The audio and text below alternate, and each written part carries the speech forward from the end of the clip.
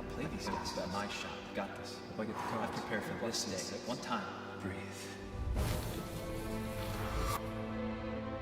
You never know when your time is going to come.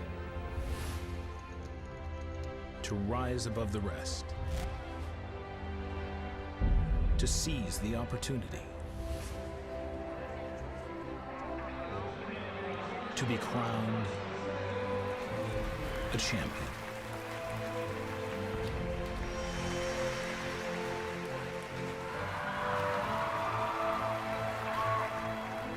Is it time for your story to be told?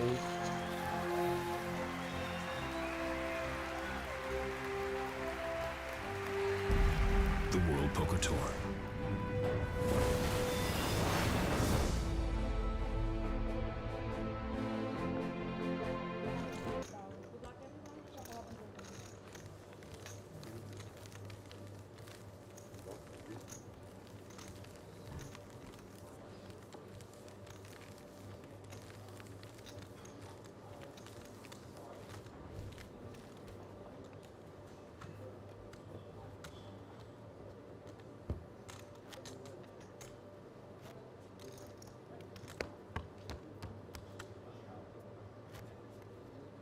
Test tweet on.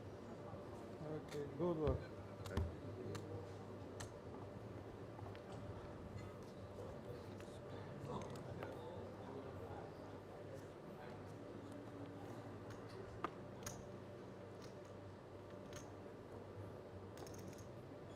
Six pass. One pass. Hello, Matt Savage here. I'll be joined shortly by Brian Paris. We are at Cyprus at Chamada Prestige. In seat number 1, we have Weiran Pu with 3.8 million. He's from China. In seat number 2, Rizk Chadi from Lebanon, 5.65 million. In seat number 3, Ayyoub Sami. He's from Jordan. He has 3,650,000. In seat number 4, we have Mihai Trofim with 6,225,000. He's our chip leader from Moldova. In seat 5, Farbod Nazari. He's from Spain, 5,275,000. And in seat number 6, we have Sergiu Cornea. He's from Romania with 1,325,000. And here we are, we're underway. Very nice to see these players back in action. It was a hell of a day yesterday. We saw some incredible hands, and hopefully we can see some more here today. How you doing, Brian? Doing well. You had a long day yesterday. Yeah, that was I played online for another 9 hours after too, so a bit of a long one, but I'm ready to get back in there and watch watch these guys battle out at the final table. We saw Mihai in particular played some very nice hands yesterday. So it is a tough grind yesterday for you, and it should be a little shorter today. Players That was a fun grind, though. I learned a lot. You know, it's always fun to do these and watch how everyone plays, and you know, see some of these top tier pros teach me a thing or two. Nice. It is 75, 150,000 with a 150 big blind ante to start the day, and these players are playing for a first place prize of 368,900, which includes that seat to the $10,400 World Championship at Wynn Las Vegas. And we got Farbod limping here at the small blind. And Sergiu, with only about 7 big blinds, is going to have to check this one, I think. No, he's not. He's going for it, and it's going to work. Yes, he does. That's 7-6. Nice. He's jumping on that one early. Usually you'd want to have a little bit higher cards in your hand, or at least one high card in your hand, but Sergiu correctly intuiting that Farbod is going to be limping with a lot of hands here, and if he can get a fold, it's a great price for him to just jam and take down the pot. Brian, you see those other odd-shaped chips on the table? Those are the time extensions. We are using the Protection Poker action clock here at the final table, which we used from the money bubble up until now. Are you a fan of the action clock? Yeah, I think so. It's nice, especially the deeper you get in the tournament. It sort of makes it clear how much time people are allowed to stall for in particular, because otherwise there's an incentive, you know, when you're getting close to those big pay jumps near the end. If you're a short stack, we saw a little bit of this yesterday. There's a big incentive to just stall. And I think having the time chips puts kind of a cap on that, and it lets people know, you know, okay, you can take a little bit extra time in this spot, but it's going to cost you. And then maybe if you can do a big spot later, you're not going to have that time. So it's nice. The deeper you get in the tournament, and the more there's an incentive to do that. It's nice to have a sort of a quantification of how much it's going to cost you. Sami here with King Jack, opens to 300,000. Now Farbod behind with King 10 of Hearts. Yeah, and this is an interesting spot for Farbod. I mean, this is a pretty good hand. It's hard to flat at a final table. Flatting just gets a lot worse. He might do it here anyway, but I think if he's going to continue, it should probably be with a 3-bet. He does make the call there to 300,000. So Sergiu gets out of the way, and we're in with 10-8 will also get out of the way. These players have 30 seconds pre-flop. Up until this point, they only had 15 seconds pre and 30 post. So I think that makes a lot of sense at a final table. There's more to consider pre-flop, so giving a little bit of extra time there is a good thing to do. All right, so we'll go to the flop here, and the flop is a 10, followed by a 7 and 5. So Farbod flops top pair. It looks like Sami is going to go for the continuation bet here. It's not a very good flop for him. He doesn't even have a club. There are a couple of turns that could let him keep betting. But if he thinks Farbod has a hand like, I don't know, ace-9 or like a low pocket pair, he might be able to get some folds with this bet. Farbod, of course, is not going to fold this flop. He is raising. Do you like that raise, Brian? I don't think it's a great idea, because if he gets jammed on, then he's going to be putting most of his chips in the middle. And in the way final tables work, if these guys both get all their money in, the other four players at the table are the ones who are profiting. And King 10 is a good hand here, but it's not really good enough to be raising and getting your whole stack in there. Of course, in this case, it's going to work. It's going to take down the pot, which is a great outcome for him. He doesn't really want to see more cards. His hand's not getting any better for the most part, but final tables are very interesting. Even seemingly very strong hands, like top pair with a good kicker there, it's often better to just try to reach showdown than it is to try to get all the money in quickly.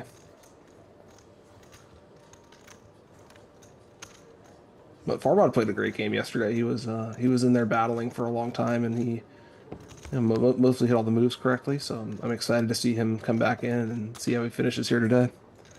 I was down on the floor yesterday and sending those tables up there for you to commentate on, and I see you got to see most of the field. Yesterday we came back in the money, but played from 45 players down to 6. It's quite a long day, so we'll see how it goes today. Yeah, I went 12 hours or something, but watching all the stages, it's always, tournaments are fascinating to me, just because I've been studying them my whole life, and watching how different people navigate the different stages and the different bubbles and stack sizes and everything. I'll never get tired of it, so it was nice to get to watch all of it. Nice. Mihai here with ace-6 of spades, raises to 300,000. This is a great hand to raise with, and any suited ace at a final table is just golden.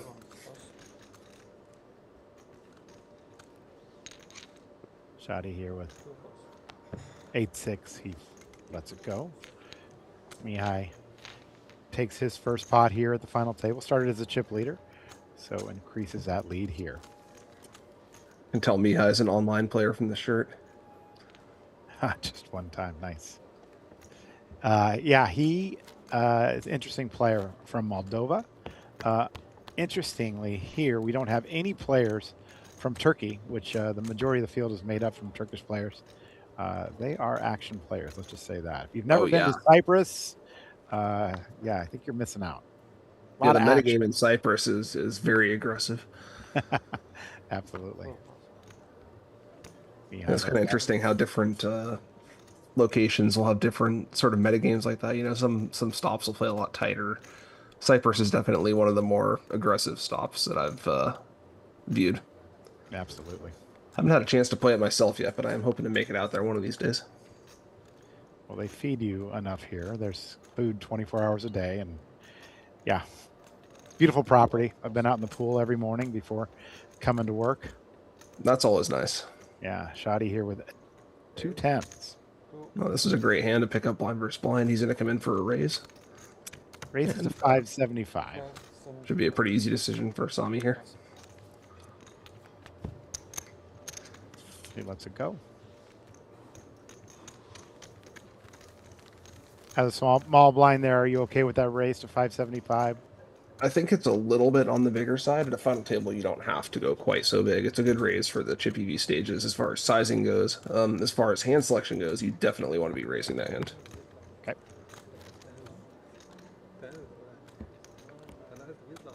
These guys played a lot together yesterday.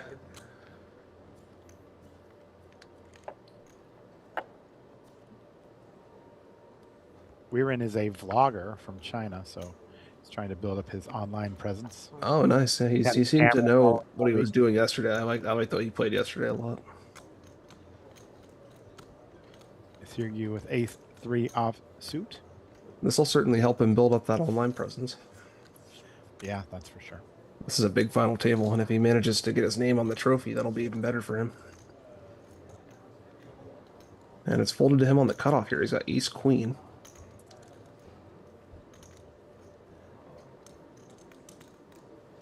And that is certainly good enough to raise. Raise 350. Just raise it to 350.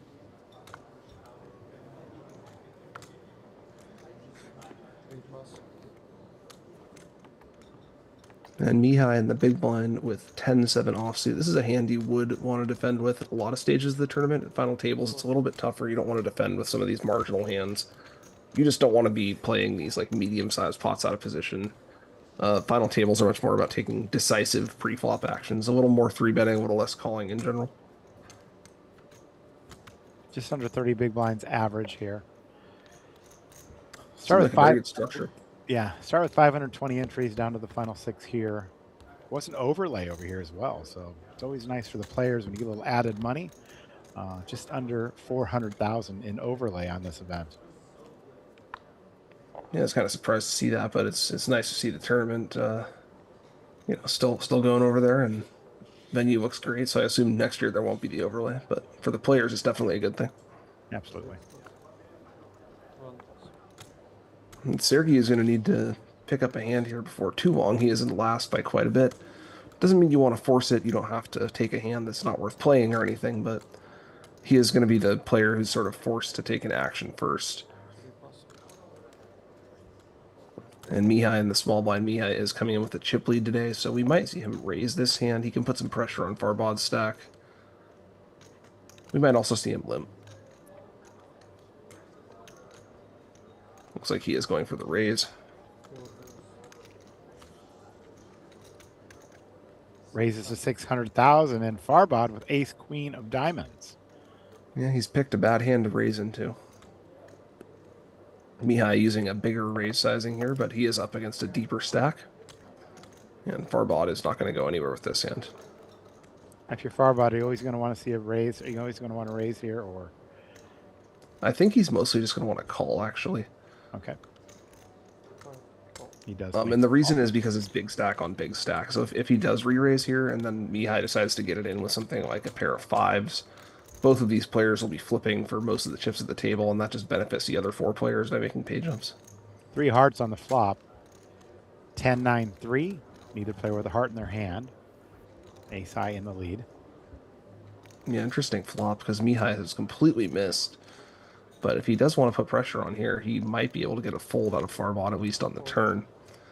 The problem for Mihai is that Farbod has almost as many chips as he does, so he can't really go too crazy here, putting pressure on. If he tries to bet a couple of streets and loses a medium-sized pot, he's going to give Farbod the chip lead. Farbod checks it behind. He does catch the ace on the turn. Did you like that check behind from Farbod? Yeah, I don't think there's any reason to reopen the action here. He has some showdown value. Four. He doesn't really want to put more money into the pot. He's happy to just see cards and have position. Turn check makes a lot of sense too, I think, actually. And Fourth now, heart, 5th on the river here. yeah, Mihai deciding whether he wants to bluff this one. Farbod does have plenty of hearts in his range. And Farbod might wind up making the call here with the ace as well.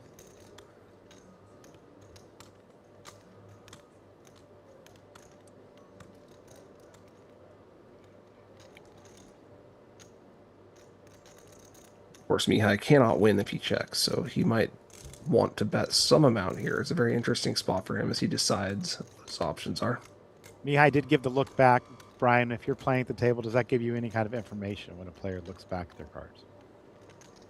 It's if someone's aware of themselves doing that, you would expect them to do that regardless. But for a less experienced player, it might mean that they're not less likely to have a suited hand, and maybe slightly less likely to have a heart. But it's just good practice, especially when the river comes out like this, to just double check your suits, regardless of whether you have it or not. So as long as you're cognizant of it and doing it consistently, you shouldn't be giving too much away. And I think Mihai seems like he's very experienced.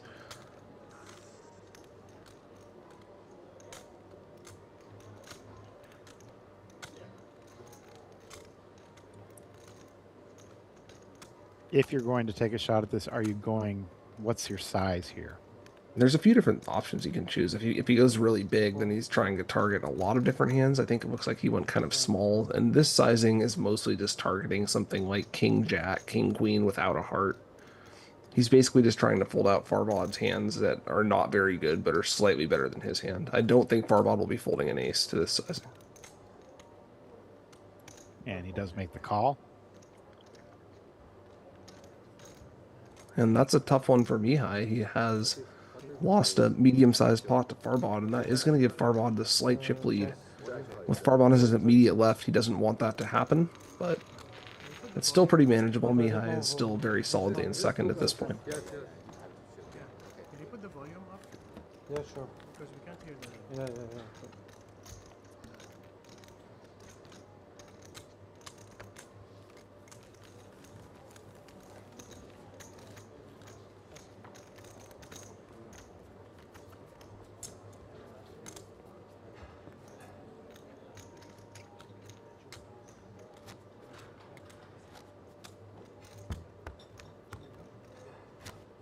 Weiran was hoping for a little bit bigger of a pot between the two big stacks there, but he is still in fine shape.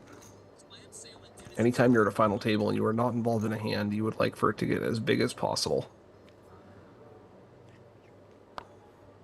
Weiran under the gun here will fold the Jack-9.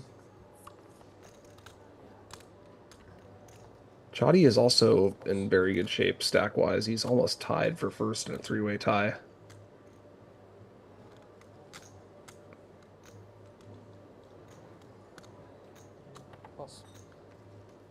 Sami's going to get out of the way. Mihai on the button with the Queen 10. 4 raise 300. And that is good enough to raise, but Farbod right behind has Ace 10. And Farbod has a couple options here. He can 3-bet, he can call. 5 call. He is just going to make the call. And Sergiu would love to have a hand to squeeze all in with here, but he simply does not.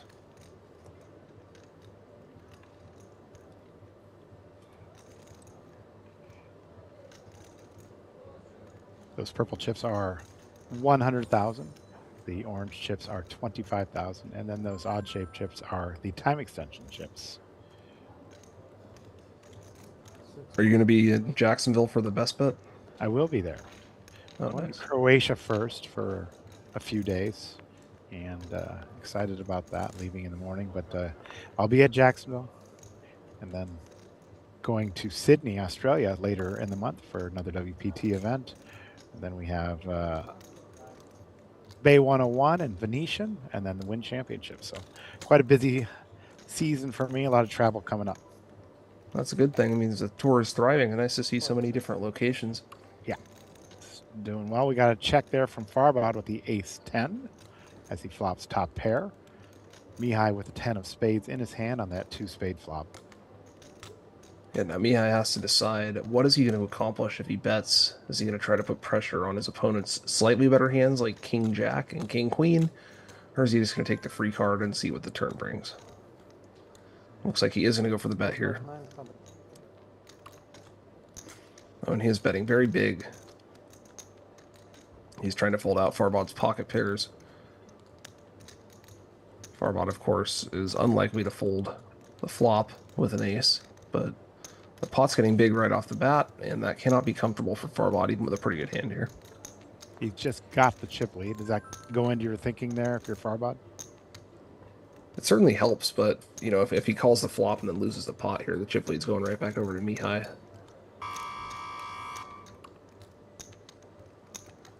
And this is why final tables are so interesting, because, I mean, Farbod, by any measure, has a really good hand here, especially against the button. But since the bet sizing is so big on the flop, it's immediately difficult for him to continue. Okay.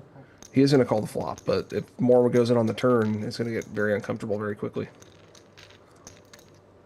Of course, that's also true from Mihai's perspective. If he bets this board a couple times and doesn't win the pot, he's going to be down there with the other shorter stacks. Farbod is first stack. Let's check again. Now, if you're Mihai, are you shutting it down here, or? I would think that once that larger flop sizing gets called, unless you're willing to go all the way and bet all in by the river, you're probably going to want to shut it down on the turn here. Mihai also has a spade in his hand, so less likely that Farbod has a flush draw. Mihai has rivered some showdown value with a queen there, so if it checks to him again, I would imagine he just takes that showdown. And it looks like Farbod's going to go for some value on the river here.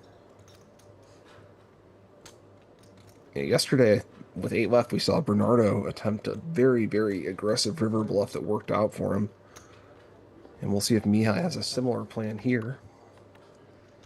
So bet that same 900,000 on the river. And I think Mihai having the 10 of spades in his hand makes this a lot worse for him. That is going to make it less likely that Farbod has a flush draw, which is one of the more obvious hands that Farbod would have called the flop with that needs to bluff the river now. So if Mihai's on the fence about calling, then having the 10 of spades might be the tiebreaker that swings him to a fold.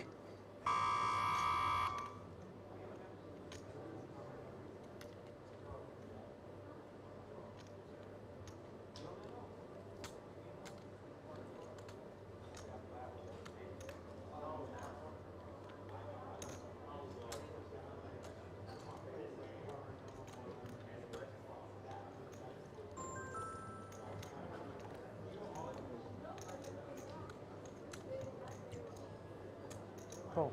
Mihai does reluctantly make the call. Okay. Not gonna like what he sees there. Ace 10. And that's going to rocket Farbod into a fairly convincing chip lead.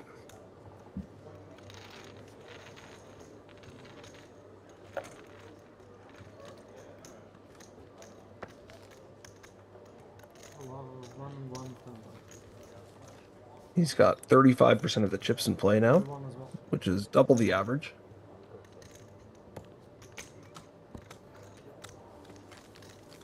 And that is not how Mihai was hoping this final table would start.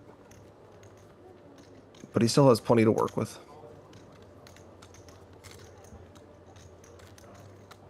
A couple of hands like that early in a final table can really swing the momentum, especially with these two players seated right next to each other. Mihai goes from the slight chip leader to having a pretty big deficit against the player on his immediate left. And that is going to constrain his options quite a bit going forward here.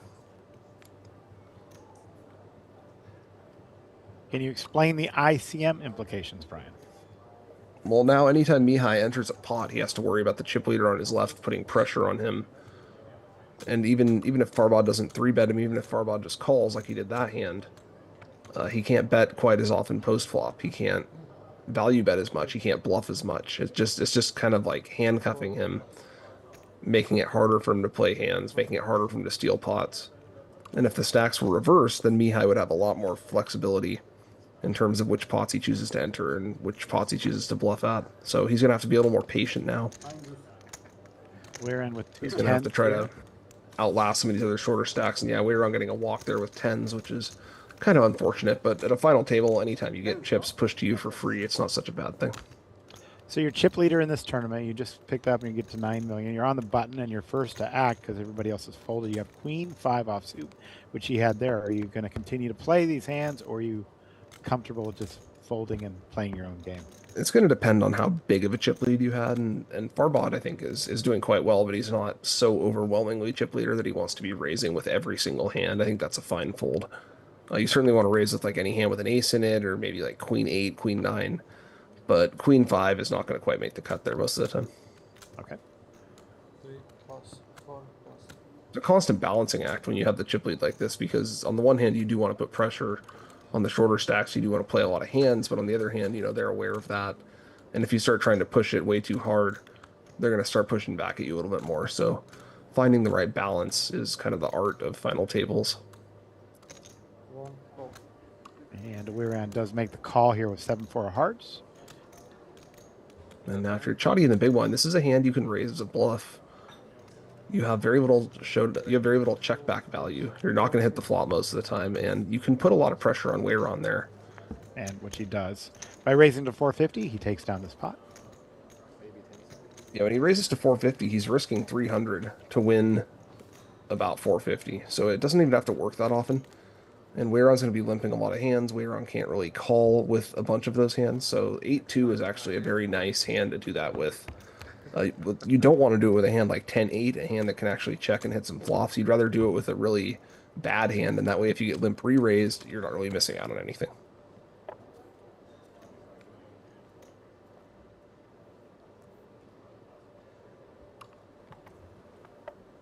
Mihai here with Ace King offsuit. 3. Well, it's a hand he's going to look to get some chips back with. Raises to 300,000, Farbod. And now Sergiu with the threes here and a short stack. What's your thoughts on this? These low pairs tend to underperform at final tables. I think it's going to be very tempting for him to say, okay, well, I have a pair. I want to take my flip here and get my chips back, but I think he made a good fold. The other factor here is that Mihai's raising range with Farbod on his immediate left is going to be a little bit tighter than normal. And Sami's got a hand he would normally want to defend the big blind with, but given that there is such a shorter stack still in play at the table, he might want to just pass here. Looks like he's coming along.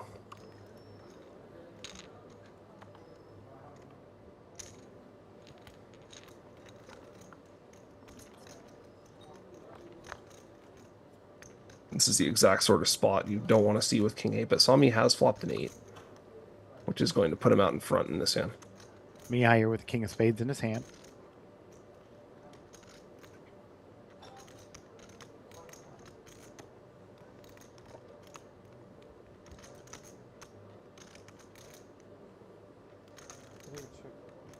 Sami makes a check. Now Mihai is not a big fan of this board with Ace King, but he also is not going to get check raised too much. He does check back. Turn is a queen. And that gives Mihai a gut shot. He also has a spade and a heart in his hand, which could make him a little bit more able to represent one of the two flushes if they come in. Sami can't love that turn card as well, right? No, it's not very good for him. Looks like he's going to bluff at it. He also has a gut shot, although we know that if he hits his gut shot, he is going to be behind the Ace-King from Mihai. That's 175. Very small bet, so Mihai is definitely going to be calling here. And then we'll see what happens going into the river.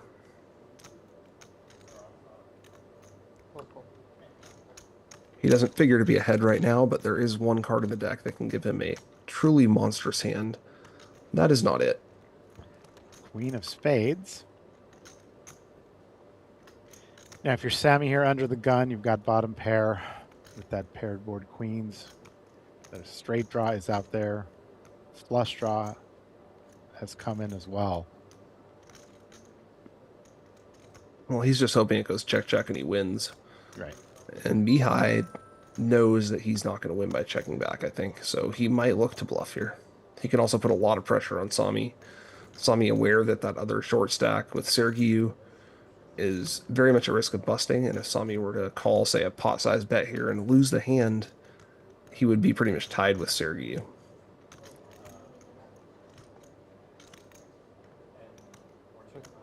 Mihai does not go for the bluff. And Sami is going to win the hand and move up the rankings a little bit. Do you think that's a mistake by Mihai by not betting that? It's tough. He's basically not going to win by checking, but he might have figured that his opponent would even check with a 10 on a river like that. So it's you know, it's easy to say from here, oh, he should have bluffed. He's, you know, he had a spade and he's not going to win by checking, but if he bluffs and gets called, it's very expensive for him. So it's a very tough spot. I think you could go either way on it.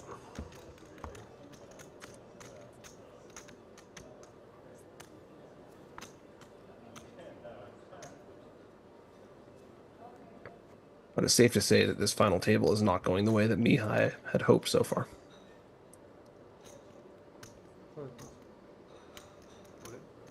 Sergiu, this is a perfect hand to go all in with. Unlike with the threes, Sergiu gets to open jam this time. And he's only got about 7 big blinds. He's got a pocket pair.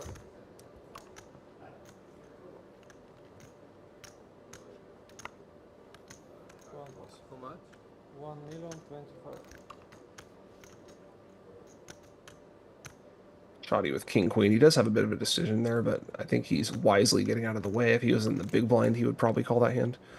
But when you're on the button, the last thing you want to do is call for a million, get jammed on by one of the stacks behind, have to strand that million out there. Sami lets king 10 go. And that is exactly what Sergiu was hoping for. Worked out for him. Picks up 375 in the spot. And that's a 33% increase or more without a showdown, and that's a beautiful outcome when you have the short stack like that. That's why it's so important to be patient at final tables, no matter how short you get. You know, Sergiu shoves a couple hands, then doubles. He's right in the thick of things. So it's important to not panic, not take a subpar spot. You have to be sort of mentally okay with letting your stack get quite short, as long as you can be confident that you'll eventually get a spot that is profitable for you. And Sergiu has done a great job of that so far. He was short for a lot of the time going in yesterday. And he picks up another great hand here with the ace-10 suited. I would imagine we see him all in again.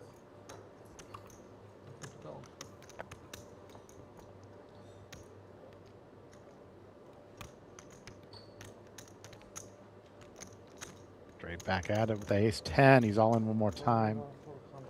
1, 2, 3 pass. Mihai now with king-jack. 1.5. Yeah, he's not going to want to call here. It's too risky. And anytime you clash with another stack at a final table, the real winner is the other 4 players. So the bar for calling it all in is higher. No, you're not here, Brian, but they do have the pictures on the wall, and when a player busts out, they actually just like show them being eliminated. I remember that from last year. Yeah. It's very dramatic.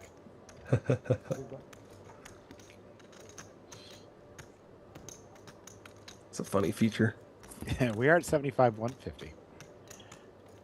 Hour-long levels here at the final table. They'll go to 30 minutes heads up. But a lot of play here for these guys. Again, they are playing for 368,000 for first, which includes that seat to the World Championship. A lot at stake. 2 pass.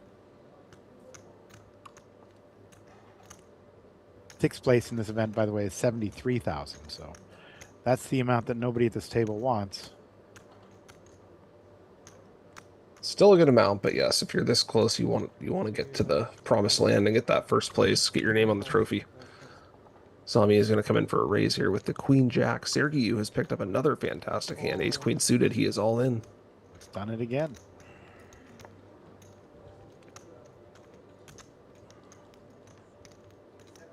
Sami sure does not like that. It's going to reluctantly throw it in. But And Sergiu has essentially doubled up over the last 3 hands. The exact sort of sequence you want to get when you're short going into a final table. And now if he can get all in and double up again, he'll be in the top 3. Brian, it's our 3rd year in a row here at WPT Prestige. They have a brilliant facility here with a beach club as well. Didn't get a chance to go to the beach club this trip, but did go to the nightclub where they have singers and rappers and fireworks and stuff. It's really kind of a fun little addition to this event, and packed. It's just full of people, but it's a great time to go out there and check out something outside of just the poker room. So a lot to do here as well. I've heard great things about Cyprus. Yeah. Pass. Chadi folds, king 7 of clubs. 3 pass. Sami lets the 9-5 go. 4 pass. 12 pass.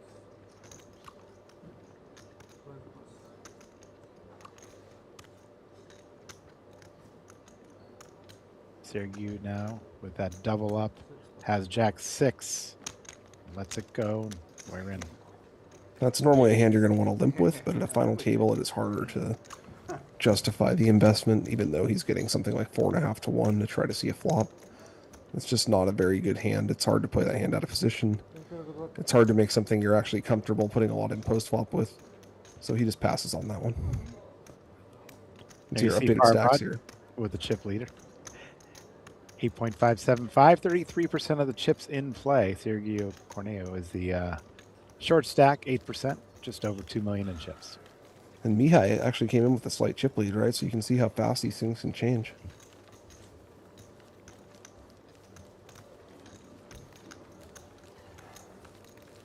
There is that prize pool. First page up is $24,000. Interesting field here. From a lot of different countries coming into Cyprus. Not many Americans. Believe it or not. It's a long way. I mean, I've thought about making the trip myself, but it is quite a ways from here. Yes. We did have qualifiers from WPT Global here as well. I won one on gold yesterday to the best bet tournament. Oh, beautiful. We'll see you there. Where are you living these days? Jacksonville. Oh, are you really? Okay. Yeah. Well, near there. I'm about 20 minutes south, but Okay. I was going to play it anyway, but it's nice to get the seat online. Absolutely. All right, we're in here now with King Jack of Spades.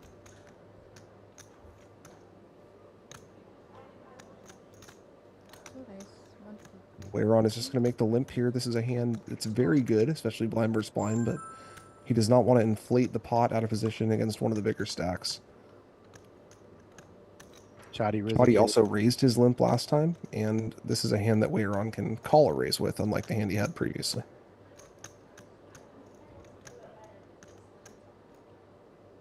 Looks like Chadi's going to go for it again.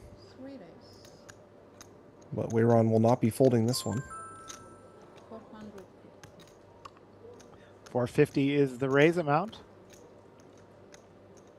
Seems aggressive to me. Yeah, he went for it last time. I mean, it's a spot you do want to take, but taking it twice in a row might be a little bit much. Weiran is under a tremendous amount of ICM pressure. There are 2 shorter stacks, so it's hard for him to call here too much, but he does have a premium hand here. It's a perfect hand to call with. He can also choose to go all in. And he does go all in.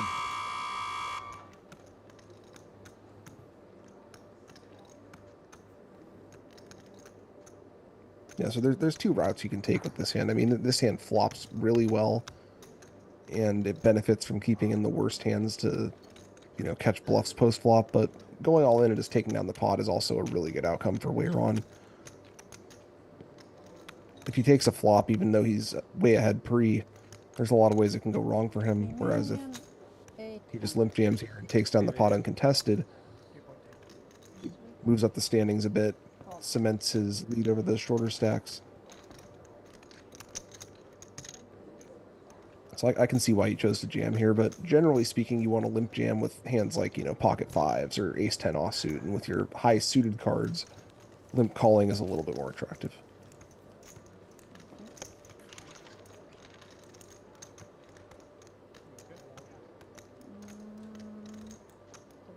So Weiran setting the trap there and having it work out perfectly for him.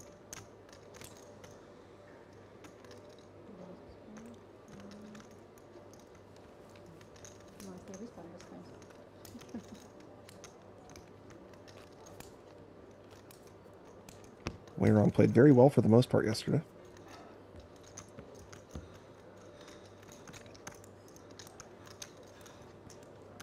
He did get bluffed by Bernardo on that huge river all-in. I keep hearing about the straight. Bernardo hand. I didn't see it, but Bernardo, well, Weiran actually made it straight with ace-10. The board was king, king, queen, jack, and he bet, and Bernardo went all in against him with ace-9, got him to fold ace-10. nice. So Play truly Bernardo. incredible hand from Bernardo, one of the craziest hands I've ever seen at the final table. Weiran does raise it to 300,000. Ace Yeah, deuce. Sami's got a good hand to defend the big blind with.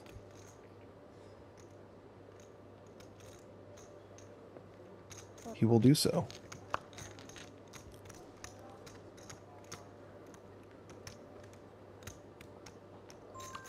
And no help for Sami on that flop. Weiran is going to be in the lead with ace high. A small bet here should likely take it down.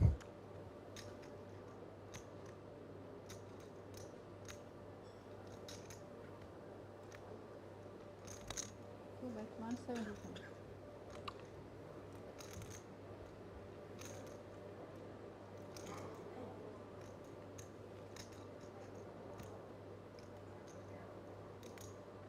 Weiran using a very small sizing here. He's not trying to get his opponent to fold a pair. He's basically just trying to get him to fold a hand like this. But Sami's not going anywhere just yet. He might have plans of bluffing later in the hand.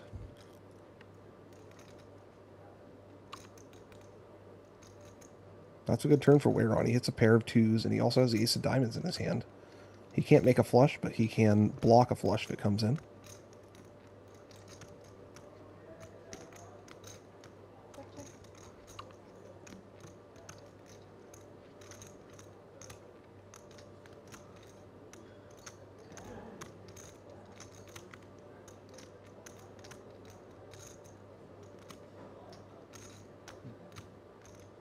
And Weiran deciding if he wants to take his showdown here or if he wants to turn his hand into a bluff.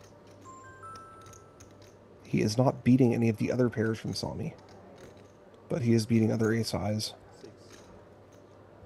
He's going to keep betting. 600,000 is a bet. And Sami will have to fold now, I'd imagine. He did have the right price to call the flop, but that's not the turn he was looking for.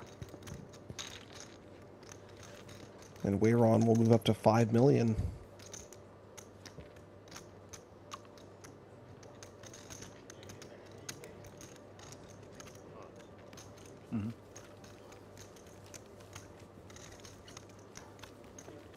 So the winner gets a seat to the championship in Vegas. When is that? Is that in December? Yeah, it'll be in December. Yeah, schedule coming out soon. Been working on that.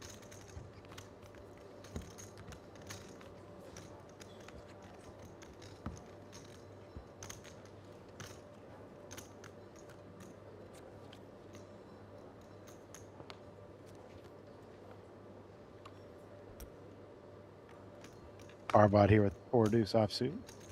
74. Sergiu with ace king now. Now he's been just shoving. Do you like a different size bet here? I think you should just shove again, especially with ace king offsuit.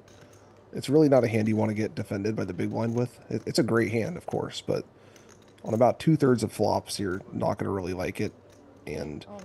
if the big blind calls you with even something like, 9-7, they're going to have a lot of equity. So I think shoving here to deny the equity is the right move. I think with ace king suited, you could maybe min raise. Ace king offsuit should just shove. Chadi quickly folded ace 10. And Mihai now with ace deuce. He will also let it go.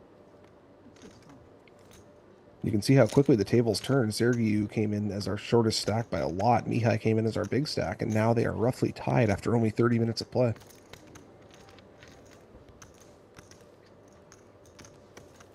That's one thing that can be sort of challenging psychologically is, you have a few hours off, you have the night off.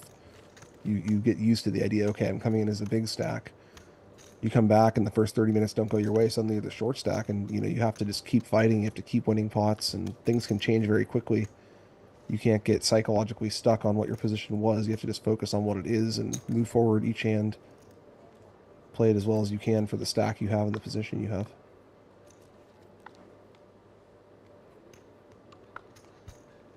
We saw that with Bernardo yesterday. He was briefly the chip leader, and he wound up finishing 7th.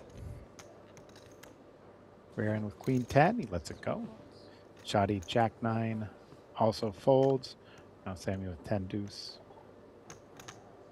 Mihai's got king 3. That is a pretty good hand for blind versus blind, but he is up against the big stack. Weighing his options here. He can't go all in. He could limp, he could raise, he could fold. He is going to go for the limp here.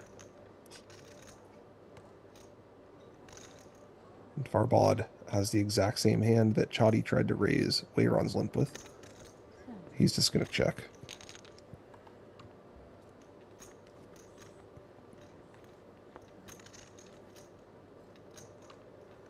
Relatively good flop for Mihai.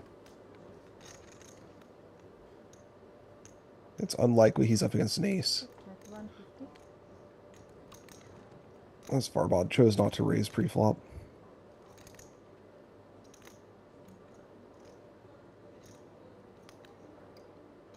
Farbod does have 2 overcards to the 3, as well as some backdoor straight potential. 7 raise 375. So he is going to put the pressure on here. And now if you're Mihai, you can be pretty sure your opponent does not have an ace.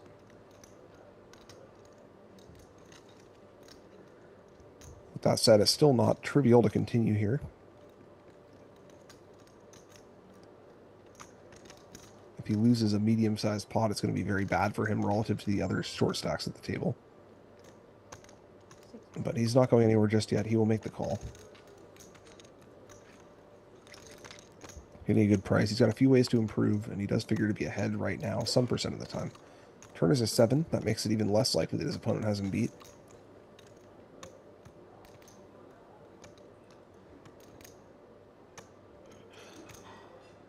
Farbod would have raised the limp pre with a lot of hands containing an ace. He probably doesn't raise the flop in position with a 7.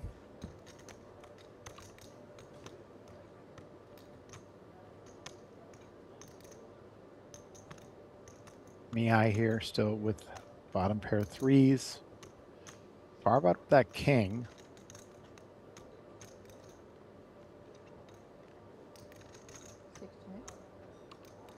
Mihai is going to check.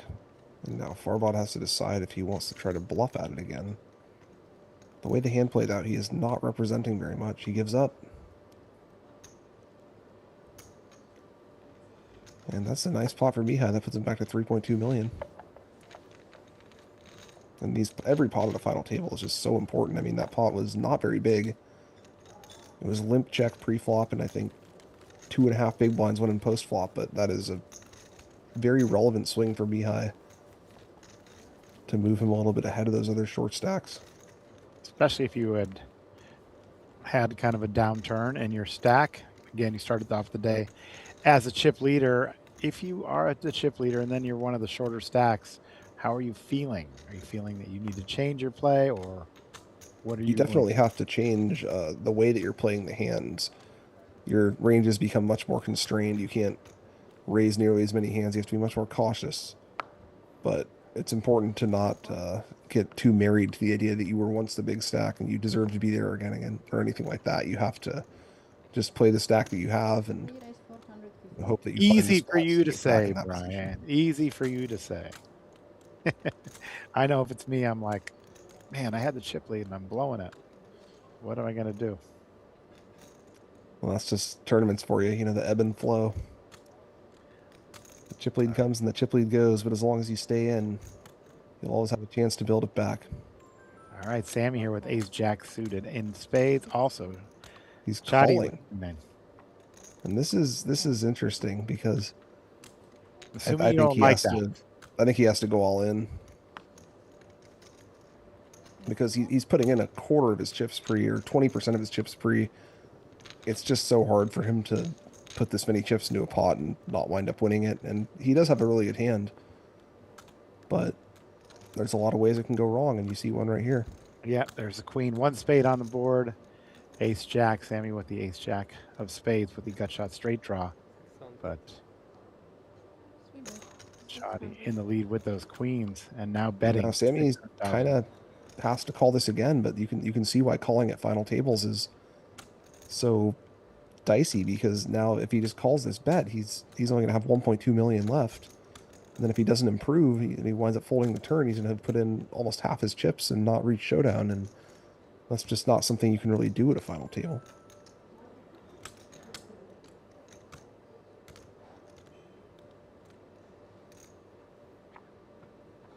He's just going to fold the flop, and that's a pretty good flop for his hand. He's got a gut shot, he's got an overcard, he's got a backdoor flush draw, and if you're going to wind up calling 3 big blinds pre and then folding on that flop, that's just that just sort of shows how the pre-flop call puts you in such ugly situations. I really think he has to go all in that hand.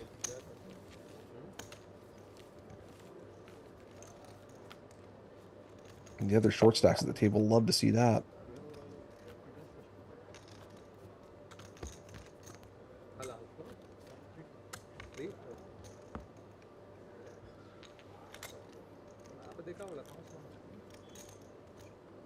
Like they're discussing what they had there. Yeah, these players were next to each other for a lot of the day yesterday. And Chadi now has a pair of aces. That's a hand you're always happy to get, but especially at final tables.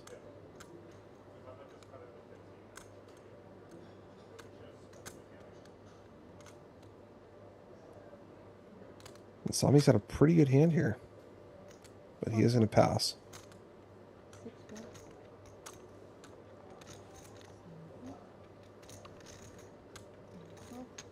So if the stacks are a little bit deeper, you can call hands like ace-jack suited if you have something like 30 big blinds, even 25 big blinds maybe. But when you have less than 20, calling 3 pre-flop is very, very hard to pull off unless you're maybe in the big blind specifically. Chadi wins out with the aces. Yeah, no action for him there, but picking up the blinds is still a pretty nice swing. And we see the blinds going up to 100,000, 200,000. Get a look at that top view. Very cool feature we have here.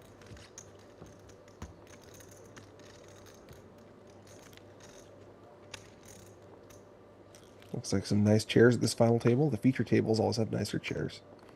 The whole room has these chairs, actually. Oh wow, that sounds Very comfortable. that sounds very luxurious. 4 5. 6 4.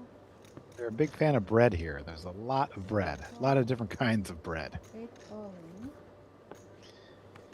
Sergiu now all in again with king queen. We're in Ooh, fold. this is a close spot for Chadi. He's got quite a good hand. He is ahead of Sergiu, but if he calls, he's going to be entering a quasi coin flip situation, and if he loses here, he's not going to have the chip lead anymore, or be close to the chip lead. He does make the fold. I think that's a good fold. Fold. And that just kind of shows you how final tables are a little bit different, because he was slightly ahead there, but I still think he's better off folding. If you wanted to call, I call. What do you want? Ask me, not her.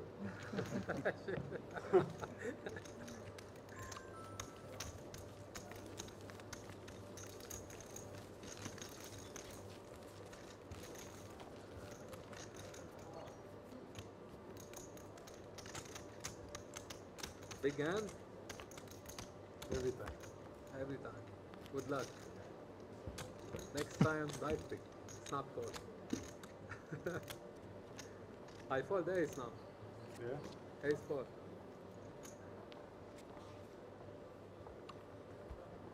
Not just ace 4 suited. That's right. It does make a big difference. Mihai here with ace queen offsuit. Raise 400. 6 Now the raise amount is a minimum of 400,000. 7 4. Farbod's folding a3.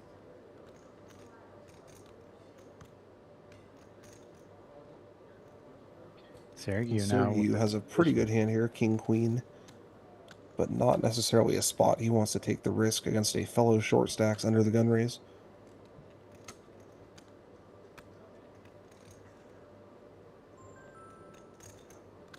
He is going to pass. Weiran's got a pair of sixes. And that is also going to be a pass. And you can see how the final table changes things, because people would not be folding those hands in the earlier stages of the tournament. But at the final table, you simply do not want to take those coin flip spots that define so much of tournament poker. You want to find spots to accumulate gradually and without showdown. Sami might be getting a little impatient here. Yeah, this is not really a hand you can defend with at the final table. It is simply not good enough, and he does make the fold. If he had been suited, he could take a flop, I think. But with Jack 7 offsuit, especially against Mihai's under the gun open, Mihai has to be pretty constrained on how much he raises there.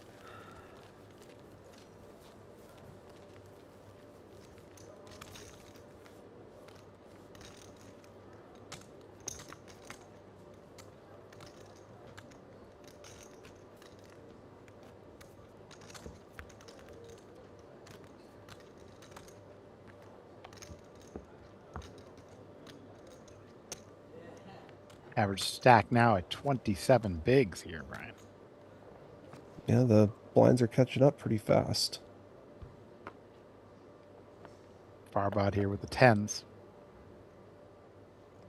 Well, that's a hand he's going to be pretty happy to raise with.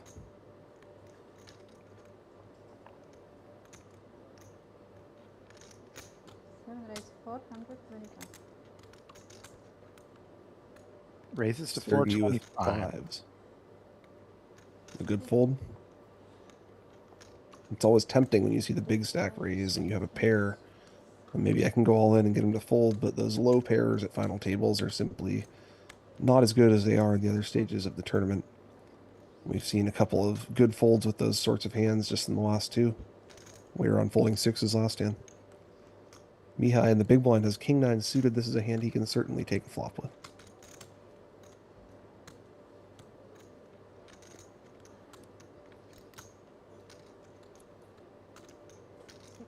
Does make the call.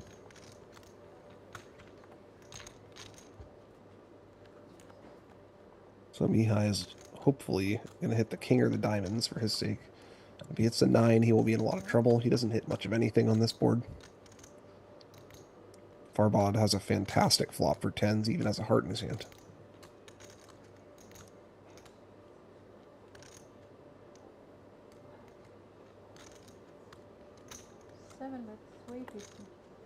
Bet 350. That'll get it done.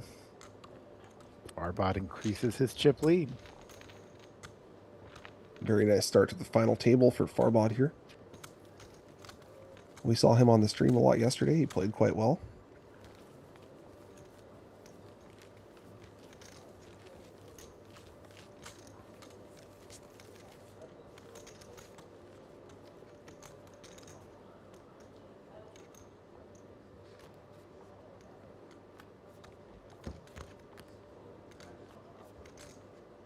Very interesting to see the different ways that these tournaments play out in different parts of the world. The European ones, especially over here in Cyprus, tend to play a little bit more aggressive than in America.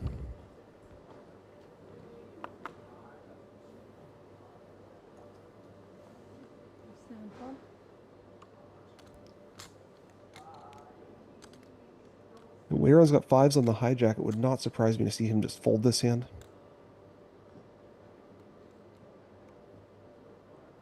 Looks like he is considering raising, though. Certainly an option, too. And Sami on the button might be going with this one. This is a pretty premium hand. He's quite short. You can kind of see how much the decision to call the ace-jack suited earlier has changed the trajectory of his tournament. If he'd gone all in with that hand and gotten a fold, he would have about 3 million right now. Instead, he went to the flop, wound up folding the flop with a lot of equity, and now he is at risk. If he does go all in here, Weiran is going to have to call him, and he's going to have to win a coin flip. Uses one of those time extensions. These players have been playing quite quickly. Again, they have up to 20 time extensions when they reach this final table. You get 5 additional chips at various stages. Sami now with the difficult decision. Seems prudent to use those time extensions at a time like this.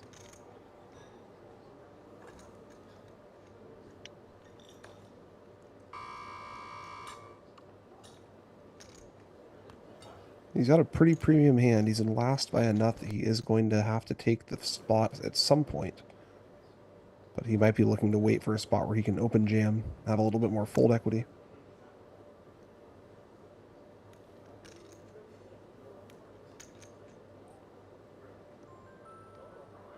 If he does jam here, he'll be flipping, so he's not going to be in bad shape, but he's also not going to get a fold, most likely.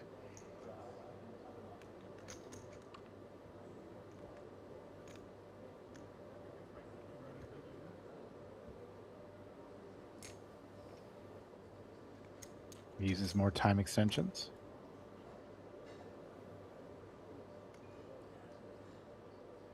He is going to go with it. I think that's probably the right move. A little bit uncomfortable knowing that you're likely getting called, but King Queen suited is a very premium hand. All in call. Weiran quickly make the call, and we have our first all-in coin flip of the final table. Sami's going to need to hit a king or a queen or a flush or a few other things to stay alive here. He's got about 50-50 shot.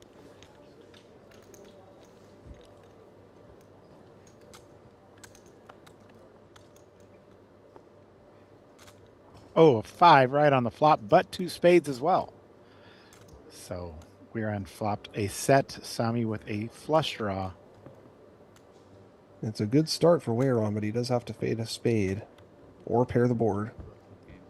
There's the board pair, and that is going to send Sami out in 6th place. A good run for him, but one slight misstep with that ace-jack suited, and it sunk his chances. If he'd won the flip there, he would have been right back where he was, but it was not to be that time. Sami's going to take home 73,000 for his week's work. Not bad. And the next player out receives. Oh, they've eliminated the wrong player. Well, hopefully for Weiran, that's not a sign of things to come. It's got to be a little disconcerting to see that if you're Weiran.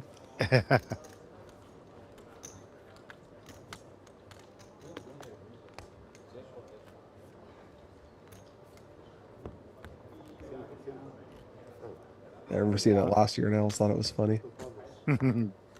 Down to the final 5.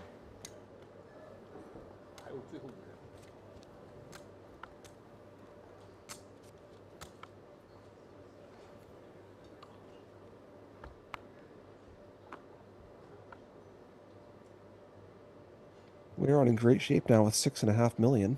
2 fold, Can't play that hand though. 3 fold.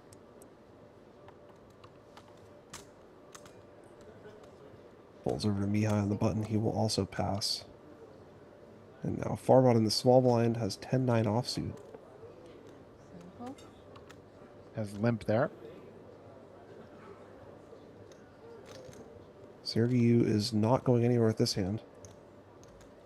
He's deciding if he wants to raise less than all in or if he wants to go all in. It looks like he is just going to choose all in.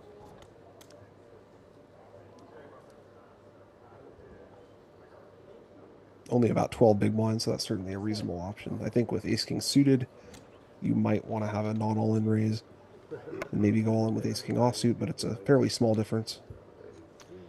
Farbod quickly gets out of the way here. King's note to Yeah, the for Sergiu, picking up 500,000 with no showdown is a pretty good outcome. 2 million something. Raise wow, how many? 1 million? This table playing pretty passive here, Brian, in my opinion. Well, it's early in a final table, and it makes a lot of sense for the shorter stacks to be cautious. With that said, I think at some point Farbod should probably start opening up his ranges a little bit, but he hasn't really been passing on anything that was worth entering the pot with. I think we'll see one of the big stacks start putting a little more pressure on as this table goes on a little bit.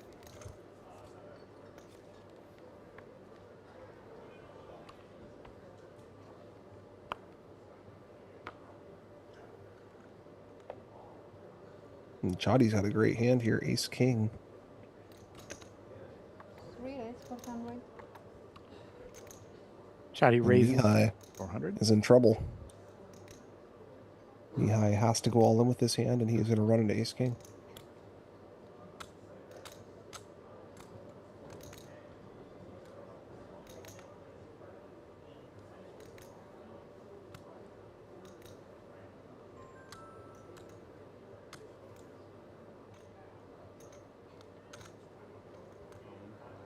Six all in. He has moved all in. We might be down to 4 pretty quickly here. 8 fold. 2 fold. And Weiran also folded one of his queens.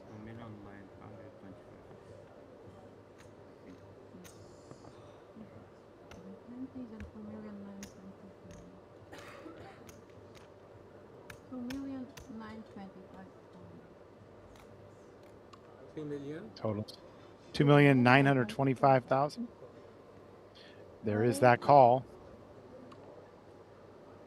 Mihai at risk here for his tournament life. That is not the hand he wanted to see there.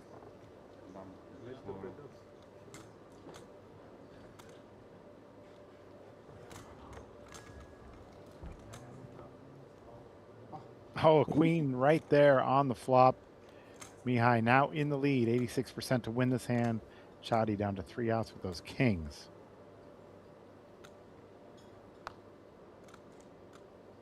No Let's help see for if Chadi's Chadi on on the the turn.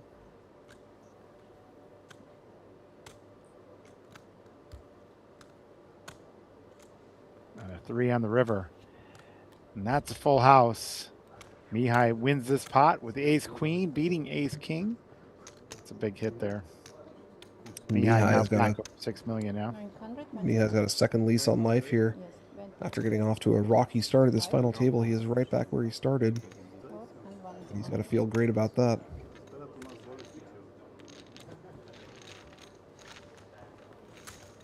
Any thoughts on the pink bucket hat? It's got some swag.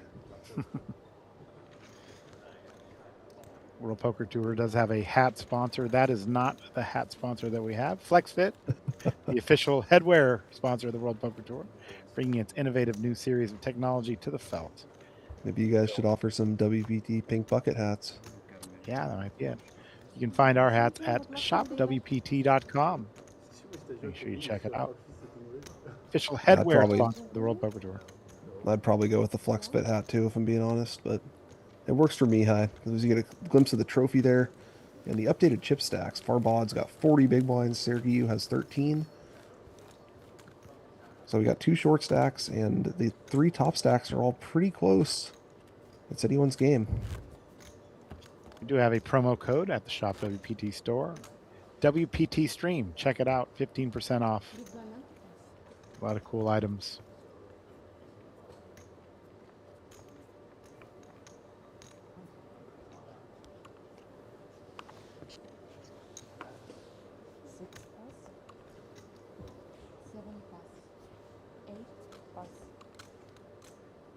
Folds over to Weiran in the small blind. He's got king, queen.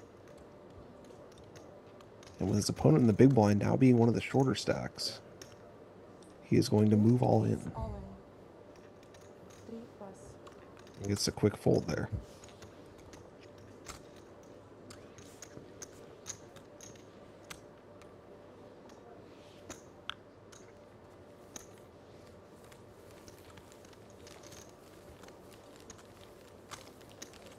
Got some people watching here. It's the middle of the night here in America for us, but I've finally gotten over the jet lag. So I know you're in Jacksonville, you said. So Now you're out there, right? I thought I saw you in the background yesterday. yes, we were here till past midnight yesterday.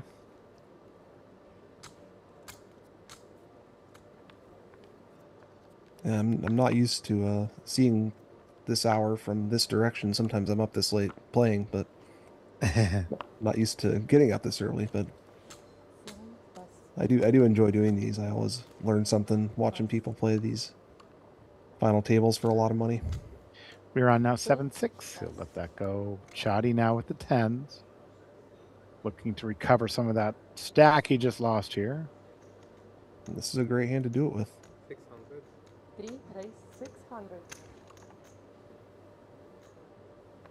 6 pass. Mihai will quickly fold with that one.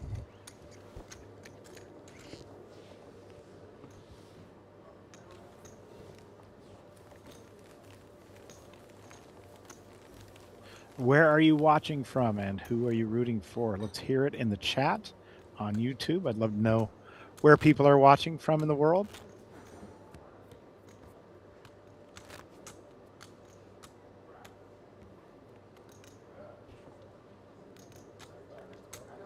Probably not too many American viewers at this hour. I wouldn't assume so. We might get some trickling in later, though. 8 pass.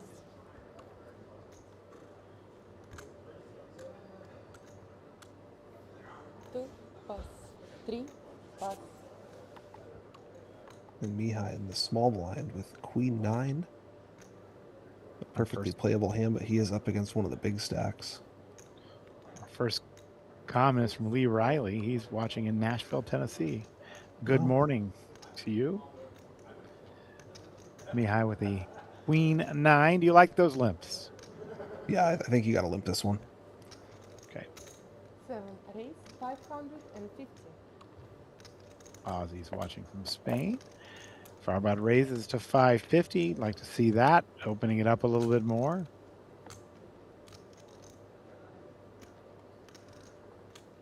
China, we got some Chinese fans for Weiran Pu. 6 pass. Yeah, and that's a good raise from Farbod because if he checks back, he's only got, 55%. And if he raises and gets Mihai to fold, he can just win the whole pot right there.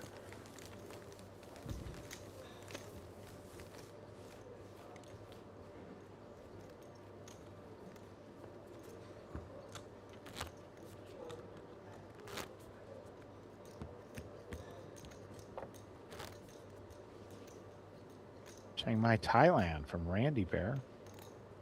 Sawadee Ka. Randy, good to hear from you.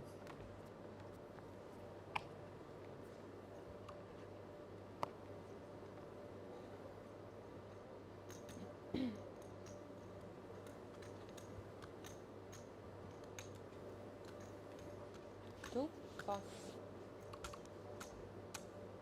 Chadi's got another good hand, Ace King. 3 raise all in. Now he's willing moving to all move in. all in. I think that's probably the right move here.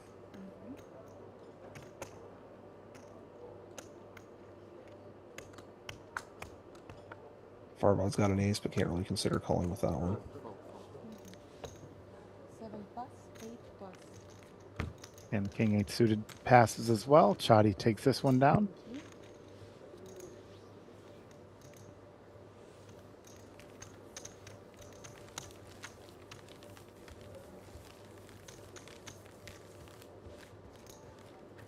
These studied players love the ace 5 suited.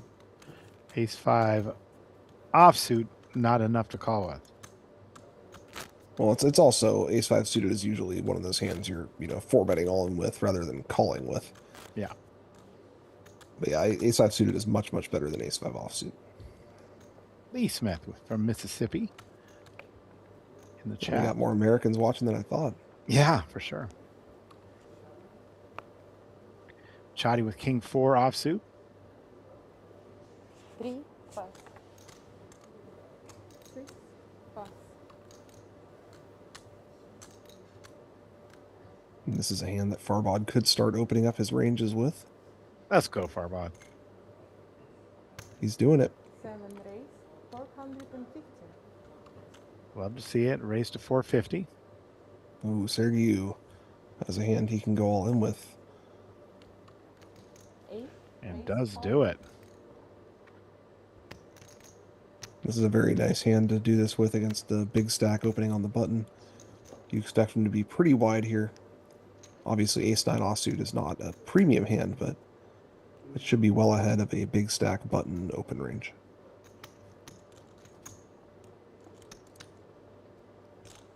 He does fold.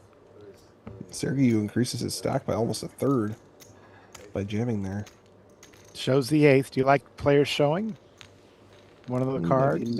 I'm generally not heavily in favor of showing hands at final tables. Something like that, showing an ace pre-flop, it doesn't mean too much. It can mean a lot of things. It could mean you are shoving with ace 3. It could mean that you just had ace king. Got Idaho in the house. Look at that. Rexburg, Idaho, and Lathrop, California. I think I've driven through there on my way from Vegas to the Bay Area where I'm from. We got California in the house. Wow, that's real early. Lathrop. You ever heard of Lathrop, California? I don't think I have, actually. I was in California for like the first 30 years of my life or so, but I don't know if I've heard of that one. It's a big state. Pass. Where in California? I grew up in the Bay Area as well. And then I lived in SoCal for about 10 years. Nice. Farbod with the 10s. 4 is folded very quickly there. You don't like the small pairs at the final table, you were saying? Yeah, the small pairs at the final table are just not very good. Oh, You boy. can... Oh, wow. Sergiu here with the aces. And Farbod's got a very good hand, too. This is going to get interesting.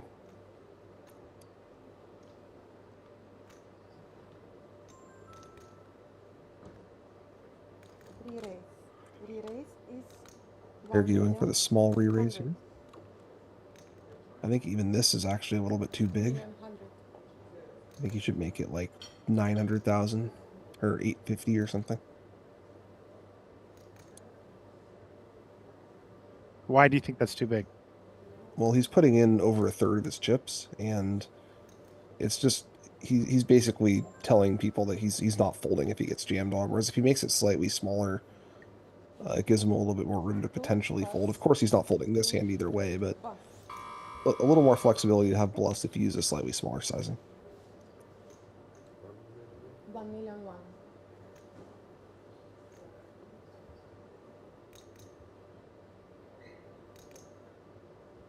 Good fold by Weiran, quickly getting out of the way with nines there.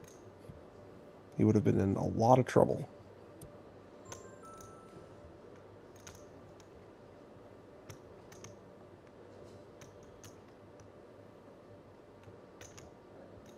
Does make the call. Do you like just the call here? I think you have to go all in or fold if you really think something is hugely awry, but the problem with calling is basically your hand's not getting any better. There's already 2.7 in the middle. There's only 2 million behind. And he might be able to get away from it on this flop.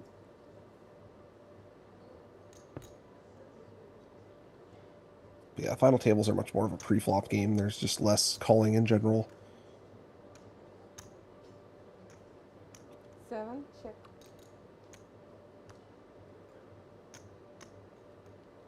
8. Check. Turn card is an ace, giving Farbod the straight draw, but we all know because we see these cards. Ace is full for Sergiu. And if Sergiu checks again, he might be able to let Farbod hit his straight. There's not a whole lot of incentive for him to bet. His hand is a stone lock. If he does bet, I would imagine it's going to be very small.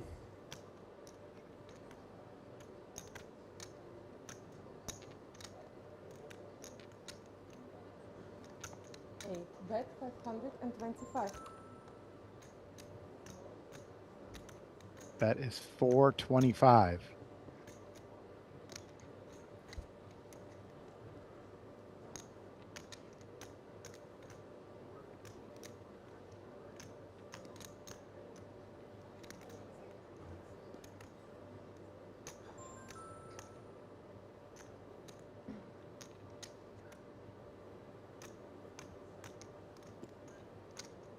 Is that an amount you'd consider calling there? I don't think so. He does have the straight draw, but he doesn't even have the right odds to draw to it, assuming it's good, which of course, as we know, it is not. Good fold. Yeah, good fold there by Farbod. Yeah, Farbod probably should have put the rest in pre-flop, but he managed to avoid losing more chips there. Nice pot there. And Sergiu has rocketed up the standings here. He came in last by a lot, and he is now right in the thick of it with the other big stacks.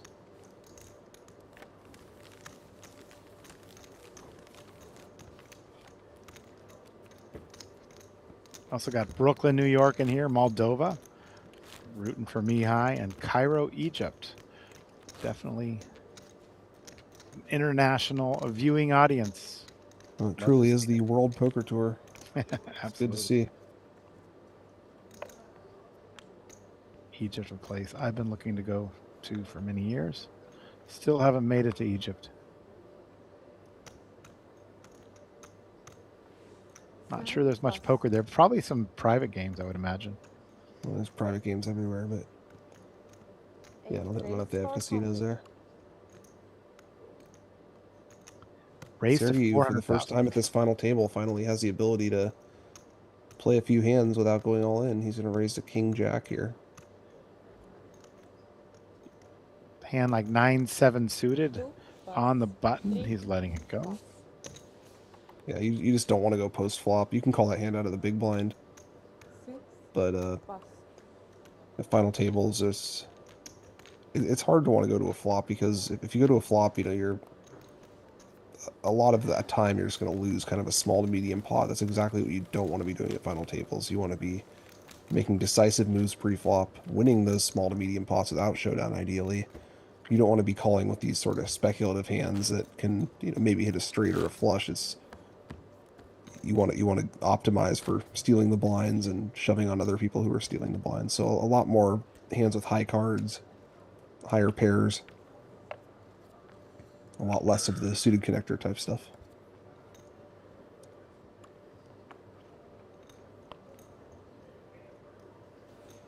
Eight, pass.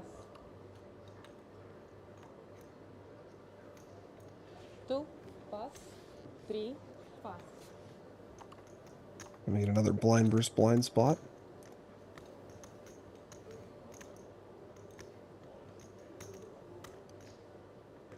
Mihai is not going to try to limp that one. What kind of facial hair you rocking these days, Brian?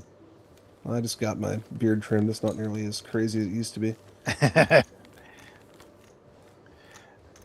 remember. Still have it, but much more reasonable now. Growing up, you know. Well, I got 3 kids, so I gotta look presentable when I take them to school and activities and everything. Very nice.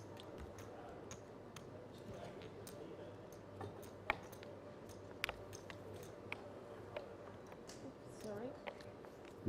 That one sort of flew over there. Great dealers here in Cyprus. 2, Oh yeah, the pass. dealers seem very good. Love to see that. Got them controlling the action clocks as well. Mihai with King 3 in the cutoff. He's 6, folding. pass. Farbod in the small blind with a very nice hand, the ace queen suited. 7, call. And he's just going to call. 8, check. Etched. And these are 2 good hands here. Look And at that that flop flop. is all Sergiu. He's got open-ended top pair. Farbod does have backdoor spades and 2 overcards. So he's got some prospects here as well.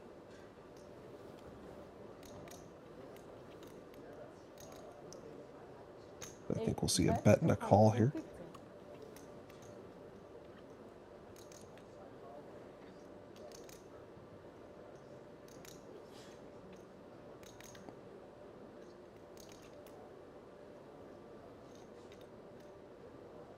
This is not the flop Farbod was hoping for, but he does have too much going on to fold to 1 bet. He's going to see a turn.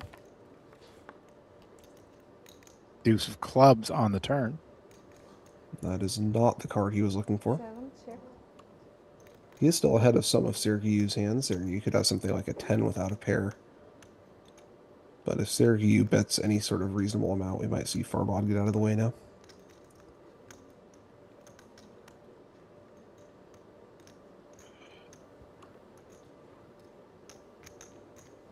Bet 1 million. And that is a large bet on the turn from Sergiu. He's betting nearly pot. 1 million. And Farbod will quickly get out of the way there, and wisely so.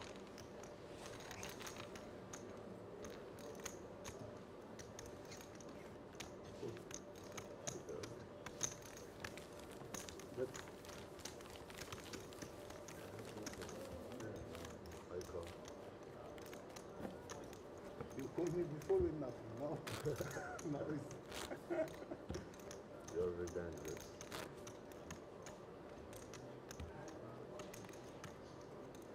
Small blind.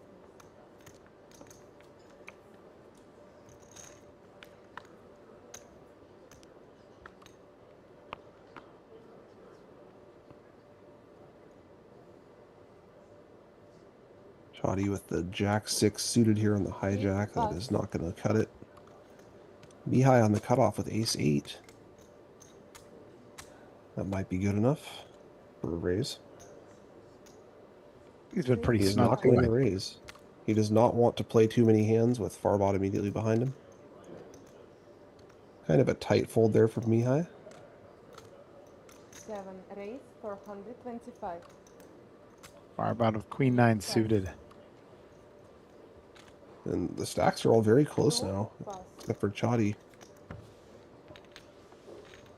who took a very unfortunate beat with Ace King against Ace Queen.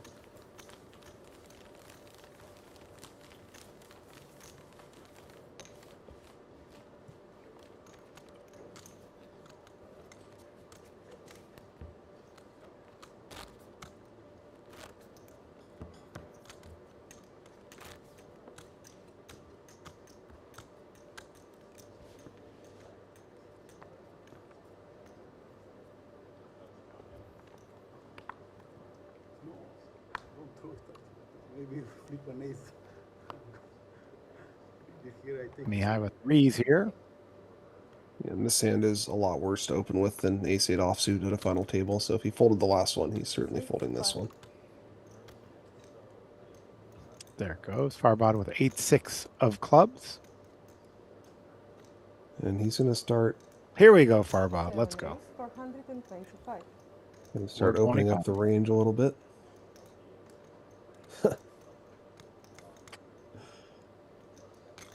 Sergiu once again has picked up aces.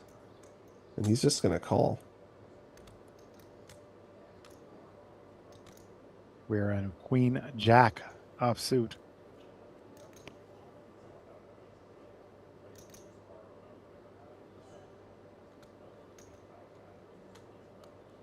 I don't think he's going to want to enter the pot here from the small blind. He could consider squeezing, but he's just going to pass. I think squeezing would be pretty ambitious as well.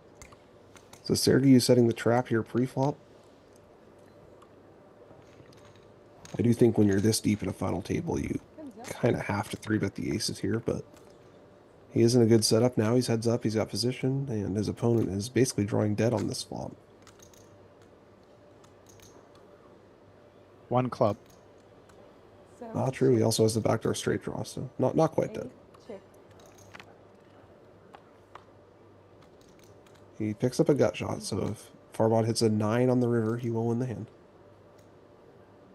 And Sergiu continues setting the trap by checking the flop. Looks like Farbod is going to start betting. And the trap's going to start paying dividends for Sergiu here. With no flush draws possible, I think he's certainly just going to call this turn.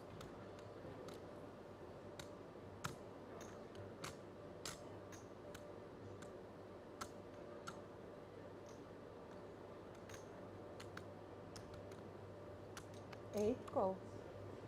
He does make the call. So Farbod looking for a 9 on the river here. That is not a 9, that is a jack.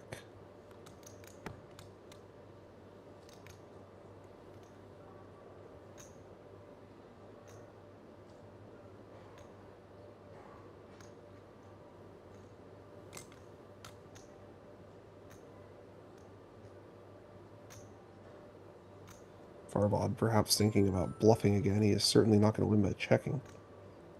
But he would have to bet very large to get Sergiu to consider folding aces.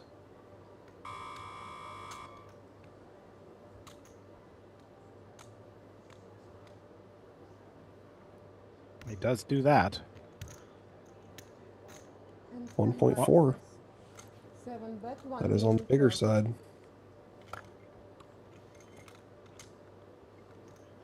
And Sergiu can't love this board. He is losing to a couple hands. He's losing to 8-9. He's losing to Queen-9. Ace-Queen, but he does have 2 aces in his hand. And, of course, any king. But if you set the trap this long,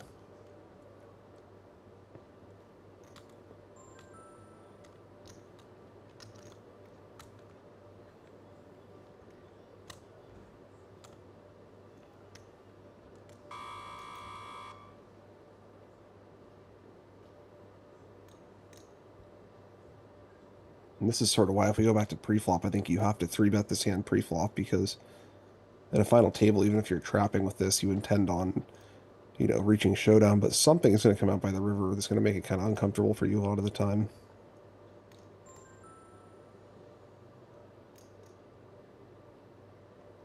Farbod's actually going to pull this off.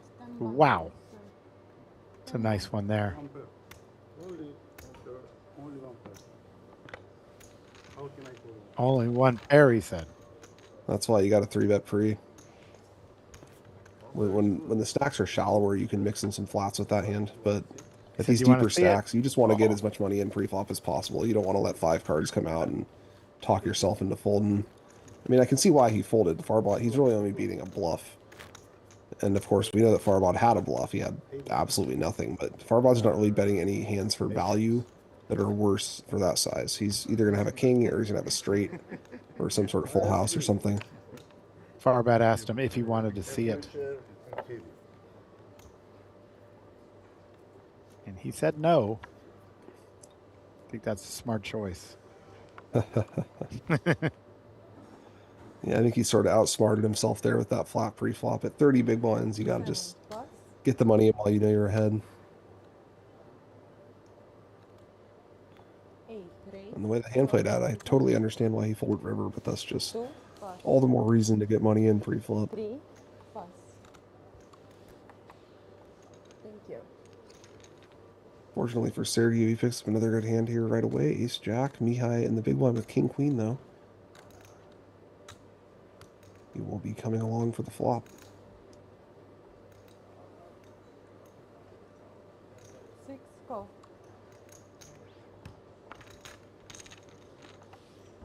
What's that?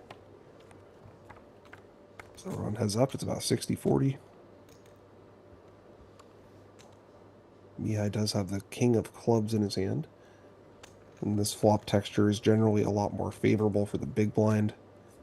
Gonna have a lot more of these low cards. Mihai perhaps thinking about leading. 6 He does make the check.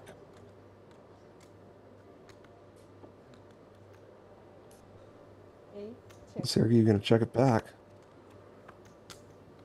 Turn is an 8. Doesn't change anything, but this is a board that Mihai could start betting on if he wanted to. It's kind of an awkward hand because he does have some showdown value.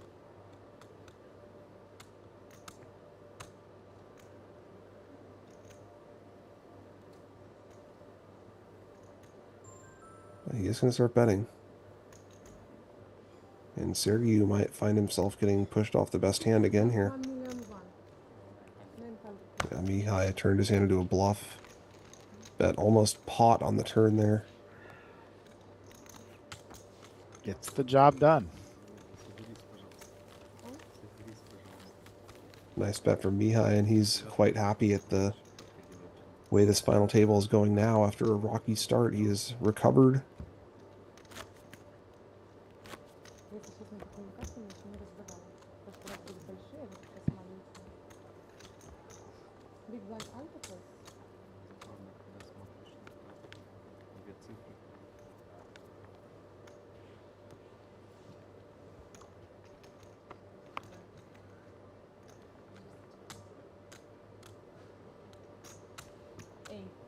Plus A rough stretch for Sergiu. 3 plus. Things were really going his way, and then he tried to trap with aces. Wound up trapping himself. 6 call. That was a nice river bluff from Farbod on that hand. I don't think he was trying to fold out aces, but he did manage to do that. What's that? And a limp and a check here. Mihai has outflopped him with a pair of fives. 6 bet 200. And Farbod will get out of the way there.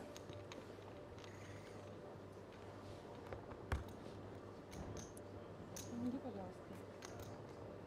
Giving up on his ace high a bit easily there, but correctly so in that case, as Mihai had him reverse dominated.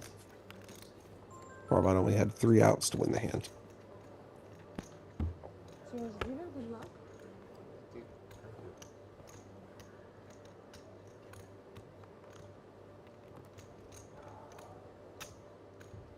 Get a look at our updated chip stacks here. Chadi is in last. Farbod is in first. But between that, it's anyone's game. Sergiu taking a rough hit with those aces there.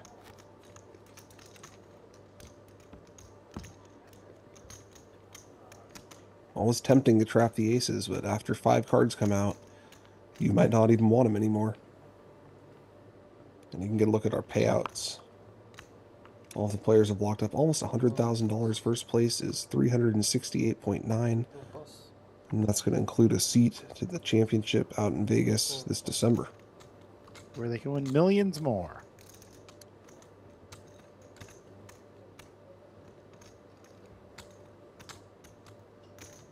Is that going to be at the Win again? Yes, yes it is. Beautiful property. Oh, it's really nice, yeah. Sergiu with ace deuce here.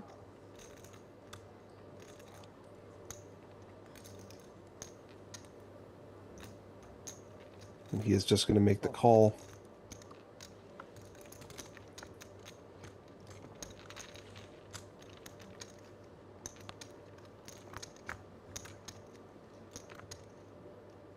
Five on the flop. Also an 3-4-5. That's a wheel for Sergiu. Farbod top pair fives.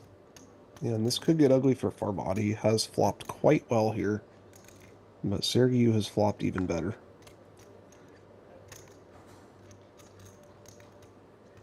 And I think this is generally a flop texture, even though Farbod's hand is quite good. This is a texture that he should just check. 500. And the reason for it? Well, it's just so connected. And as we're going to see here, if you bet and you get called, every single turn of the deck is basically bad for you. So all you're really doing is inflating the pot. 6 go. And it's going to be very hard to navigate the future streets. The out-of-position player should start with a check on this board, basically, all the time. 7 on the turn. Interesting turn. Sergiu's hand does get a lot worse, but Farbod's, of course, his hand is turned into just a weak showdown hand.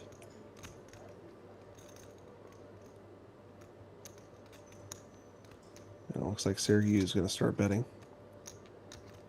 6 bet. He's beating everything but a 6. 75. It's out 675.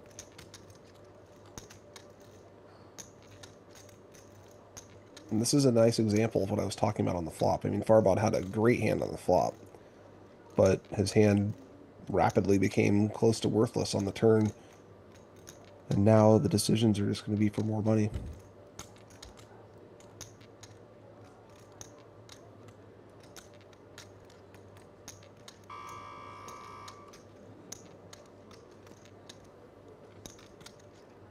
Pulling out a time extension chip.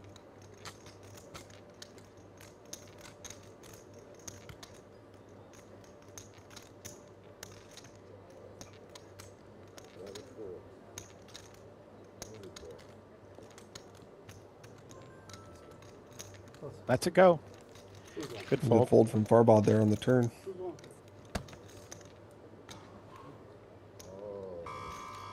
Better than 4. Make a 1 time back. Again, those chips are purple are 100,000. The orange are 25,000.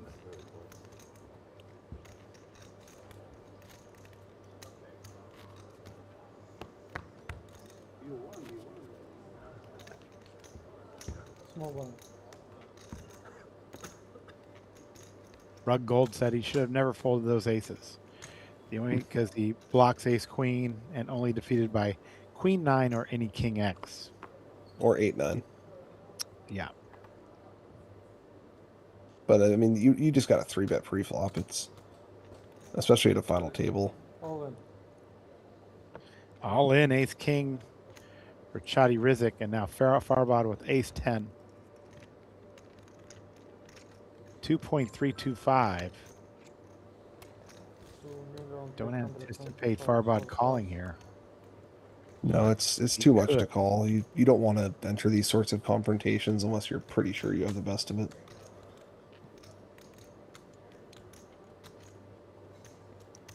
He's also got to worry about 2 players behind him, so if he does make the call and somebody goes all in, he could strand about a third of his stack out there and not even reach showdown, which would be a huge disaster. 5,000. Looks like he came to the same conclusion there. And Weiran will certainly not be calling with the 8-7.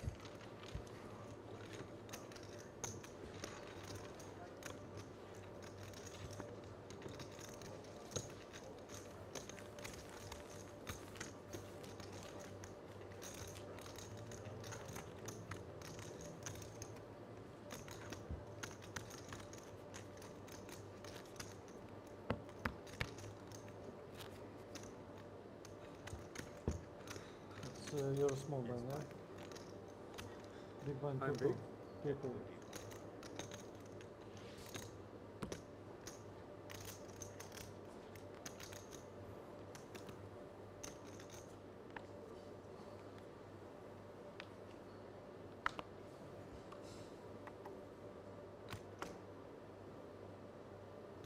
4 raise, 400. Mihai's got a suited ace, and that's always a good hand to play at a final table. 5 plus.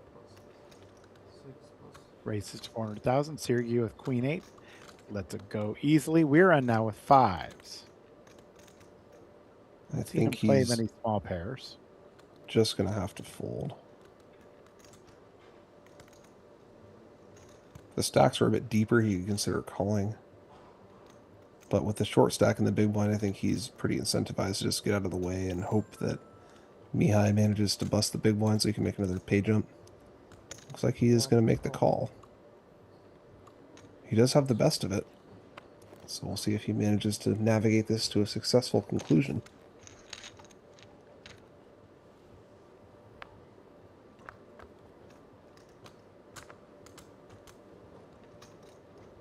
Flop is 10-7-3. One club. Mihai with the ace deuce of clubs. 5s in the lead for Weiran. He's 82%, as you can see right there.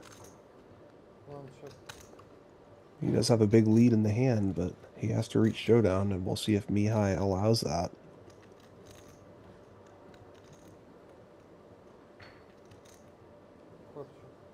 Mihai is going to start with a check. Turn is a deuce. Deuce. That's going to put Mihai into showdown mode a little bit more, I think. So Weiran may be able to successfully reach showdown now. And Weiran loves that turn card. 1 bet, Betting 400. 400,000. I don't think Mihai will be folding.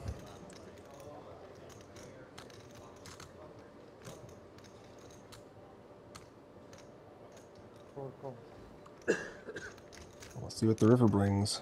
Mihai looking for an ace or a deuce. That is a 7. Another good card for Weiran here.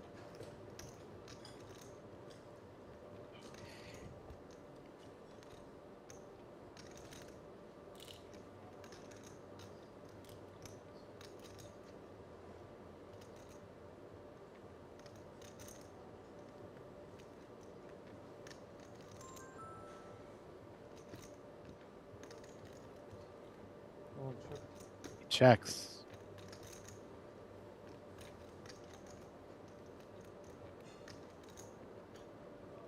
And Mihai going to check behind. Weiran will successfully navigate his 5s to the river.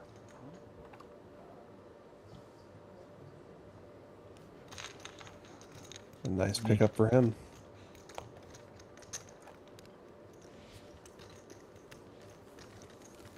If you're Mihai there, you got to feel like you're probably good there with those deuces, don't you think? I think he had the perfect amount of showdown to just check back. Okay. So I think he played the hand right. Yeah, betting isn't going to accomplish a whole lot. Weiran's generally either going to have something like Jack 9 with a gut shot that missed, or he's going to have you slightly beat. So ace 2 seemed like a good check on the river there.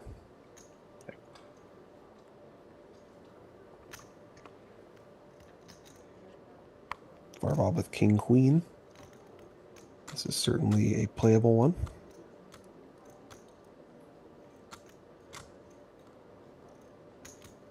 Five raise, 400. 6 plus.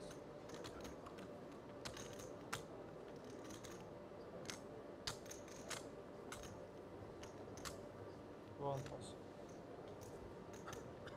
2 plus.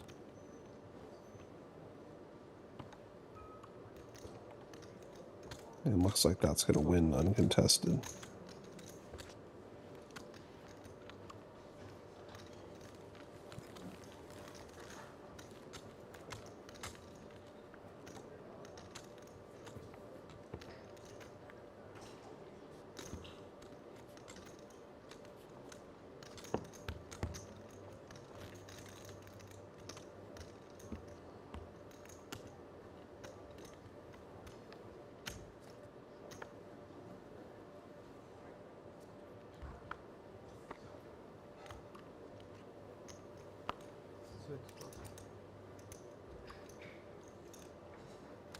Weiran with 7s on the cutoff. This is definitely good enough to raise.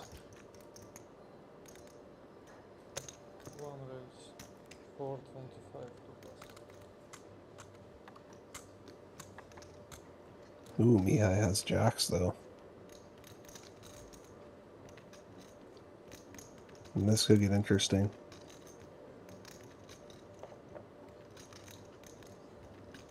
I think we're going to see Mihai make it something like 1.2. And then Weiran is going to have to decide if he wants to take his pair of sevens all the way. All in. Oh, he's just going to go all in. Okay. That's going to make Weiran's fold a little bit easier, I think. Sevens are a good hand, but 25 big blinds is simply too much to call off He's asked when for the a count. stacks are all this close. Yeah, you gotta double check the exact amount. He could call for like 3 million, but 5 million. he can't really call here because if he calls and he loses, he's in last by a ton, and if he folds, he's still basically even with all the other big stacks.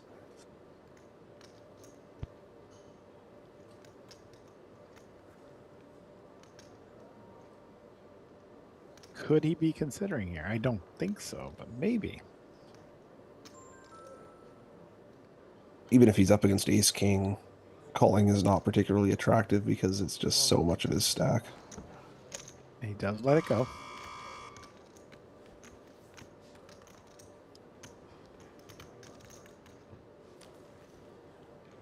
And being up against ace king or ace queen is basically his upside. I don't think Mihai is jamming that much with sixes or fives.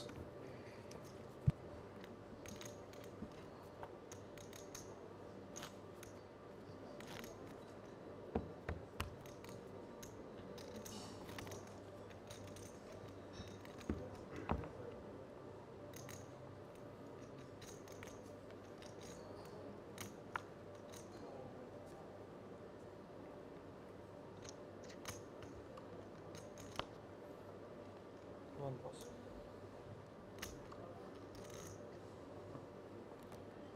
Two boss. Chadi just folding the fours there on the cutoff.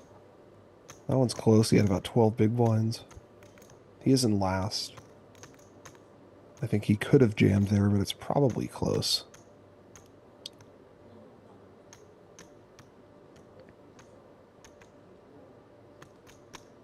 Farbod in the small blind has king queen.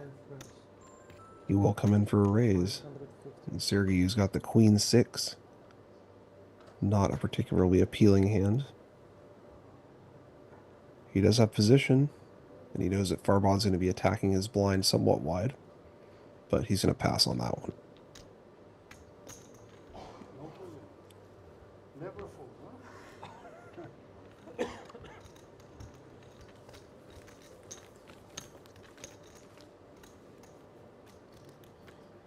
We're settling into a nice long final table here. All the stacks are pretty close in value. Nobody wants to be the next one out. All these bigger stacks are trying to outlast Chadi, or at least force him to take a spot where he's all in before they take too much risk. But the blinds will be going up before too long, and that is going to force the action a bit. Chadi with 5 deuce. You fold. Queen 6 for Mihai.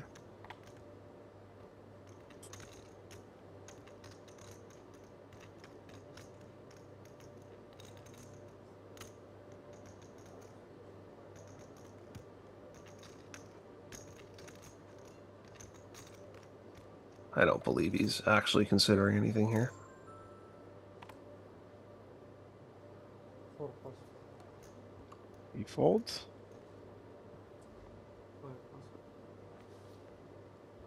Farbod's out. Here's this hand you solver guys like. Queen 6 suited. I don't get it, but tell us why. Let's go. This is such a good hand. Well, having a high card in your hand at a final table in particular is just pretty attractive, and having a suited high card is even better. So it's sort of like having a light version of ace X suited. I'm not as fond of this one as the ace 5 suited, but it's got its merits. And there is ace, trey deuce on the flop. 2 spades, neither player with a spade in their hand. 6 sure. Checked by Sergiu. Yeah, both players have very similar hands here. They both have king high without much else going on. This one might just get checked all the way down. Another spade on the turn.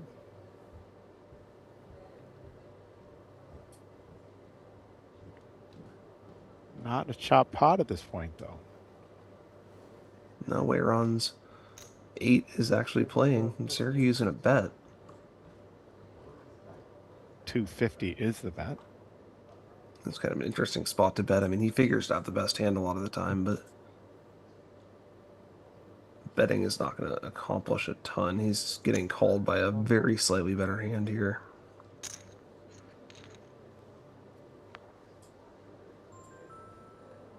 And the river is a king.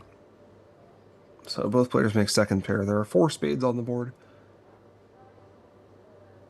So we'll see if somebody wants to turn their hand into a bluff. If not, then Weiran is going to win with a slightly better king.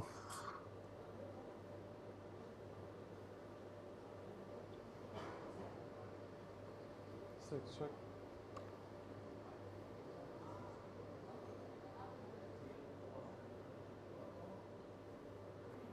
One, check. Check, check. Weiran is going to win this again. He shows the 8 for the kicker. That'll win the pot.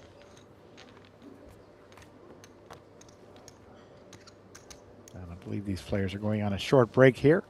And as they do, we're going to come back to 125, 250. Farbod, the chip leader, he's got 7.1 million. Our short stack is Chadi Rizk with 2.325. Brian will be right back in just a short time. Welcome to WPT Global. Let's turn up the fun. Pick your game. MTT, No Limit Hold'em, Flash, PLO, Short Deck, or Global Spins. Every hand's a new adventure. Every game, a shot at glory. With top-notch design and non-stop thrills, you're always in for a great time. Join the party. Play your way at WPT Global. WPT Global, exclusive player protection. Our platform automatically identifies each player's skill level and ensures no more than 2 pros play at any table. If the pro spots are full, other pros must wait or switch tables, effectively protecting the recreational player pool's ecosystem. WPT Global, fair game, always. WPT Global, world-class security team. We use smart AI to detect in real time all forms of cheating, collusion, bots, real-time assistance, and other prohibited software, making cheating impossible to hide. Transparent hand history and instant reporting. Review every opponent's hand history instantly. See something suspicious? Report with 1 click. If confirmed, you'll be generously rewarded thanks to our rewarding integrity and poker program. WPT Global, fair game, always. WPT Global, the online home of the World Poker Tour, where champions are crowned every day. Join the action and make WPT Global your new online poker home. The WPT Asia Series Overdrive is here. From July 19th to August 30th, 43 days, over 200 million yen guaranteed. Every week, the night run lights up the strip. Climb the series leaderboard for a share of 2 million yen in cash. Clear daily missions and flip your way into the nightly finals. 2.1 million yen in prizes. Shift through the phase pathway, day 1 flights into the day 2 finale. Chase one of 13 WPT rings, from ignition all the way to the Grand Prix. Win 3, and the 3 million yen bonus is yours. Start your engines. WPT Asia Series Overdrive on WPT Global. Now is the perfect time to discover WPT Global and take advantage of our best ever welcome offer. We're giving you back 100% of your first deposit as cash, from $10 all the way up to $3,000. The bigger your deposit, the bigger your reward. You can earn up to $248 in tournament and global spins tickets, plus $100 in other bonuses. Discover now and make WPT Global your new online poker home. And Mihai in the small blind, Mihai is coming in with a chip lead today, so we might see him raise this hand. He can put some pressure on Farbod's stack. We might also see him limp. Looks like he is going for the raise. Raises to 600,000, and Farbod with ace queen of diamonds. Yeah, he's picked a bad hand to raise into. Mihai using a bigger raise sizing here, but he is up against a deeper stack. And Farbod is not going to go anywhere with this hand. If you're Farbod, are you always going to want to see a raise? Are you always going to want to raise here, or? I think he's mostly just going to want to call, actually. Okay. He does. And the reason is because it's big stack on big stack. So if he does re-raise here, and then Mihai decides to get it in with something like a pair of fives, both of these players will be flipping for most of the chips at the table, and that just benefits the other 4 players by making pay jumps. 3 hearts on the flop. 10-9-3. Neither player with a heart in their hand. Ace high in the lead. Yeah, interesting flop, because Mihai has completely missed. But if he does want to put pressure on here, he might be able to get a fold out of Farbod, at least on the turn. The problem for Mihai is that Farbod has almost as many chips as he does, so he can't really go too crazy here, putting pressure on. If he tries to bet a couple of streets and loses a medium-sized pot, he's going to give Farbod the chip lead. Farbod checks it behind. He does catch the ace on the turn. Did you like that check behind from Farbod? Yeah, I don't think there's any reason to reopen the action here. He has some showdown value. He doesn't really want to put more money into the pot. He's happy to just see cards and have position. Turn check makes a lot of sense too, I think, actually. And now, heart, 5th on the river here. Yeah, Mihai deciding whether he wants to bluff this one. Farbod does have plenty of hearts in his range. And Farbod might wind up making the call here with the ace as well.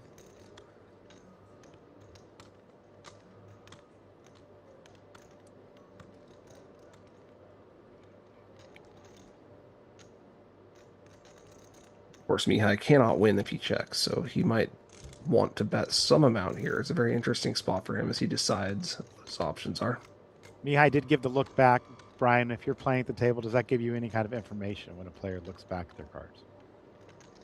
It's if someone's aware of themselves doing that, you would expect them to do that regardless. But for a less experienced player, it might mean that they're not less likely to have a suited hand, and maybe slightly less likely to have a heart. But it's just good practice, especially when the river comes out like this, to just double check your suits, regardless of whether you have it or not. So as long as you're cognizant of it and doing it consistently, you shouldn't be giving too much away. And I think Mihai seems like he's very experienced.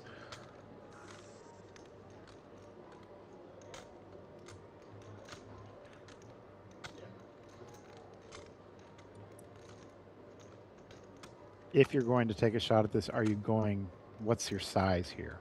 There's a few different options you can choose. If he goes really big, then he's trying to target a lot of different hands. I think it looks like he went kind of small. And this sizing is mostly just targeting something like King Jack, King Queen without a heart.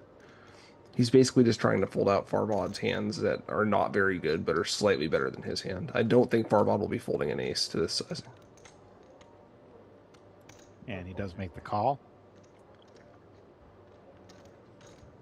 And that's a tough one for Mihai. He has lost a medium-sized pot to Farbod, and that is going to give Farbod the slight chip lead.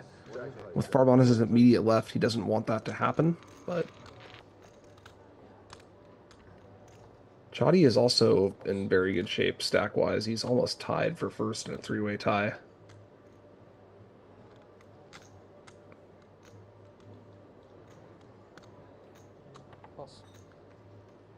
Sami's going to get out of the way. Mihai on the button with the Queen 10.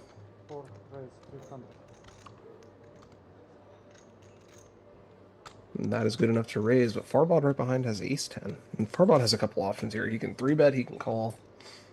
He is just going to make the call. And Sergiu would love to have a hand to squeeze all in with here, but he simply does not.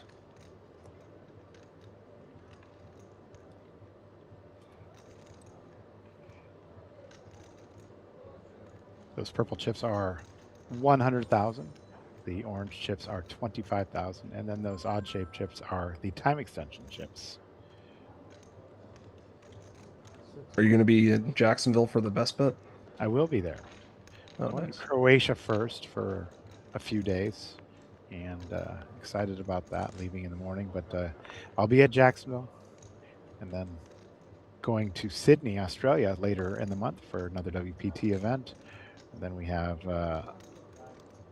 Bay 101 and Venetian, and then the Wind Championship. So quite a busy season for me, a lot of travel coming up. That's a good thing. It means the tour is thriving, and nice to see so many different locations. Yeah, it's doing well. We got a check there from Farbod with the ace 10 as he flops top pair. Mihai with the 10 of spades in his hand on that 2-spade flop. Yeah, now Mihai has to decide, what is he going to accomplish if he bets? Is he going to try to put pressure on his opponent's slightly better hands like King Jack and King Queen? Or is he just going to take the free card and see what the turn brings? Looks like he is going to go for the bet here. Oh, and he is betting very big. He's trying to fold out Farbod's pocket pairs.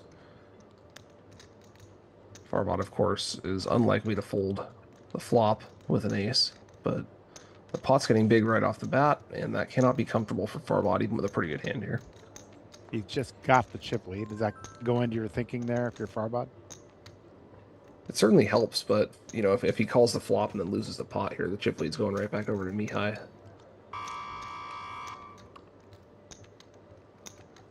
And this is why final tables are so interesting, because, I mean, Farbod, by any measure, has a really good hand here, especially against the button. But since the bet sizing is so big on the flop, it's immediately difficult for him to continue.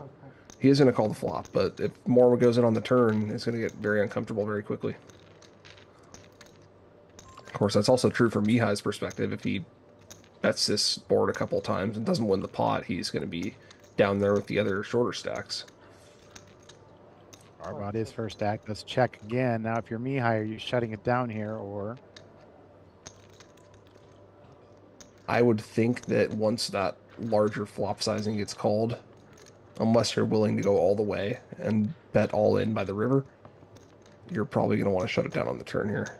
Mihai also has a spade in his hand, so less likely that Farbod has a flush draw. Mihai has rivered some showdown value with a queen there, so if it checks to him again, I would imagine he just takes that showdown.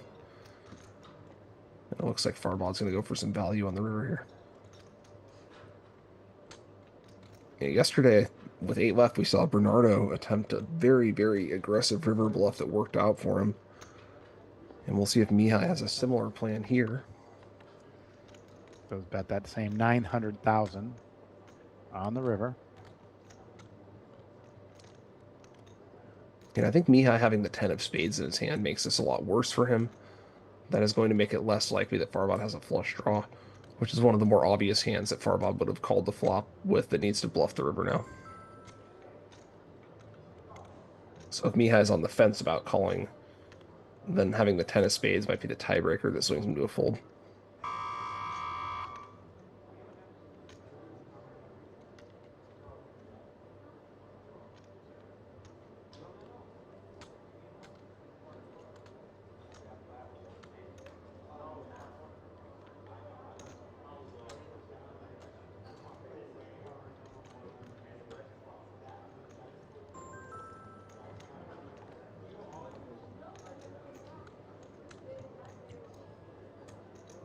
Mihai does reluctantly make the call. Not gonna like what he sees there. Ace 10. And that's going to rocket Farbod into a fairly convincing chip.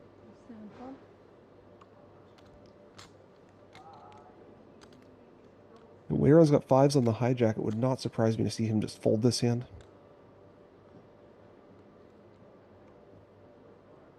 Looks like he is considering raising, though. Certainly an option, too.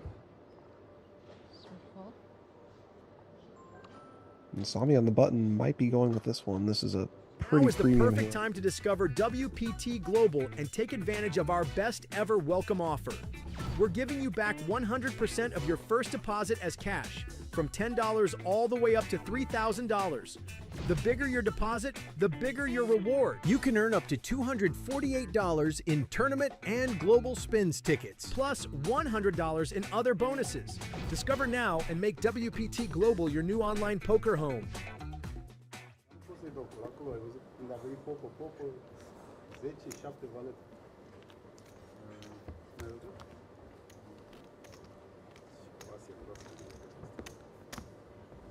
Small blind, big blind, please. Like we are back underway here, folks. The blinds are going up to 250,000. And you can see the average stack is going down a bit in big blinds. Chadi is going to be bringing up the rear here with 9 big blinds. Farbod is in the lead with 28. But in between that, it's anyone's game. Someone can string a little bit of momentum here. They can pull away from the pack and try to close this thing out. You can see the payouts there. First is 369,000. Everyone has locked up at least 93. Let's get back to the action. Farbod's going to fold the cutoff. Sergiu will fold the button, and Weiran in the small blind is up against about a 10 big blind stack. He is just going to move all in. Three call, all in call. And All in Chadi is call. calling this one. And we got a 50-40, 60-40 situation on our hands here.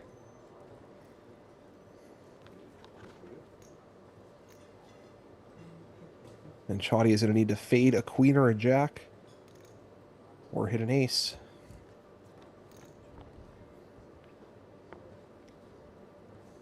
King, No help. 8-7.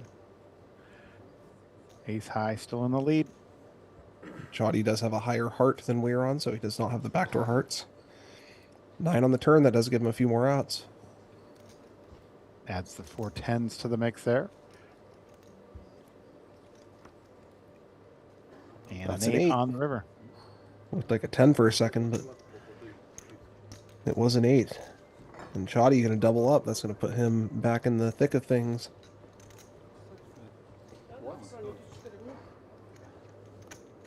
Не думала, куда он побежал. Что-то я не увидела.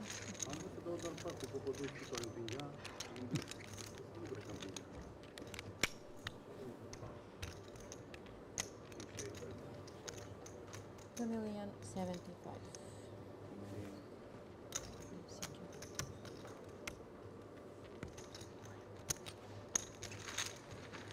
That was a pretty standard hand on both ends. Chadi has to call with an ace. Weiran has to jam with queen jack.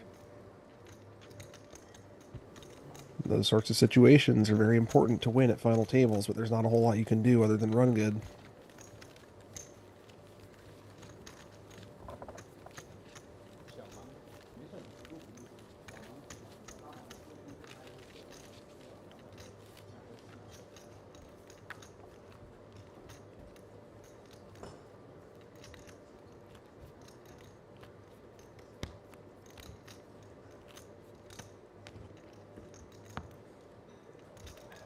Down to the final 4 players here. Brian Paris, Matt Savage here on the commentary. These players have earned at least 97,000. 4th place, the jump is 130. So they've earned a 130. Coming up here. And that's going to even out the stacks a little bit. We no longer have a clear short stack. We now have sort of a even situation among 3 of the players. And even the chip leader isn't too far ahead of them, so it's anyone's game. There you here with the 7s. We are at Chamada Prestige here in Cyprus. Our 3rd consecutive year coming to Chamada Prestige here. And our 2nd main tour stop. It's been at a 2 million guarantee. And they did miss that guarantee. So added money for the players. Chadi now with 7s. I'm sorry, Chadi now with queens. And Sergiu is just open jammed on the cutoff basically for 22 big blinds, and he's going to run right into queens here. We might have another elimination. Sergiu is all in at Rizk, drawing 2 outs now.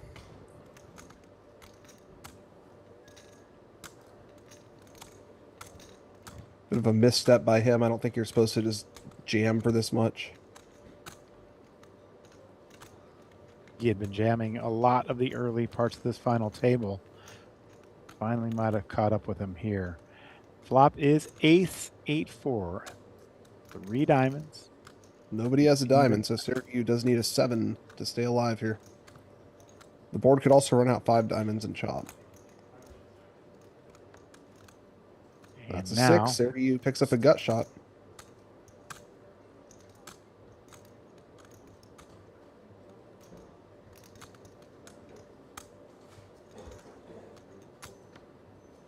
And the river's an 8. That is going to send Sergiu out in 5th place. And we he are is down to taking 4 players. $97,000. Not a bad payday.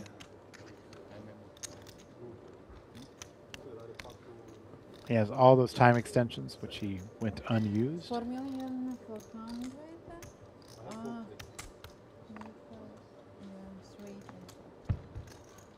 He is covered.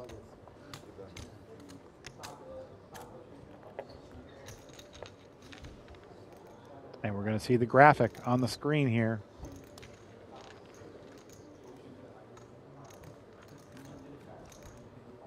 And that is going to rocket Chadi into the chip lead. He was... There you go. There it is.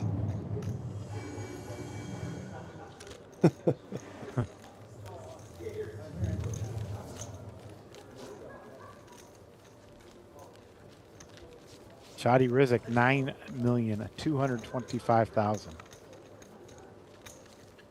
Just over a third of the chips with 4 players remaining. And It's a they've good place to be. earned their way up to 130,000.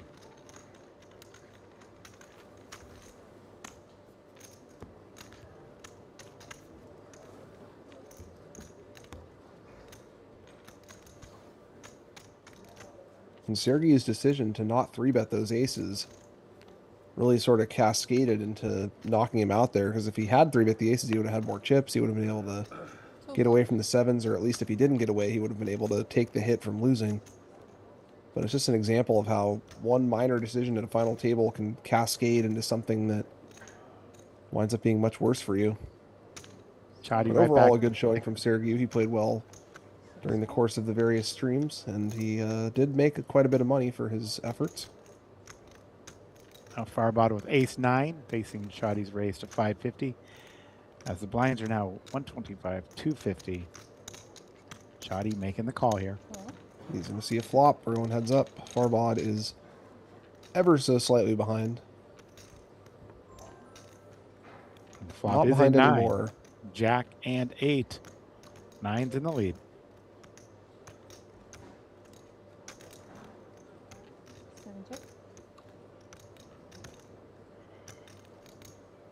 Chadi is going to make the check on this board, which I think is the right decision.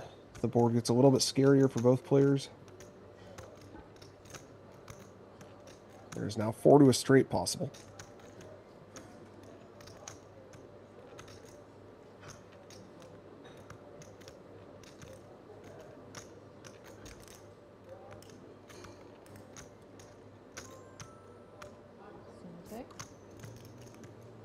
Farbod content to check. Both players look like they're going for showdown. Rivers If it does go to showdown, Farbod is going to win with 3rd pair.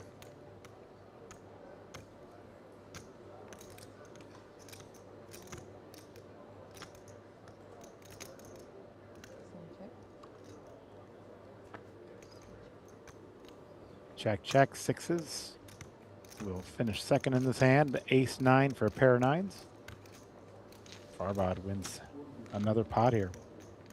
To show how big even the small pots are, it was a single raised pot pre-flop. No money went in post-flop. It's still 1.5 million.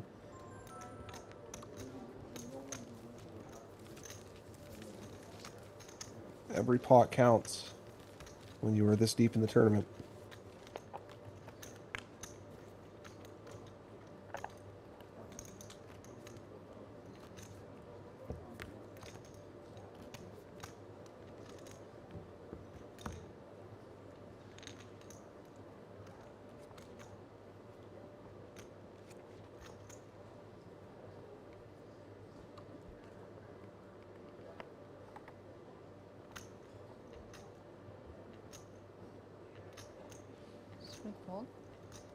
Chadi folds. Mihai now with Jack 10. Going to get involved here and raise it to 500,000. Farbod now with 9-7 of clubs. It looks like he's going to try to do something here. 7 call. Is that a 3-bet? No, No, it's a it call. looks like he just called. We're in now with Queen 4 of hearts.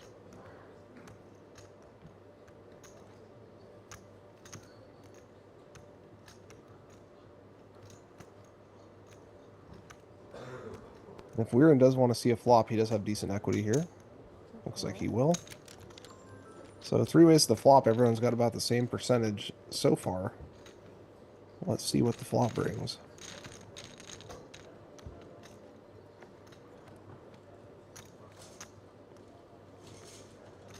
Two clubs. That's a fantastic flop for Farbod.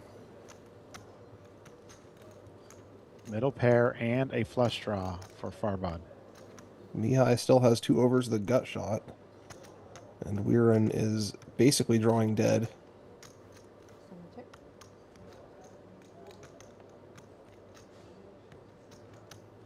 Check. You like Let's that see if check by Mihai wants to Farbod? take the free card here. He does. Turn is a king. And that's going to make Farbod a little bit more confident in his hand, slightly less likely that a king is out there now.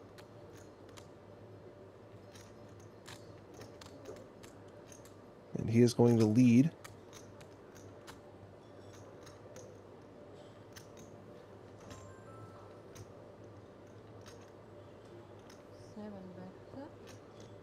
Looks like 725. 2 fold.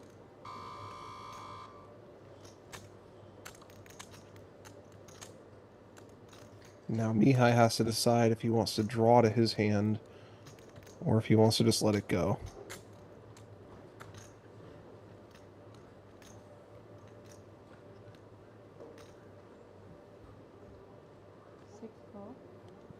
He is going to see a river.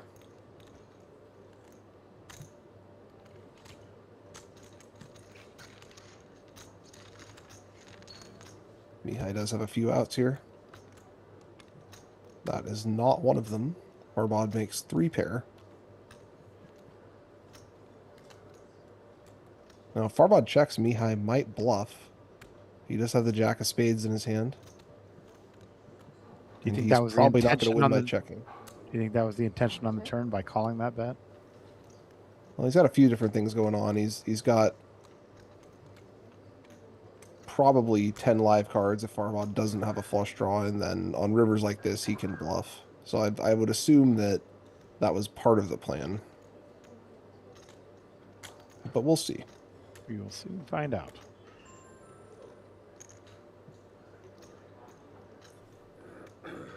Looks like it is. How big will it be? Wow. It's a big 2.1 one. million. And he makes a quick Farbod call there. snap calls. Wow.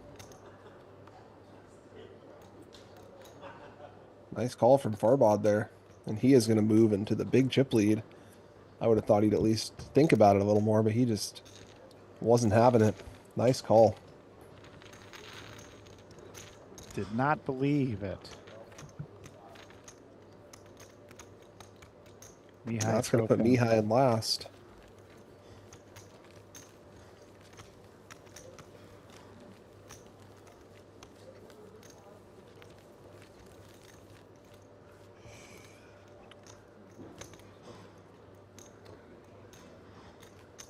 And Farbod now with almost half the chips.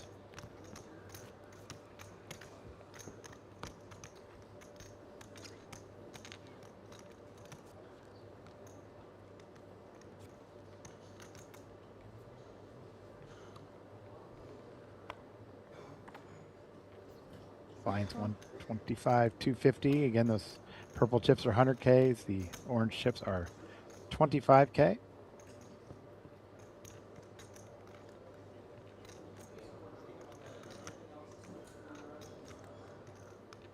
Farbod now is opening it up here. 8-6 offsuit. 7 raise 5 many times. Yeah, Farbod, now that he has a big chip lead, he's going to start cranking it a little bit here.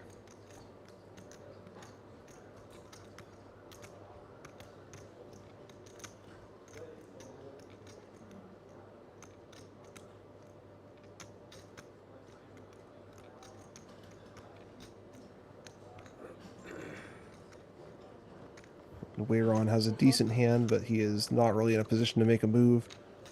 He wants to outlast Mihai before he takes any risks. We have a bit more of a spread of chip stacks now. Went from everyone being pretty close in chips to Farbod pulling up a big lead on everyone. Chadi puts out the time extension. Deciding whether he wants to continue with this hand. It is pretty marginal, but he is actually ahead of Farbod's hand. 2 million. Oh, he's going to 3-bet. And that should do the job.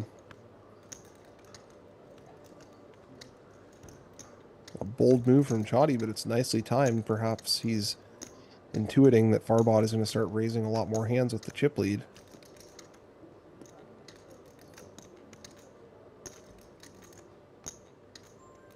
Unless Farbod wants to be very heroic, he's going to have to just fold this one. 7-4.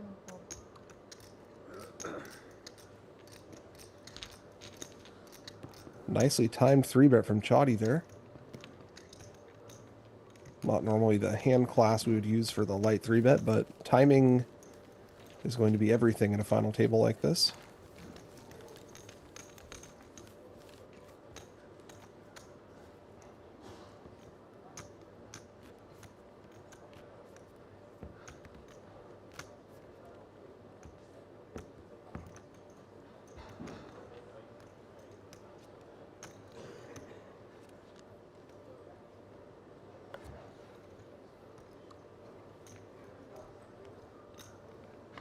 Farbod's had a real hand this time, King Jack of Hearts.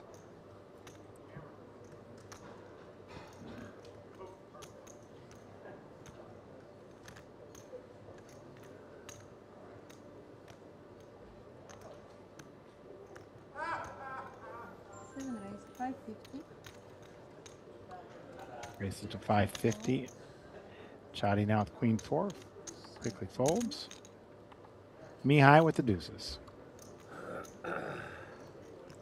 Mihai might want to take this spot. He's in last by quite a bit. He's likely flipping.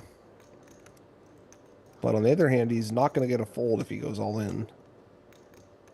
So it'll be interesting to see what he chooses here. Looks like he's going with it. He's left one Try to chip win the behind. flip. Be careful. He has left one chip behind. 1,006,000. And Farbod getting about 2-1 here. And he's got a pretty legitimate hand.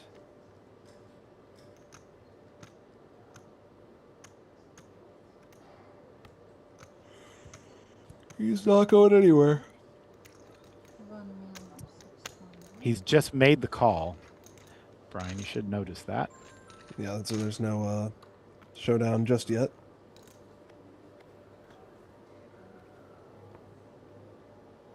And there's a king right there on the flop. Farbod's flop top. Oh, hold on. Did they check? Check. 2 pair kings and jacks. Quick check. And the river I think card is Farbod a might be 3. trying to keep him alive to Yes. give himself a chance to pressure the other stacks a little more. Check. Check. He's got 2 pair. Oh, little pat on the back. Yeah, so Farbod actually benefits from letting him survive one more hand because it makes it more likely that he can steal the blinds. Put some more pressure on the other players. So even though he had a great hand by the river, he had top 2 pair, he opted to leave Mihai with 25k. So now, Brian, I've had this call a few times. People say it's soft play, it's collusion. He's leaving him with 1 chip behind. However, there is a reason for it, especially when you're the big stack. Yeah, Can there you are explain valid a little bit strategic why? reasons to do so. Yeah.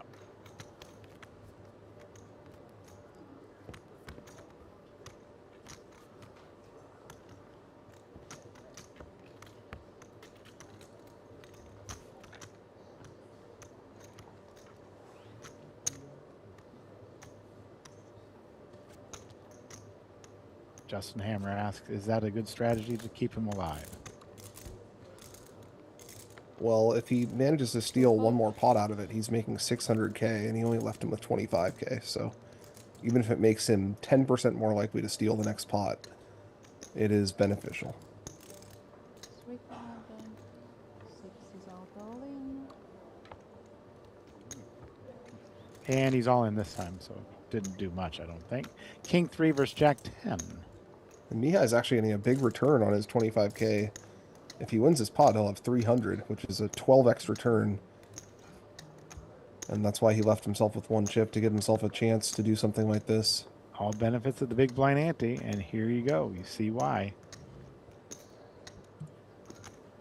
Jack's a pair. Now, granted, 300k is still only one big blind, but it's something to potentially spin back up. 7 on the turn. And a 7 on the river. Mihai has done it. He has stayed in the tournament.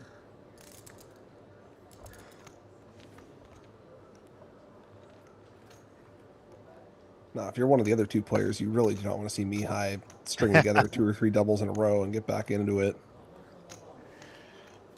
And there is a point where Farbod might be a little upset he did that too, if he were to come back and knock him out of the tournament.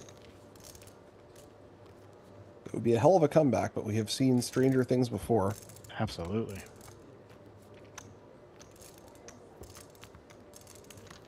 For now, I think Farbod is content to have him be there. Will enable him to put a lot more pressure on the other 2 stacks. The bar for wanting to take any sort of risk is just so much higher when someone's sitting there with 300k. Chadi ace deuce suited. And you'll see he just folds that hand, and that's the reason he just doesn't even want to enter a pot until Mihai's out of there. 6-1. Now he's got a Now, couple Farbod free should probably hands. just be jamming with a whole lot of hands here. Looks like he's just going to take the limp. 7-12. But Weiran only has about 12 big blinds, so Farbod could probably just jam any 2 there, and Weiran has to fold the vast majority of the time. Farbod is still in the lead for the moment.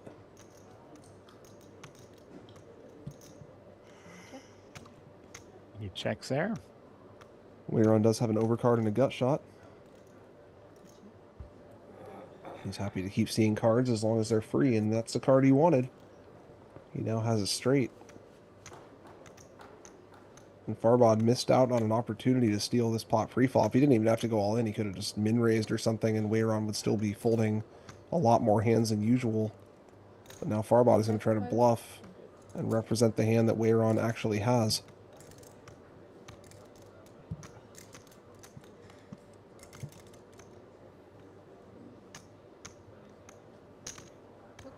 Well, Weiran's certainly not folding this one.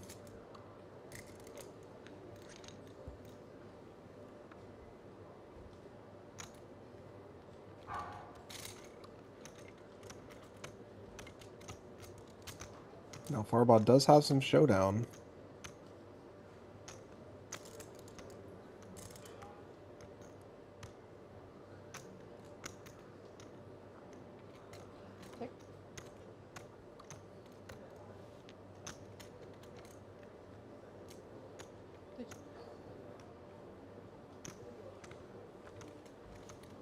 And check on the river. Weiran content to just win the pot, not going to try to go for any extra value here. And you see there, I think that is why Farbod should have raised some amount pre-flop. It doesn't have to be all in. It can be all in. But I think it's a mistake to not raise to some amount pre-flop there and just maximize that pressure you can put on Weiran. I mean, that's the whole reason you left Mihai alive. You might as well take advantage of it.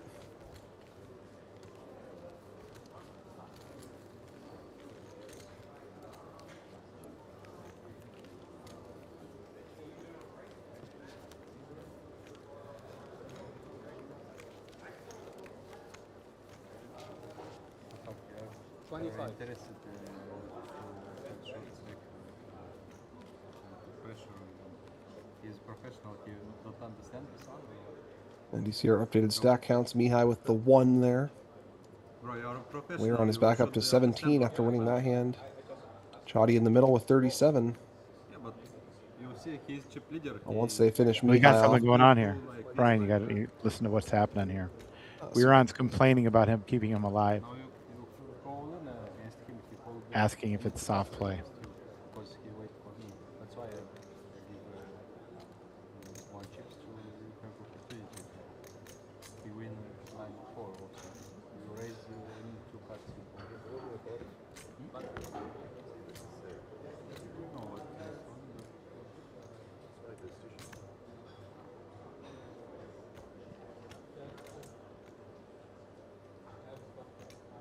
While it can be viewed that way, you have to understand leaving him in the tournament is good for Farbod.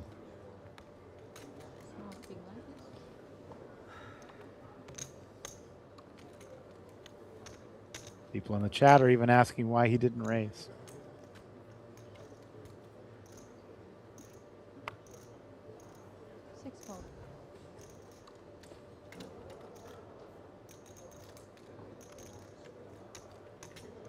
Farbod is gonna ease up a little bit there and fold the button with Jack 7. Now Weiran has a pretty decent hand, but he does not want to enter pots until Mihai is out of the picture. Chadi shows Queen Jack of Hearts. You go all in against me to take 25 here or what? If you understand very well, you're the best from here. You should understand the correct way.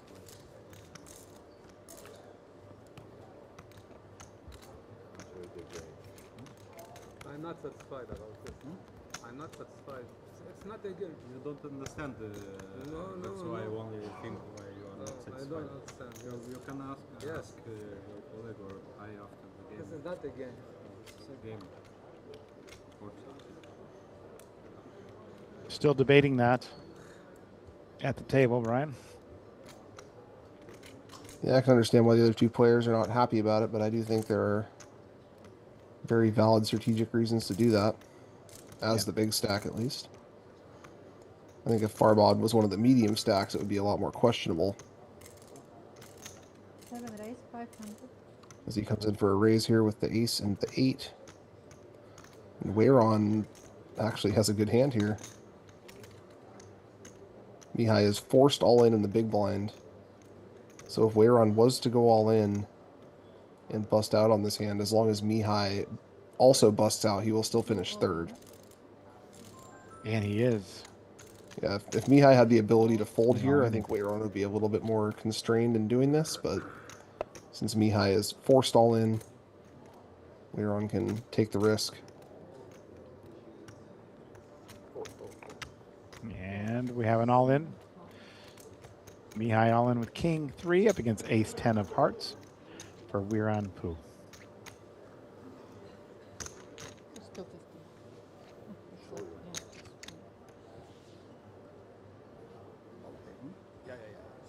So in this spot, does Mihai get 250 in the big blind and the other 50 in the ante, or only has 50 in the pot and he had to put up the whole 250 ante? It's blind first. That's just the way the TDA rules. That's what I thought. That's why they do it here. 9-9 deuce on the flop. It says he's all in for 50, but he's actually all in for 250 then. Yeah. 10 on the turn. I'm just about to do it. Down to 3 outs is Mihai. Trofim. Put in as our 4th place finisher. He does not improve, and he does not. He has been eliminated. Mihai Trofim finishes 4th place, picks up 130,000 for this week's effort. And we are down to the final 3 players. A good run for Mihai, but ran out of gas there at the end. 175,000 for 3rd place. And there it is.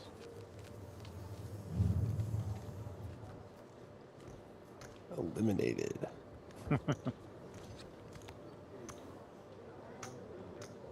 What video game is that from? I actually don't know.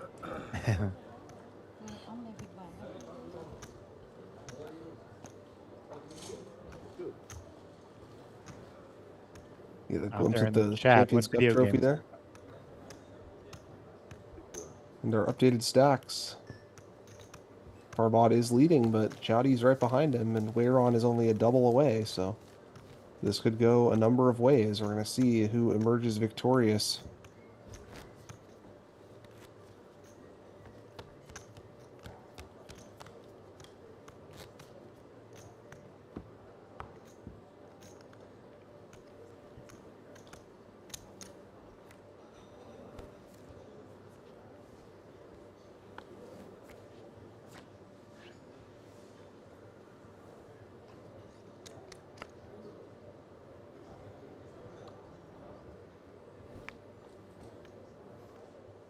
pass.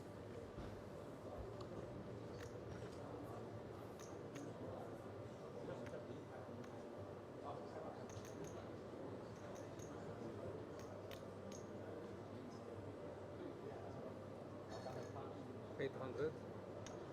Raise 8. 800. 3 raise 800.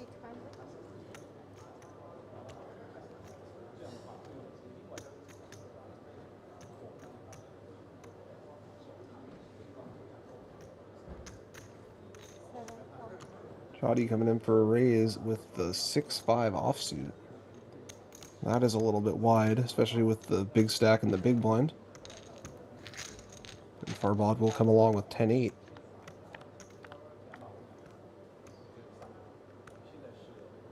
Good flop for Chadi, though. He has flopped top pair. 7 And Farbod has essentially nothing. Sorry? 2 million. 2 million. Chadi blasting out 2 million here.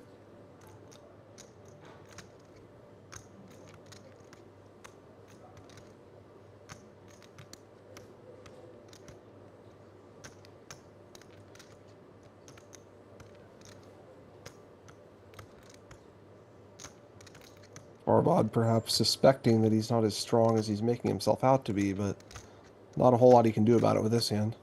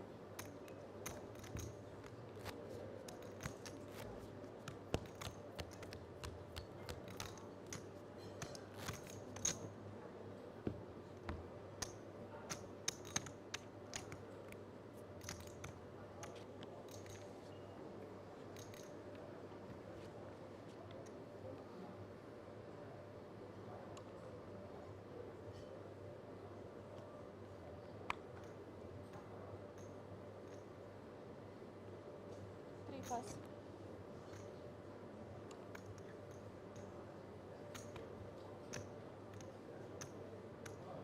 7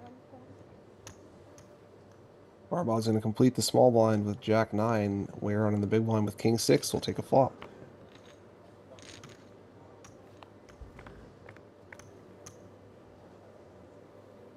And three-handed is so much about navigating all these marginal hands and trying to make the most of them. 7 check. We're forced into action so often three-handed.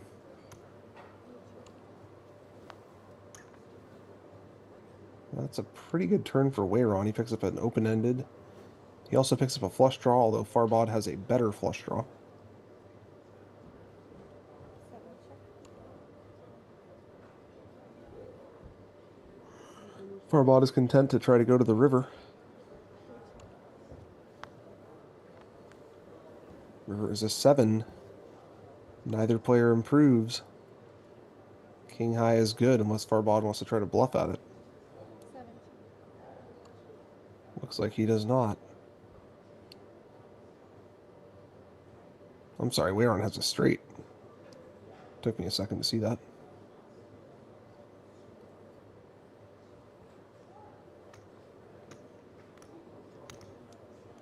check. 525. Weiran going to go for some value here with his straight.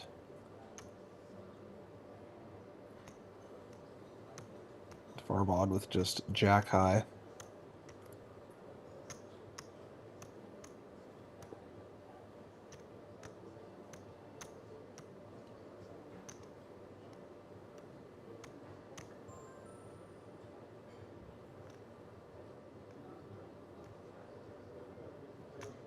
Going for it here. It's not going like this, but he's put in 2 million. 2 million. And I don't think Weiran's going to be folding. Gonna take his time here, though. It is possible he folds. I mean, this certainly looks like a flush. But Weiran has a club in his hand, and he is going to make the call.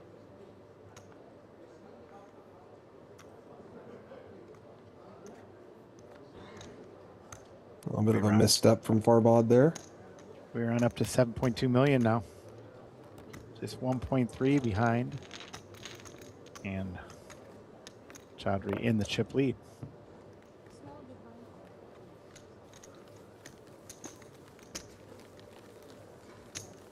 Yeah, I think when Weiran chooses to reopen the action on the river there, he's pretty likely to either have the straight or a bluff. You can beat a bluff by raising, but it's expensive to do that. And you're not going to fold out the straight, so I don't know if I like that spot selection by Farbod. I do like that he's willing to try things, willing to put some big bluffs out there, but I don't think that was the spot for it. I think if he was in a bluff, he should have just led the river rather than trying to check raise.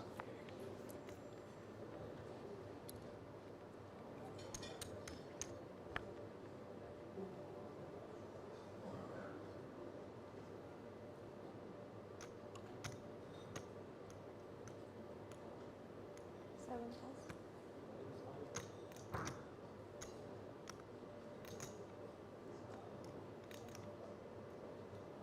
Weiran now with 5 deuce of clubs.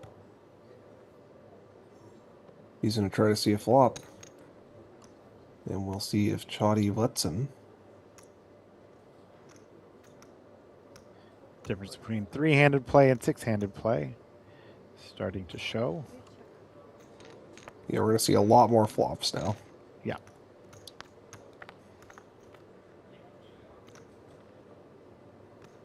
And that's a great flop for Chadi. Top pair and a flush draw. Backdoor flush draw for Weiran, who does check.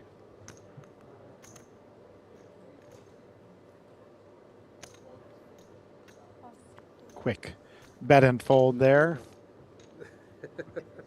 Chadi shows him the hand. Small big blind.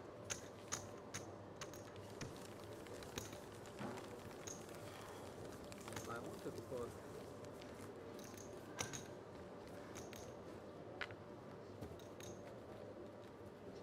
And I understand the desire to ease the tension a little bit, but I would be wary of showing Weiran too many hands. He seems like he knows his way around a poker table, and the more information you give him, the better he's going to be able to read what you have.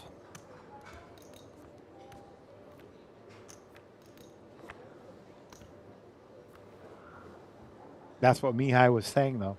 He's saying he's a professional. He should know that keeping him alive would be a smart choice for Farbod. 2 pass. Yeah, that makes sense.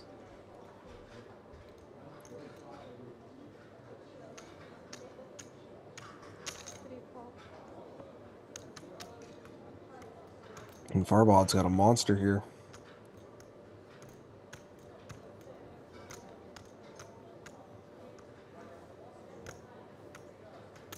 Seven. Raise. 750.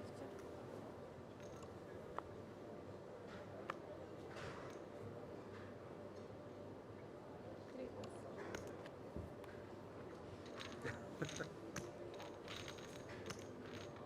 Bluff. Bluff for what? Now you bluff.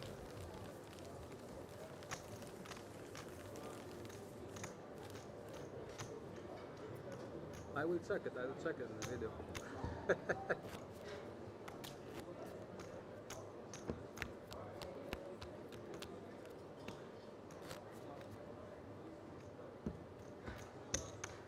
Small blind. Anybody's game from this point, Brian. Very much so. And Chadi is slightly in the lead now after Farbod attempting that bluff, but the stacks are all pretty close. And these are interesting stacks to play. I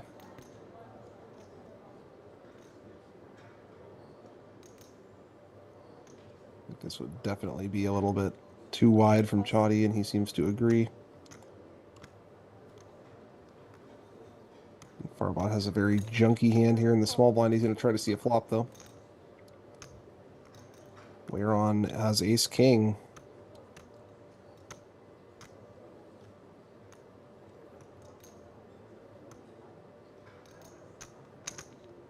Raise.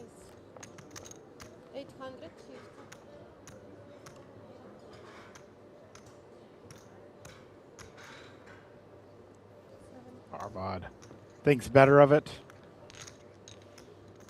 And try to come in for cheap, but you certainly cannot call a raise with that one.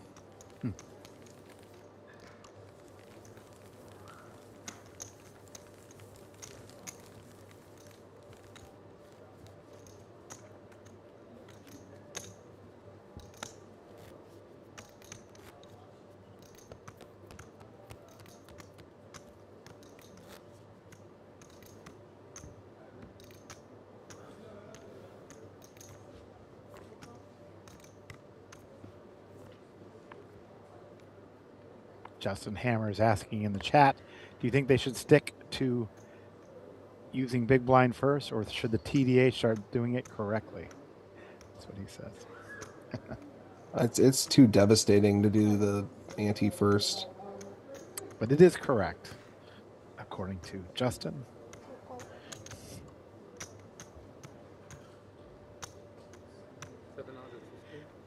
We're on with 8-6.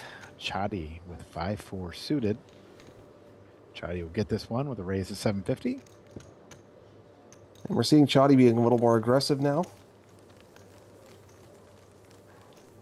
He got that nice 3-bet in with the 9-6 offsuit.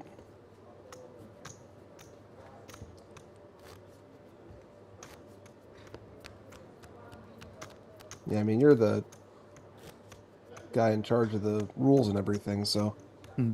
We went to it just because the WSOP and the Brazilian Series of Poker and EPT were all doing it that way. So we thought, even though I don't fully agree with it, that we should go that way just so it's good for the players, that everything is the same. Even though I don't agree with it. Well, it's just too devastating to have one big blind and be all in on the ante. You're just dead, you know, and it changes the strategy a lot too, because it forces you to take a spot from under the gun or under the gun one that you wouldn't take otherwise. Correct. Chadi raises with King Jack, and Farbod lets it go. Thing is, though, Brian, you can collect the full ante from any spot on the table when you only have less than a small blind. So why should you be able to do it even though you have the big blind? That's the question. There is some... You could always go back to the old school, make everybody ante. Yes, also true. That's one other thing about big blind antes. At a final table situation like this where there's only 3 players, it actually makes the amount of ante in the pot enormous compared to what it would have been in the old days. Which I love. It does speed up the action a bit. Speeds up the action, but it also makes the structure... But for heads up in particular, it really changes things. Yeah.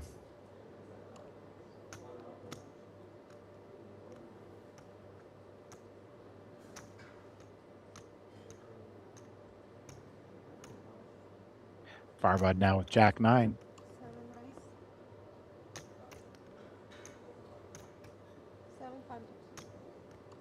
And Weiran has a somewhat playable hand. He's got slightly the best of it. He has position. He's getting a pretty good price. And we'll see if he comes along with this one.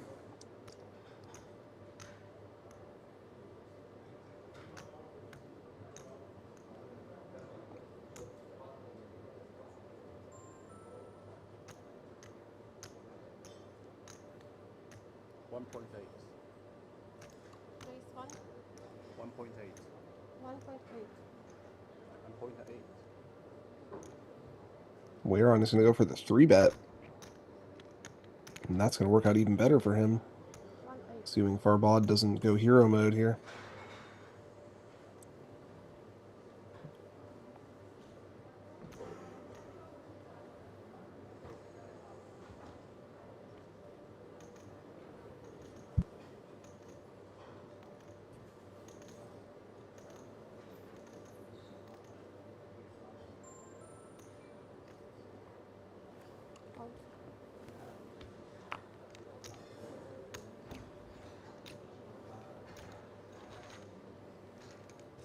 Looks like we are going to a flop.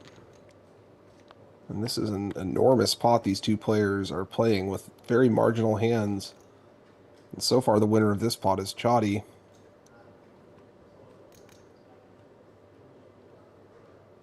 But Weiran appears to be in a good position to steal this one, as Farbod has completely missed.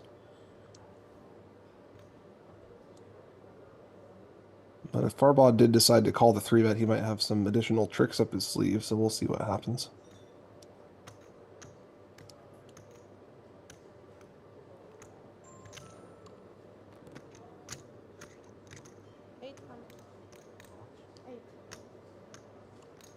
Weiran going to go for the small bet.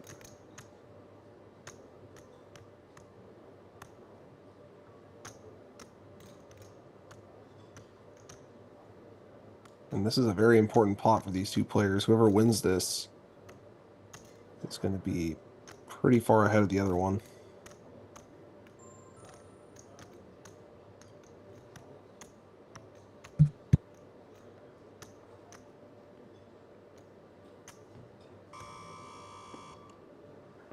So use the time extension.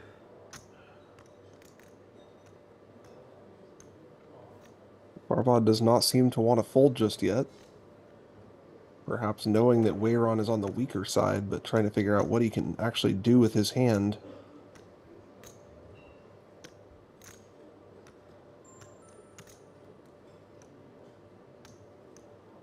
He's going to do something.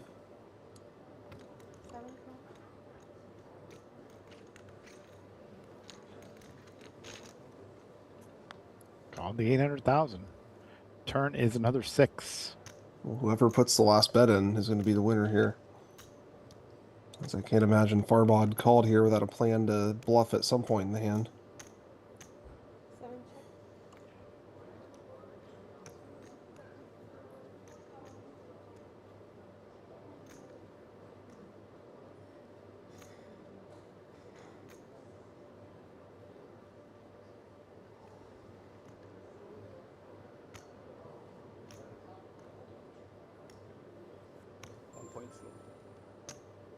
And Weiran's going to keep betting.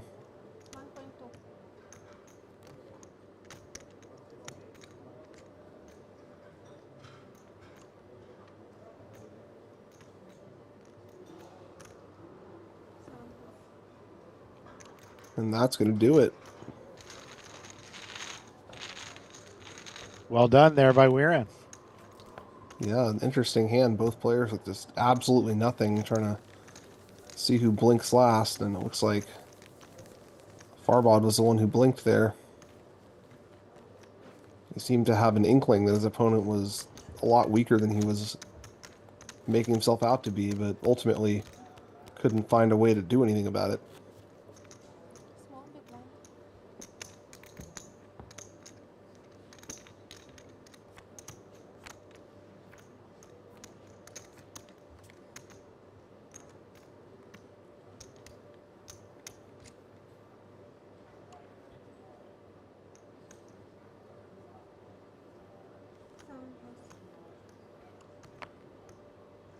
Farbod is not playing any 2.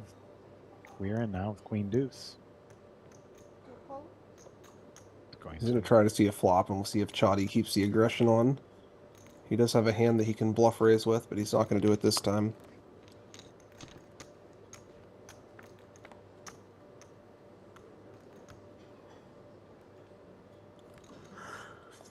Jack 8 on the flop. Weiran is actually dominating here pre, but neither player really has much of anything. If Chadi wants to take a stab here, he is probably going to be able to steal it.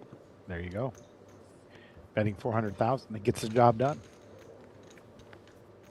Chadi's really been coming alive these last few hands. He's we saw him on stream a lot yesterday. He was playing pretty tight for most of the tournament, but he has picked a good time to switch gears now that we're 3-handed. And he's got a nice chip lead. Good turnaround for him. He was in last after losing that ace-king to ace-queen against Mihai. But now he's in the driver's seat, 3-handed. While Mihai's halfway to the airport. And are the blinds going up?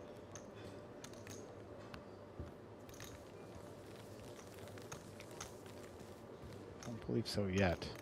Usually when they do the top view, it means the blinds are going up.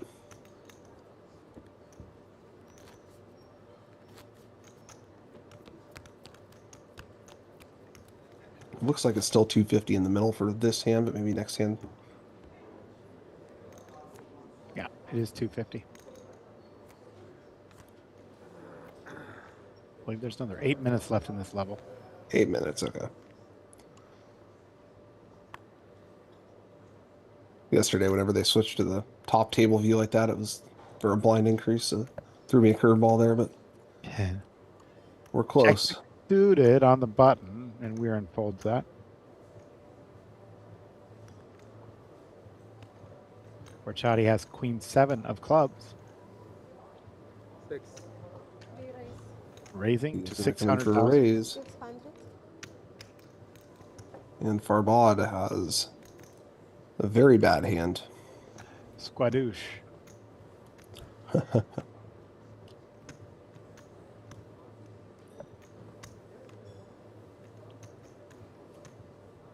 Squadouche in Turkish means bad hand.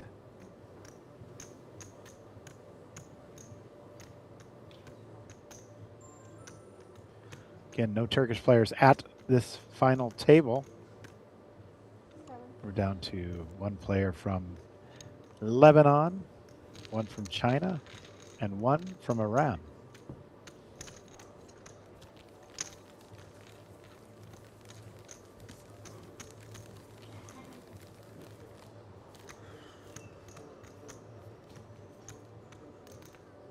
Very international final table, which is fitting for the World Poker Tour. Really? But the عايز شوف ليدر شوف ليدر أكتر. أنا It's شوف 20 hours for me to get here. I wonder how far it is to get here from China. Probably similar. I'd imagine so. Lebanon very close to Cyprus.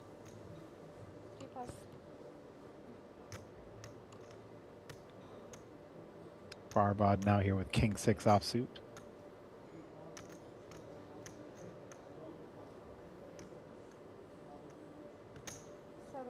Let's put out a raise to 525. 525 is correct. Now we're in the big blind with 7-6 offsuit. Making the call. Good enough to see a flop, especially for that price. Pretty small raise from Farbod, but he does have the best of it here so far. And now he really has the best of it. And a King 6 there. Farbod will top 2 pair. We're in with 7-6. Does have a heart, but a 2-heart flop. If you're Weiran, you don't hate this flop, correct? That's pretty good. No. I mean, it's not good against the specific hand he's up against, but it's pretty good in the abstract. He's got middle pair, he's got some backdoor stuff going on. Bet is 350.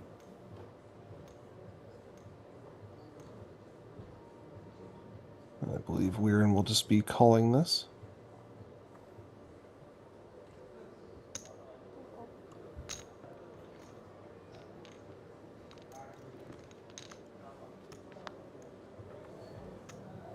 Turn is a 10. That is not one of the cards Weiran was looking for. Farbod's hand is still fantastic, of course.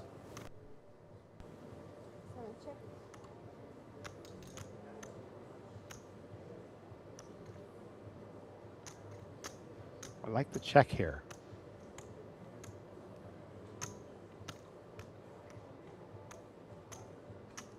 Trying to get his opponent to start betting. I think this is a category of hand that Weiran will mostly be checking, though. No, I guess not. Bet 600. 700. Bet is 700,000.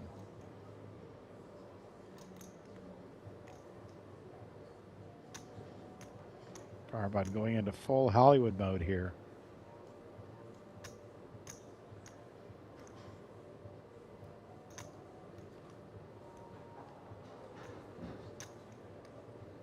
Well, if I didn't know his cards, he would have fooled me. It looks like he's not very happy about the situation. All right, he's using a time extension. Those can be strategic devices. He's down to just one now, I believe. You got to be careful. You really need him in these three-handed and especially heads-up spots because Did they make get quite a raise. complicated. He raised to all in.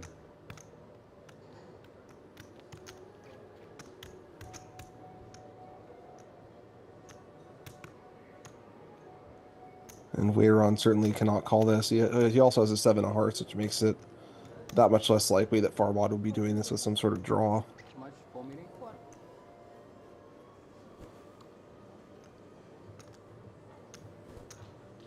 A lot of Farbod's combo draws that involve the 7 of hearts.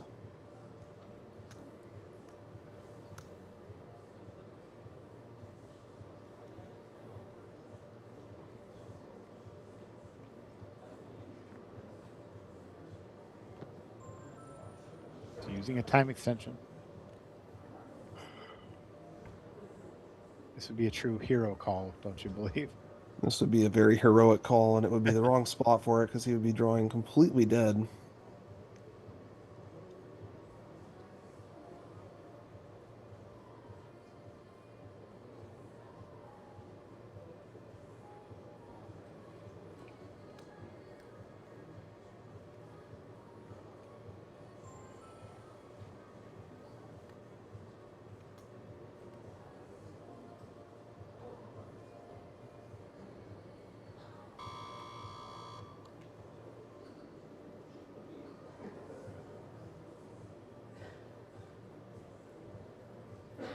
Big decision here. Looks like he's going to go through another time extension.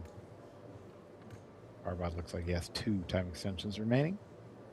I think he's been battling against Farbod so much that he's overthinking this because I don't see how he can possibly consider calling here. When he bets the turn, the idea is to just give himself a cheaper showdown and stave off a river bet. It's not to play for all the chips. And he does eventually wind up making the correct decision and folding.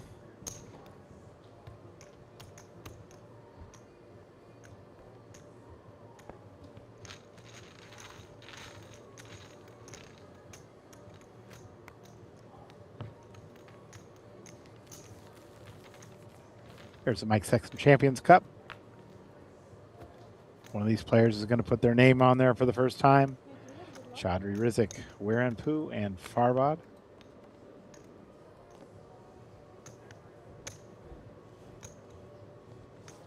Well, it's still pretty even stacks. I mean, Chadi is pulling away a little bit, but he's not that far ahead.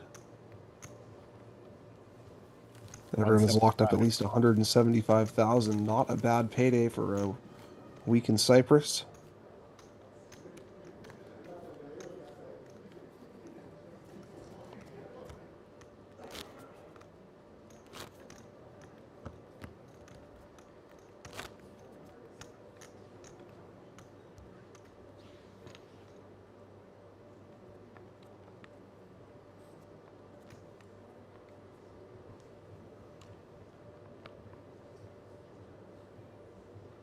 I believe this is going to be the last hand at 125, 250.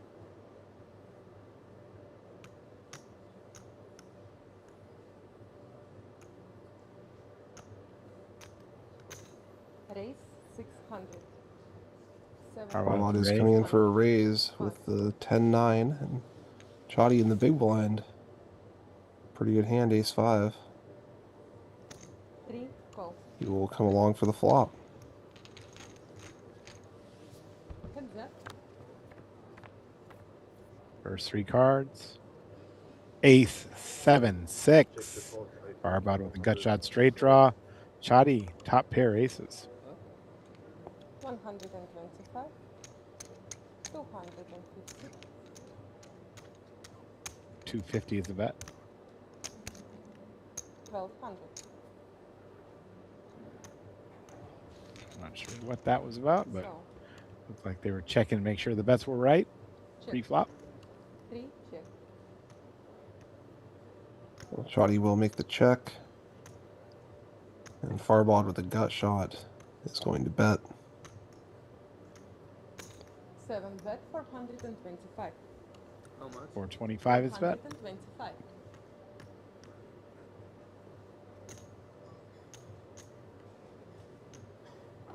Three. Chadi call. calls.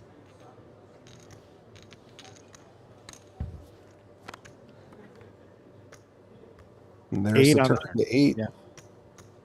Makes it straight for Farbod. 3. Check. Chadi has also picked up an open-ended. It's not live in this case, of course, but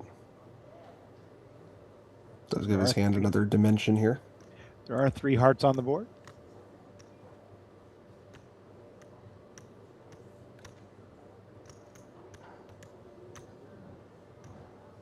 Seven. Bet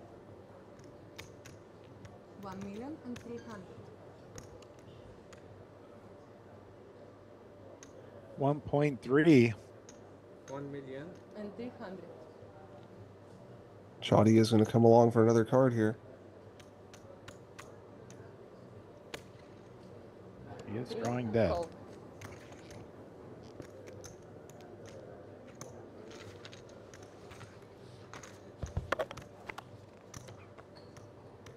Oh, Ooh. a third ace. And that's going to be trouble for Chadi. He checks.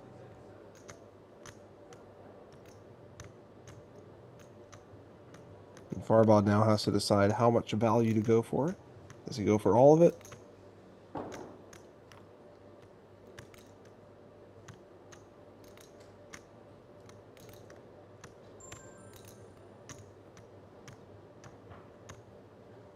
Oh my goodness. He's going for at least some of it.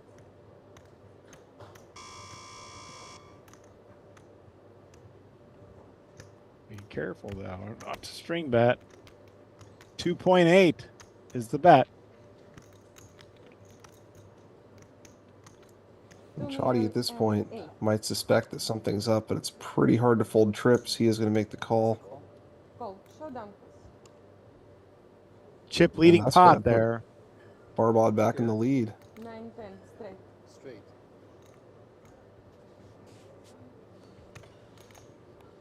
2,000,000. 2,800,000. Unfortunate run out for Chadi there.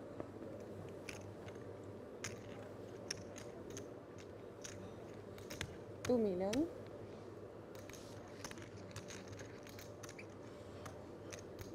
$800,000. Almost half the chips in play.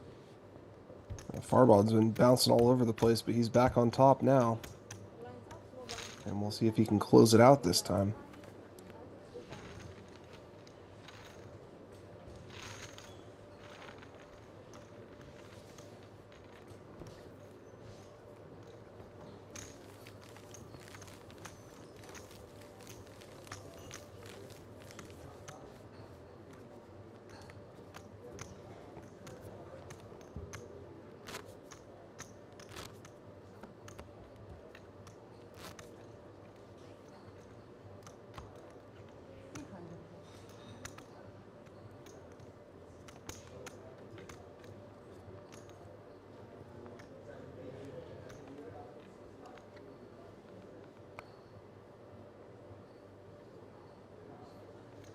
Two. Pass.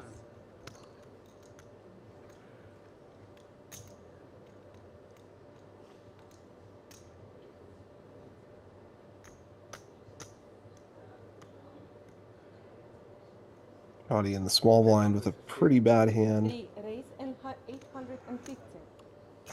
Looks like he is going to try to raise it. And Farbod's got him crushed in the big blind. We'll see if he comes along for the flop.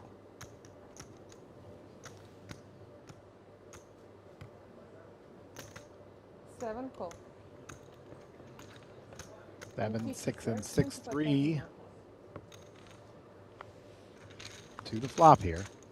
Pots 2 million in the middle, and the best hand is offsuit 7 high. These pots are massive, Brian. There's the 7 on the flop. That is a good flop for Farbod. He's certainly not going to be folding to 1 bet. It doesn't look like Chadi's going to put him to the test here. At least not yet.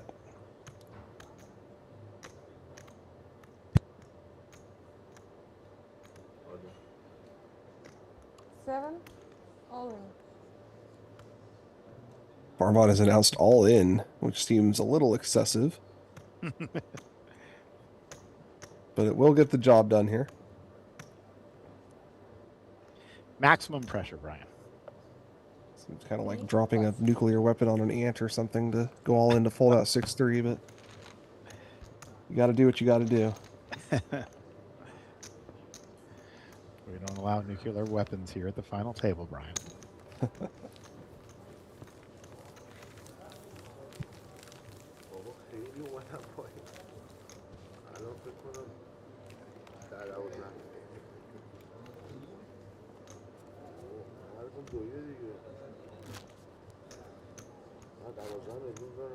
Well, Chadi is back down in third, but he's certainly been in worse spots before at this final table. Plenty of ability to recover here. Small blind, sir. Good morning to our American viewers to see that some are tuning in here.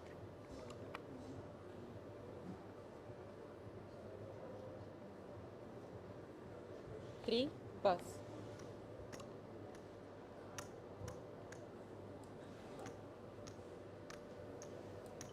Farbod has really opened it up here. We'll see if he raises this one. He is just going to call. 300, sir. Weiran has a very bad hand. He is not going to try to bluff raise Farbod. He is going to just see a flop. Heads up. Even a hand this bad still has 36% pre-flop, but that has shrunk down quite a bit as Farbod has flopped bottom pair. And Weiran's cards are so low that he only has one overcard to the 4. 7 bet, 500. 3, pass. 2, pass. He bets it and wins it. Increases his chip lead now up to 13.7 million.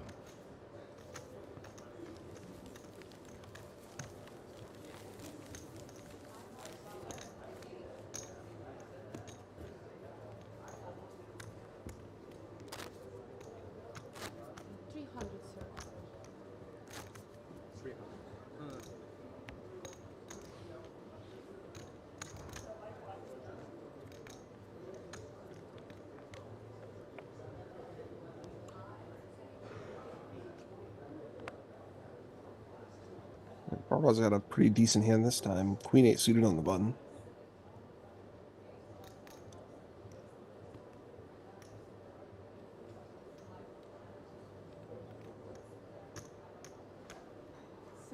Put out a sizable bet, 650. Weiran folds 10-9 suited now. Seems a little cautious to me. Brian? Well, he's in the small blind. If he's in the big blind, he's definitely not folding that. Okay. Big blind, please. 300. But we're very much in a race to the bottom situation between the two shorter stacks now, as Farbod pulls away a little bit. Weiran does not want to get into a big pot against him and give Chadi the chance to outlast him in second. Until something changes, the goal for these two shorter stacks is to get heads up and then go from there. Okay. No big blind until senior.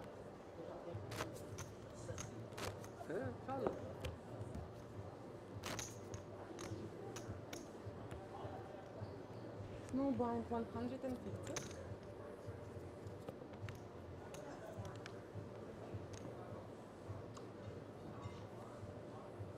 Weiran with 10-3. Left to go. Pass. Chadi with 10-5. 1 million. 3, Wow. raise, Far- Chadi's going to keep running into a brick wall here trying to raise Farbod. Farbod with 9-6. Might work this time, but 7, pass. yeah, he got him on that one. Stop the bleeding, as they say. Well, at this stage of the tournament, everyone needs every pot they can get. The blinds come around very quickly. You have to be in there battling.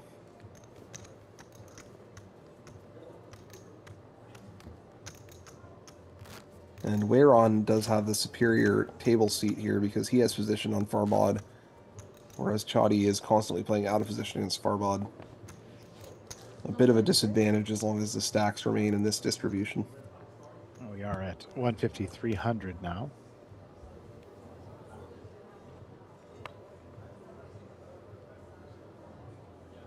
Three. Pass. Chadi folds, queen 4 on the button.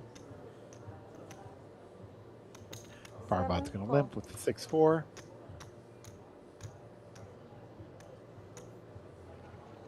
Two. Check. I do think Farbod could be raising a few more of these hands in the small blind, putting pressure on Weiran to play a little bit bigger pots, make him fold some of these marginal hands.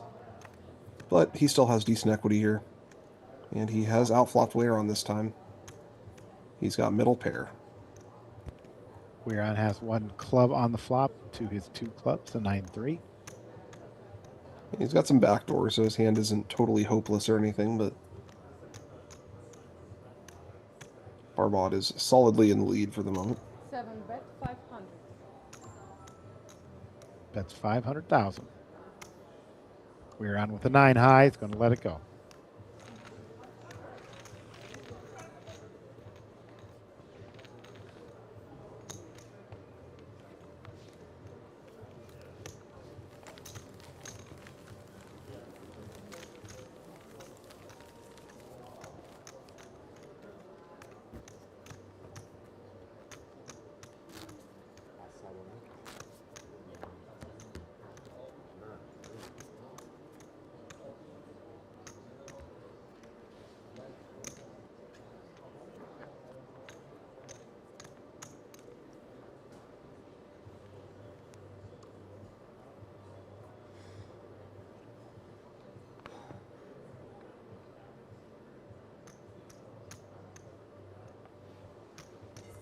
Farbod passing the button there. That is a pretty bad hand.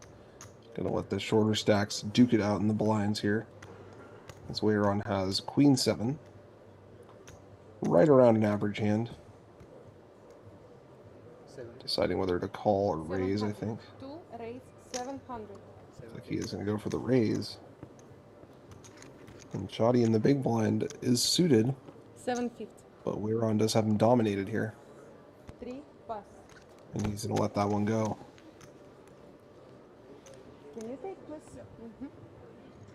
Thank you. I really don't care on this.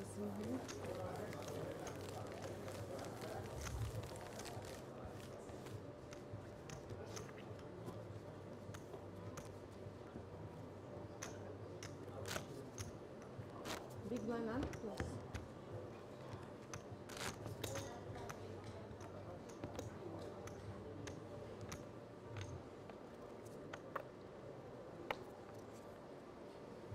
Dealers are doing a fine job keeping the game and moving and announcing all bets.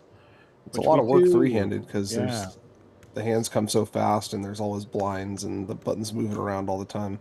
3 raise all in. Chadi all in. 7 pass.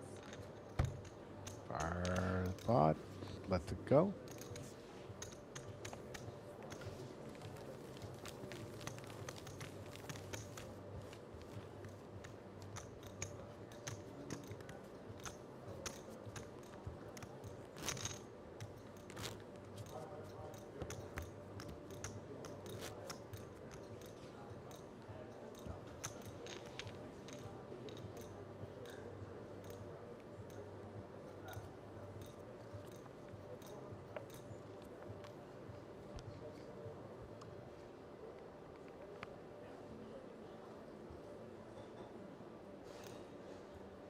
Chadi jack 6 on the button.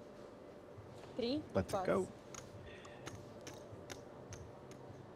Farbod with king 3. Gonna decide whether to limp or raise. Looks like he might be going for the raise this time. 7 raise 650.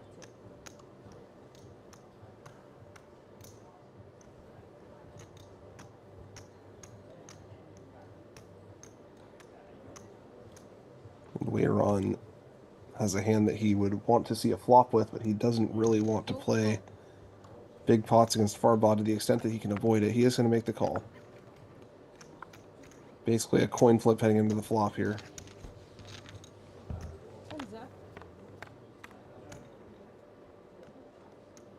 And that is Weiran's flop for sure. He's got open-ended, and his pairs are all live.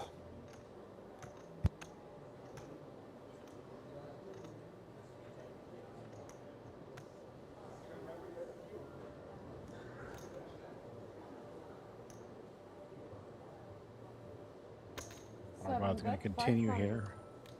That's 500,000.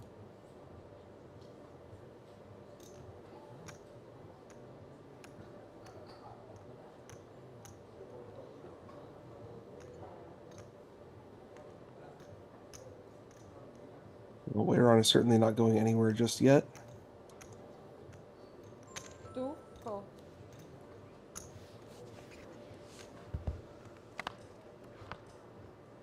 King on the turn now.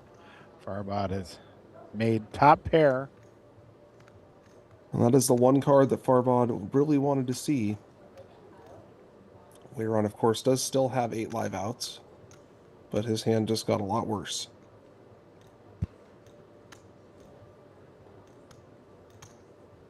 Seven check.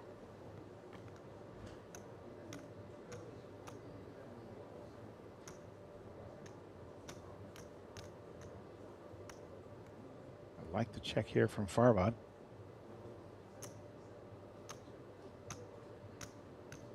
Well, he got Weiran to bet last time he tried this. Is Weiran going to turn his hand into a semi-bluff? It looks like he is. 2, bet 1.2. And Farbod is, of course, not folding. The question is whether he jams or just calls. I think this hand is probably going to be better as a call most of the time, but if he does jam, he can push Weiran off his 8 outs and win the pot.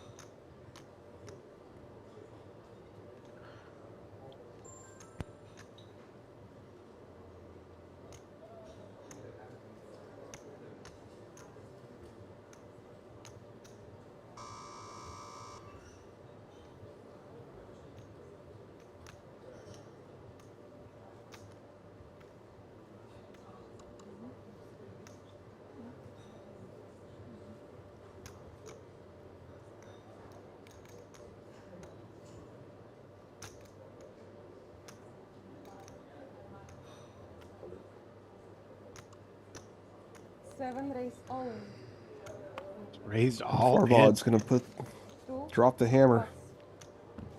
plus. And Weiran a bit frustrated there that he bet himself off of his equity.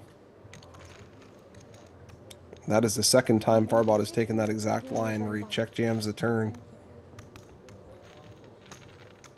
And Farbod up to 63% of the chips now.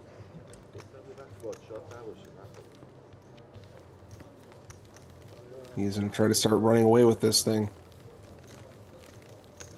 It's a goal here. When you have a big chip lead like this, you got to try to go into heads up with as big of a lead as possible. Keep pressuring those short stacks. Try to grind them both down at the same time.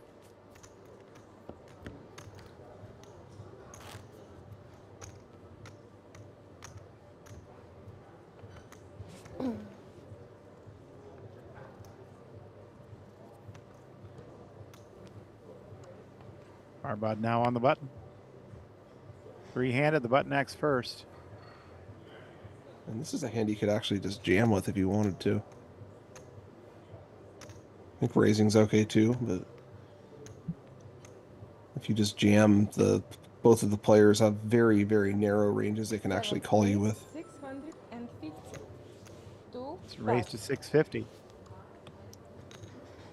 3, call. Body will come along for the flop. Thank you. And this is a tough spot for Chadi to navigate post-flop. If Farbod wants to pile the pressure on, Chadi's going to have a hard time. King 8. 3, check.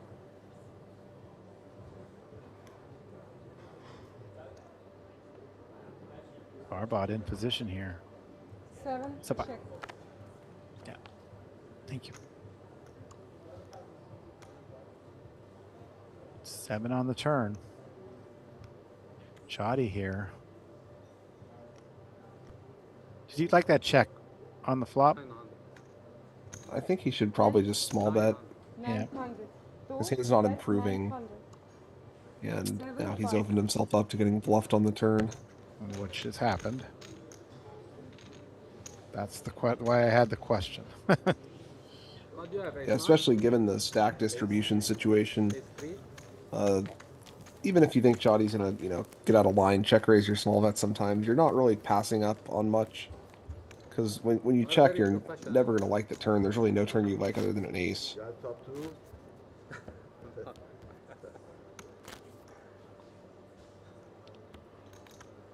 Big blind ante, please.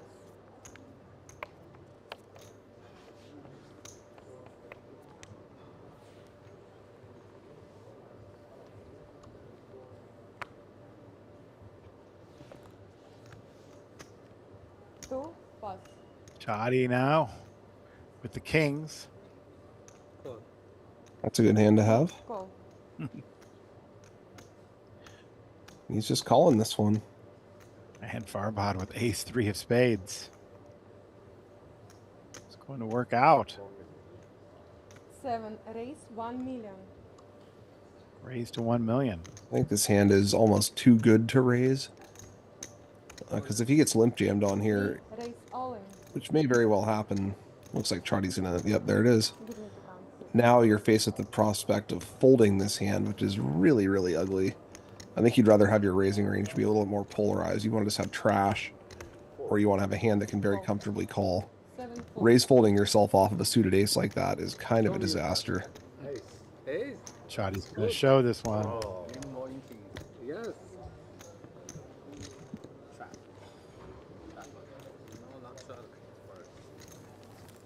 Ace 3 again.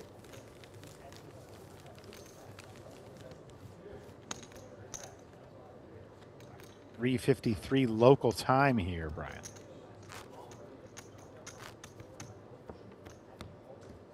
Well, should finish a bit earlier than last night, I'd imagine. You would think so.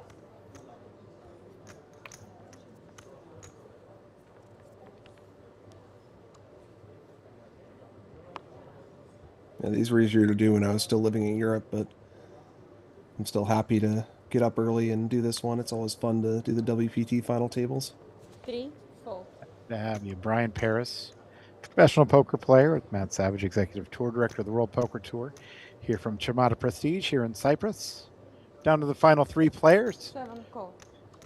368,000 up top, which also includes that seat to the WPT World Championship. 6 is here now for Weiran, who is now the short 2, stack. raise all in. He's going to move all in. That is pretty much the only play here with 6s. And Farbod is asking for a count, I think, but it is going to be way too much to even think about calling with this hand.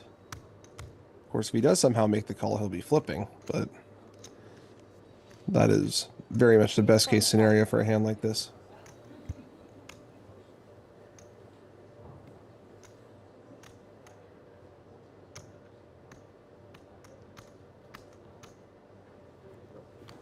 He does make it fold. 7, pass. I think that's okay. What do you think, Brian? Yeah, seems fine. Seems like a fine limp and a fine fold. Now that Weiran is so much shorter than Chadi, he's actually going to be a little bit more willing to take risks. When you're the big stack like this, you want your opponents to have roughly the same amount. That's optimal for grinding them down. If they have different stacks, and the shorter stack is going to be the one who's more willing to take risks against you, and you want to go after the medium stack. A lot of these little subtle things in stack distributions at final tables, it's part of the beauty of it.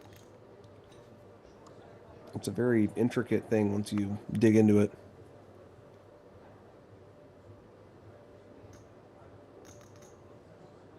Seven, pass.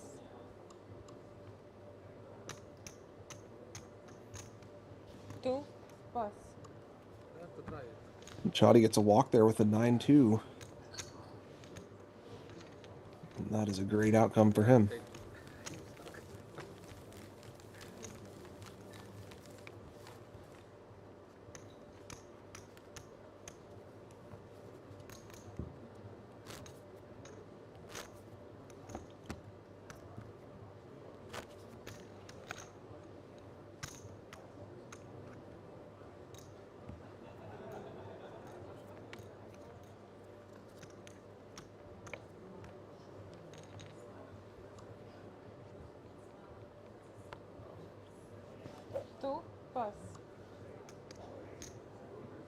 pass. 800. 3 raise 800. Chadi's got a nice one here, ace 10 suited. Farbod with a not so nice one, but he does have position and he's getting a decent price. See if he comes along for the flop. 7 call.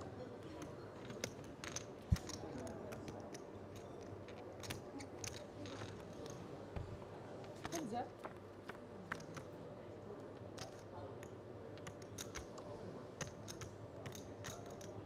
Flop is 3 kings, 3 check. so ace high is still going to be good here.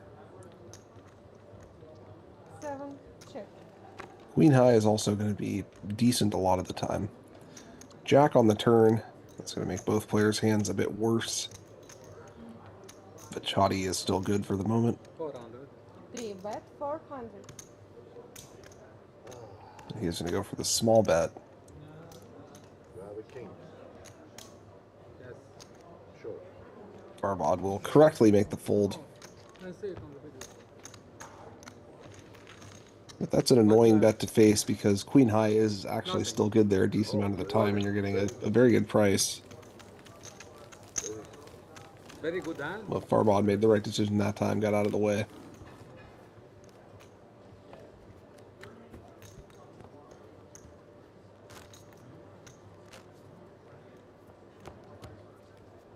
I have a small king.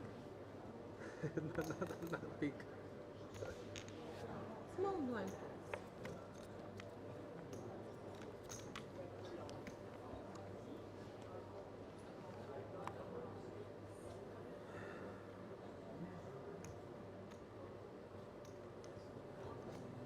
Chadi's got a pretty decent hand on the button here. King 7 Raise suited. 1 million.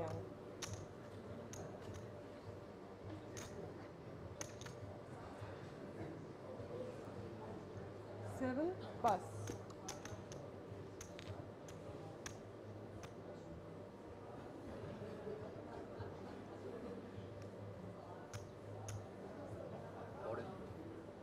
Two raise all in.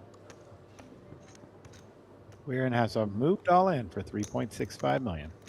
And Chadi has kind of messed himself up a little bit by raising so big. How much? I do like the hand as a raise, but I think you should just 3.6. min raise or slightly over min raise. By going 3.5x like this or whatever, you wind up just giving your opponent way too many chips when they do pick up a hand to jam on you with. He also doesn't really want to discourage flatting with that hand. I mean, it's a perfectly fine post-flop hand. What? So I think he misstepped a bit with his raise sizing there. Big blind answer. Last time I saw. Big blind ante, small blind. Change zero to block.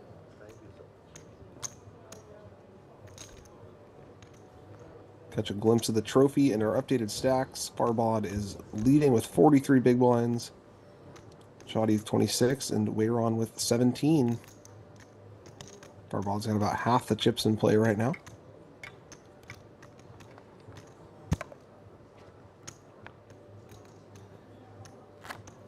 Mike Sexton Champions Cup is looming there. Brian, you should get your name on that yourself. I'm going to try in Jacksonville here in a couple weeks. We're playing at Jacksonville coming up. Don't forget, after that, we have Sydney, WPT Sydney, followed by Bay 101 at the end of October. Then early November, we have WPT Venetian, and then our WPT World Championship, Win Las Vegas. I'll be at all of those stops. Looking forward to it. I Also won my have- seat for $200 last night on Club WPT Gold. I'm a big fan of the site. I think it's great. Beautiful. Doing quite well.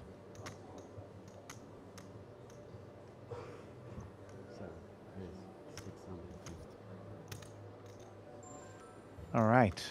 Farbod here with Farbod's back in there firing with the 7-4 suited. That seems like it should be good enough to win this one. 650.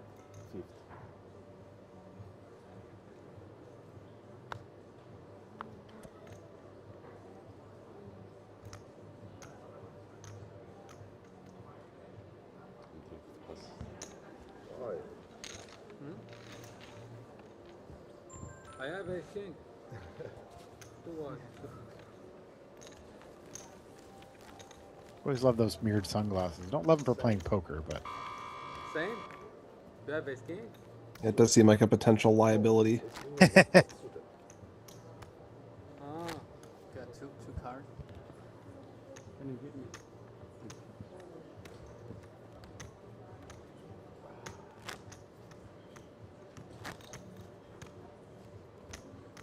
WPT.com to check out the schedule coming up.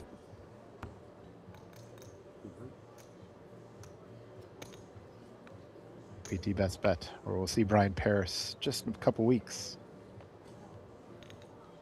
Yeah, I've been getting more involved over there. I've been doing the commentary for their cash games twice a week. Oh, beautiful. Jesse Hollander and Deborah Giardina. Barley and the crew, Sage Carletta. We'll see all of them at the Best Bet coming up. It's a great venue. Absolutely. Pure poker.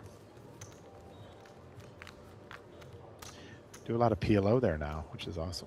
Oh yeah, the PLO is popping over there. I need to learn the game. I still haven't. I mean, I'm sure I could play it passively enough to make money or whatever, but I haven't really dug into it. Especially at Best Bet. They're pretty bad at playing PLO. From what I hear, that seems to be the case. Some of the stream games are mixed Hold'em PLO too, so I've seen some of the action over there. Meaning to get on one of the cash streams myself. I'm going to make that happen one of these days.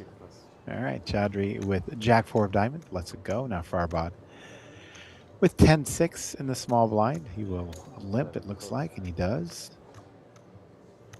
Certainly a hand you want to continue with, whether it's a limp or a raise. Both are fine. Weiran has 4-3 suited in the big blind, and Farbod would like to make a heart flush here. Absolutely. Unless it's a straight flush, which is impossible because he has a 6. You can hit a steel wheel exactly. Yeah. But I think that's unlikely enough that we don't need to worry about it. Very far from a consideration on this board. Farbod has bottom pair, though, and Weiran is basically drawing dead. We're on a 30-minute delay, Dean. Glad you could join us. 30-minute delayed here. 10-6, 2 pair now for Farbod. Farbod just needs to shake some chips here, and he's going to win this pot, and that's going to happen here. S4 high will not be making the call unless it's some kind of attempt at a bluff. Yeah, safe to say Weiran is getting out of the way on this one. Farbod could have gone for the check again, but I don't think Weiran's going to bluff at this one anyway. Plus, there's a lot of draws out there, so it makes sense for him to want to bet to protect his hand.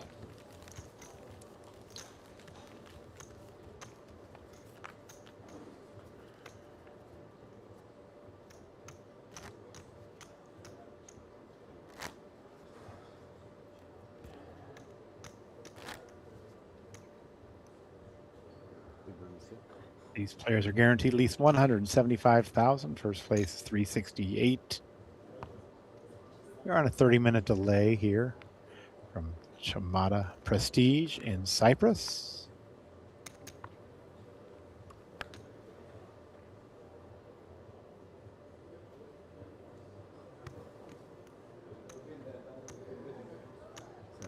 Farbod with the forced deuce. He will get out. We're on Jack 5.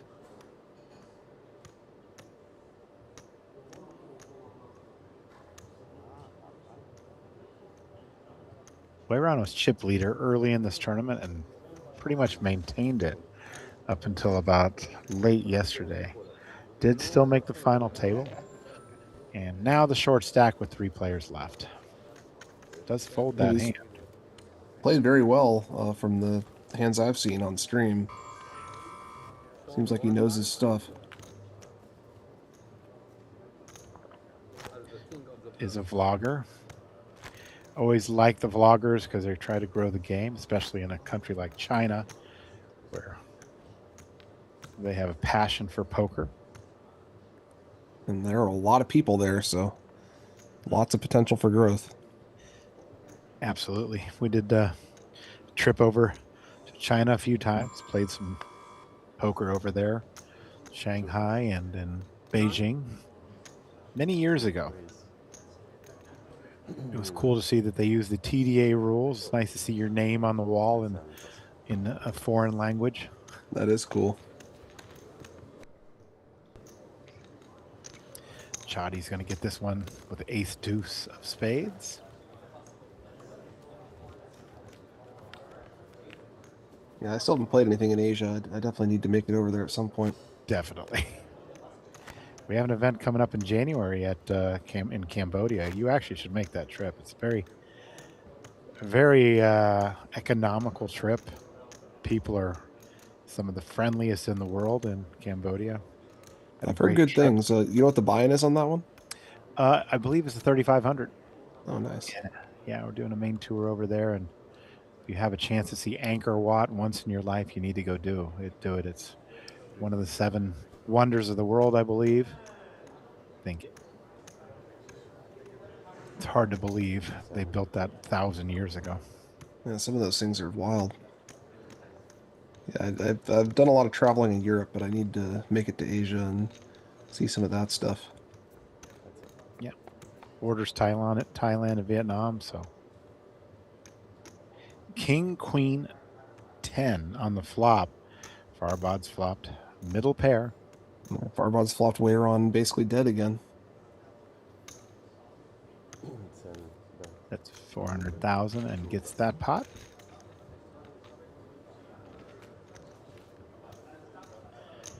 We're going to have a new name on the Mike Sexton Champions Cup today. China, Lebanon, and Iran as the final 3.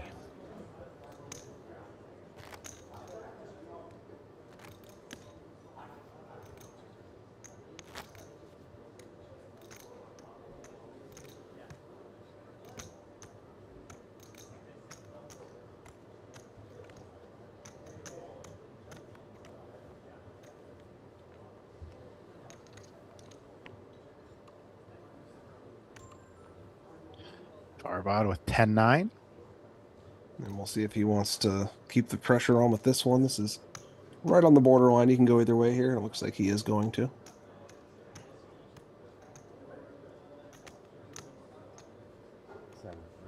And extended 3-handed matches can be a real grind because you have so many hands like this where everyone's just got trash and you just have to figure out how to enter pots, how to win pots.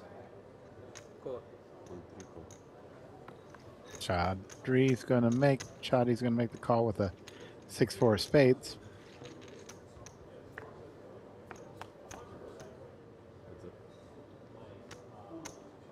Ooh. Oh man, that is an action flop. There you go. 4-6 is a straight for Chadi. 7-8, 9-10 open-ended for Farbod.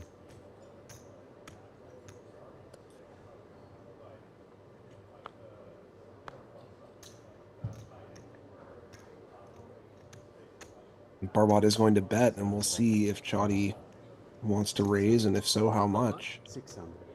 It is a very connected board.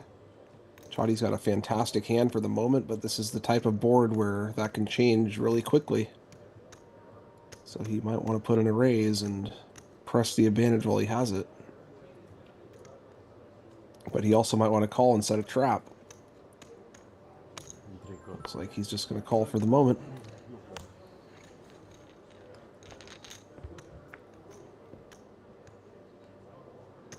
Turn is a 3. That gives Chadi a flush draw, so that's going to kill a few of Farbod's outs.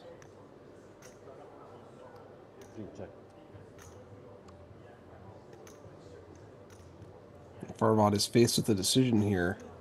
On the one hand, he'd like to semi-bluff again and put pressure on Chadi's weaker one-pair type hands, but if he does bet the turn here and gets jammed on, he's going to have to fold and not realize his equity. And looks like he's putting a chunk out there. And now I think if Chadi hadn't turned the flush draw, he'd be tempted to just put the rest in and close this thing out. But with the spades, he might just call again. It's an interesting choice for him. We'll see what he lands on. Farbod has 6 outs to actually win the hand.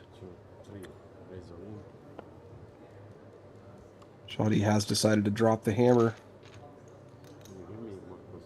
Pot's big enough. If Farbod folds, they'll be about even in chips. And if Farbod calls, then Chadi is going to hold the vast majority of the time.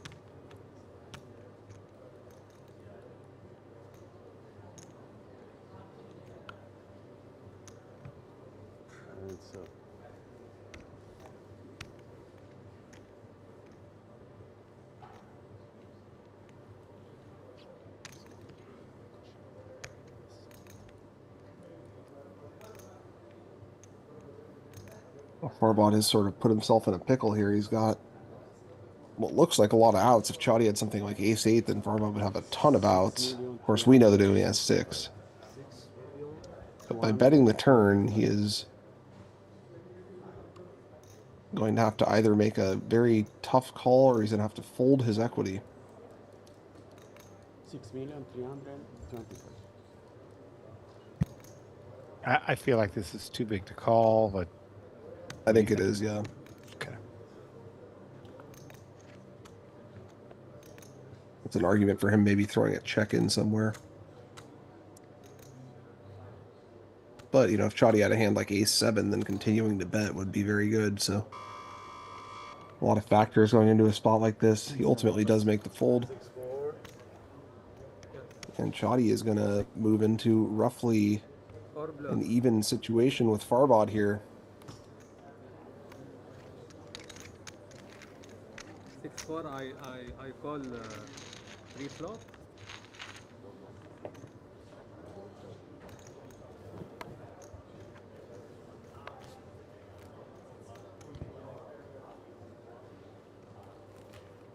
Everything is possible. What do you have? 10 high. 10? Half? 10s or 10? 10. Only 10. Only 10. One card you have. Huh?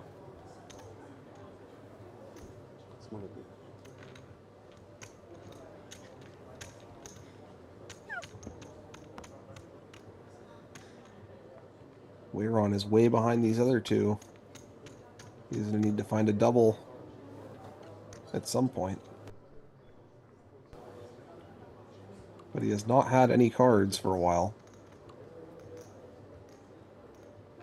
And that's another thing that can happen three-handed. I mean, if you're playing a full ring table, you can get 2 or 3 orbits with no cards and you barely even notice. But three-handed, that is going to cost you a lot of blinds.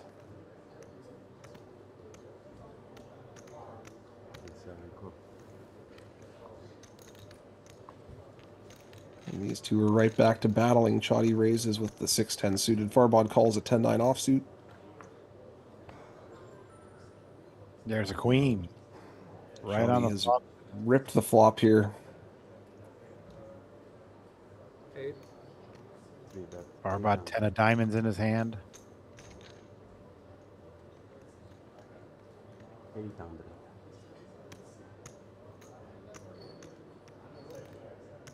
Farbod does have some long shot backdoor potential here, but Chadi has bet the flop pretty big. A little more than half pot. Looks like Farbod is not going anywhere just yet.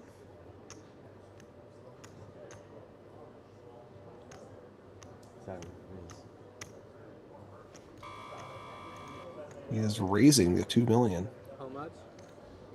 2 million, sir. 2 million. 2 million.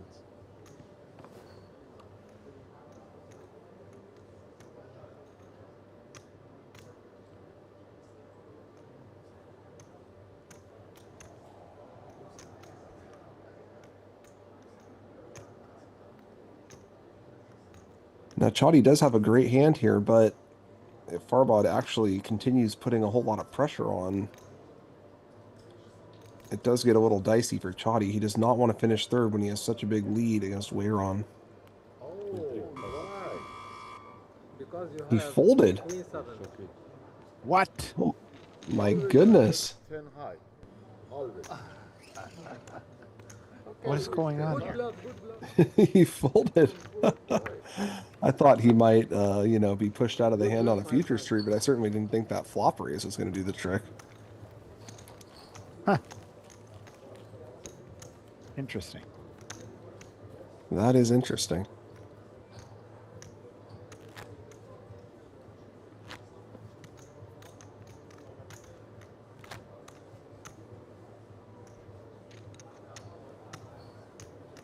Well, that's an example of just how much ICM pressure can Yeah.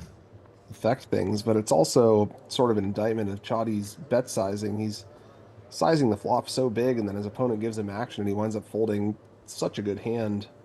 I think he should have bet the flop smaller, started with a check. And the Farbod's bold action prevailing in that hand. That was a very interesting one. Just a limp with Jack 10 suited. We're in with 9-4.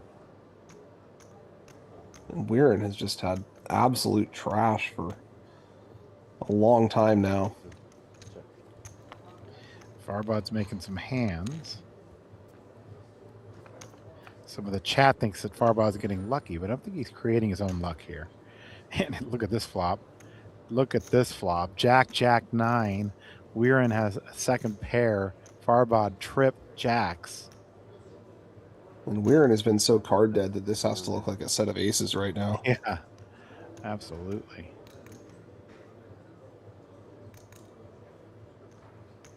Maybe the chat is right. He is running good. You got to run good to win these tournaments. Oh, absolutely. No matter how well you play, you need a healthy dose of luck.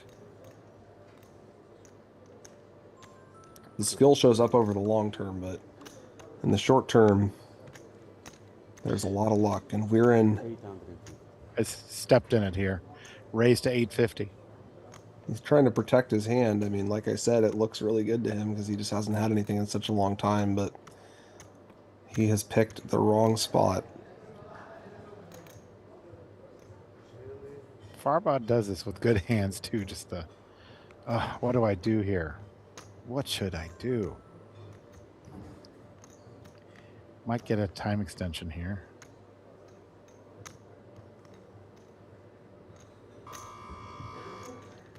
The crying call with trip jacks.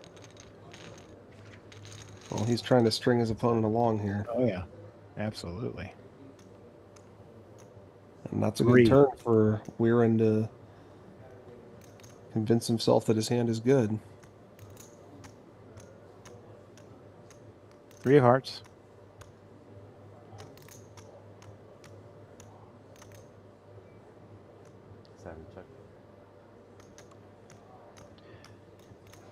Check from Farbod, Nazari.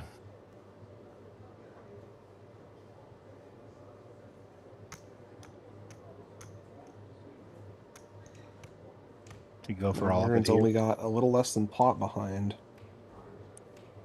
His hand is not getting any better. There it is. Yep, and all in and called. That's going to get us to heads up. It's already determined.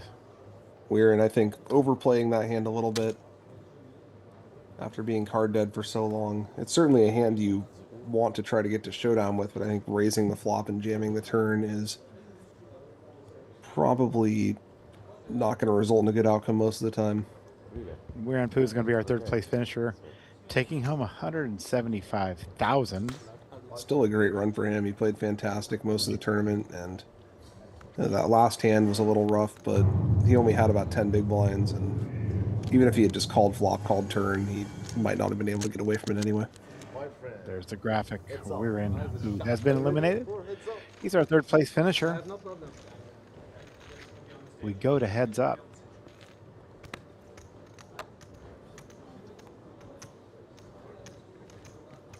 Now it's going to be a battle. 238,000 in the bank. First place, 368,900, which includes that seat. We're going to take a short break. We'll be right back with our heads up finale here from Chamada Prestige on the World Poker Tour. Welcome to WPT Global. Let's turn up the fun. Pick your game. MTT, No Limit Hold'em, Flash, PLO, Short Deck, or Global Spins. Every hand's a new adventure. Every game, a shot at glory. With top-notch design and non-stop thrills, you're always in for a great time. Join the party. Play your way at WPT Global. WPT Global, exclusive player protection. Our platform automatically identifies each player's skill level and ensures no more than 2 pros play at any table. If the pro spots are full, other pros must wait or switch tables, effectively protecting the recreational player pool's ecosystem. WPT Global. Fair game, always. WPT Global. World-class security team. We use smart AI to detect in real time all forms of cheating, collusion, bots, real-time assistance, and other prohibited software, making cheating impossible to hide. Transparent hand history and instant reporting. Review every opponent's hand history instantly. See something suspicious? Report with 1 click. If confirmed, you'll be generously rewarded thanks to our rewarding integrity and poker program. WPT Global. Fair game, always. WPT Global, the online home of the World Poker Tour, where champions are crowned every day. Join the action and make WPT Global your new online poker home. The WPT Asia Series Overdrive is here. From July 19th to August 30th, 43 days, over 200 million yen guaranteed. Every week, the night run lights up the strip. Climb the series leaderboard for a share of 2 million yen in cash. Clear daily missions and flip your way into the nightly finals. 2.1 million yen in prizes. Shift through the phase pathway, day 1 flights into the day 2 finale. Chase one of 13 WPT rings, from ignition all the way to the Grand Prix. Win 3, and the 3 million yen bonus is yours. Start your engines. WPT Asia Series Overdrive on WPT Global. Now is the perfect time to discover WPT Global and take advantage of our best ever welcome offer. We're giving you back 100% of your first deposit as cash, from $10 all the way up to $3,000. The bigger your deposit, the bigger your reward. You can earn up to $248 in tournament and global spins tickets, plus $100 in other bonuses. Discover now and make WPT Global your new online poker home. This is a pretty premium hand. He's quite short. You can kind of see how much the decision to call the ace-jack suited earlier has changed the trajectory of his tournament. If he'd gone all in with that hand and gotten a fold, he would have about 3 million right now. Instead, he went to the flop, wound up folding the flop with a lot of equity, and now he is at risk. If he does go all in here, Weiran is going to have to call him, and he's going to have to win a coin flip. Uses one of those time extensions. These players have been playing quite quickly. Again, they have up to 20 time extensions when they reach this final table. You get 5 additional chips at various stages. Sami now with the difficult decision.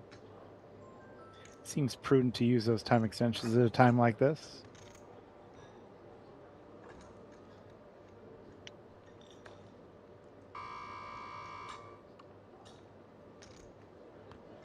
He's got a pretty premium hand. He's in last by enough that he is going to have to take the spot at some point.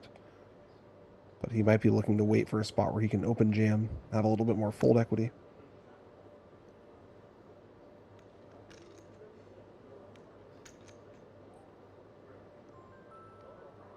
If he does jam here, he'll be flipping, so he's not going to be in bad shape, but he's also not going to get a fold, most likely.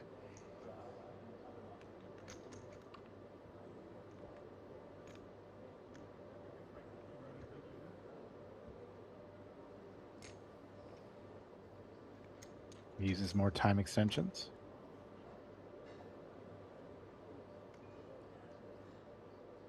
He is going to go with it. I think that's probably the right move. A little bit uncomfortable knowing that you're likely getting called, but King-Queen suited is a very premium hand. We're on quickly make the call, and we have our first all-in coin flip of the final table. Sami's going to need to hit a king or a queen or a flush or a few other things to stay alive here. He's got about 50-50 shot.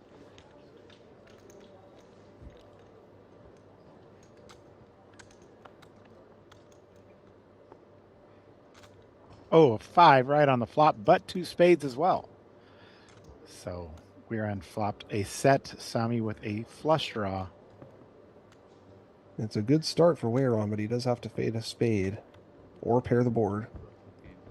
There's the board pair, and that is going to send Sami out in 6th place. A good run for him, but one slight misstep with that ace-jack suited, and it sunk his chances. If he'd won the flip there. 400. Chadi raises Mihai 400. is in trouble. Mihai has to go all in with this hand, and he is going to run into ace-king.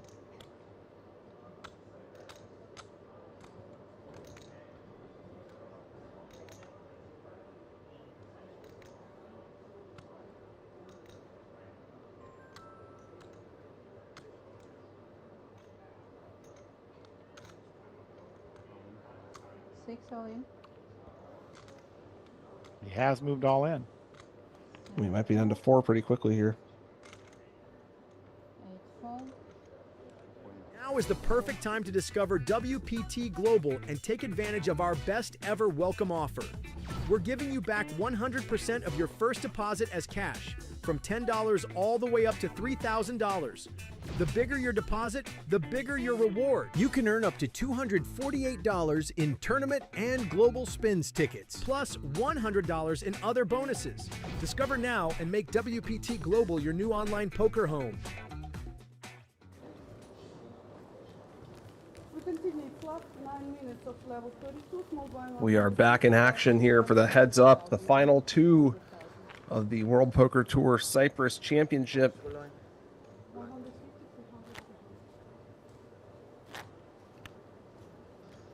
It is going to be Farbod against Chadi. Farbod has a slight lead, but the stacks are pretty deep.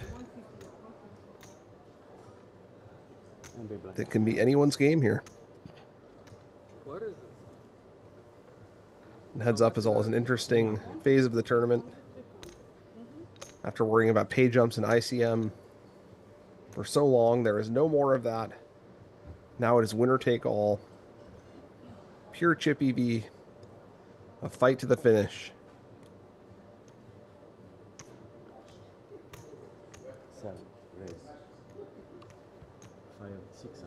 Could be a quick match, could be a long match.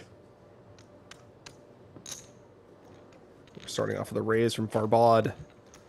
With King 5 suited, Chadi calls the 8-9 offsuit. You have to play a lot of hands heads up. You cannot wait for premiums. And Farbod has flopped a lot on this flop. He's got a gut shot. He's got the nut flush draw. Chadi has nothing but a gut shot, and he has the bottom end of the gut shot.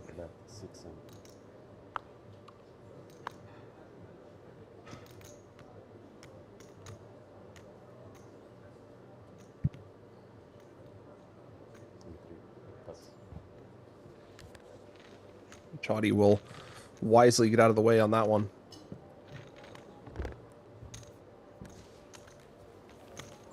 Yeah, the main mistake you can make heads up is simply folding too many hands pre-flop. As long as you are in there battling, you will at least have a shot.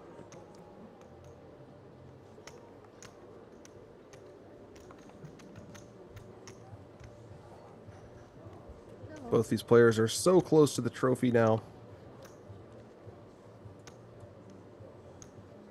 Just need to secure one more elimination.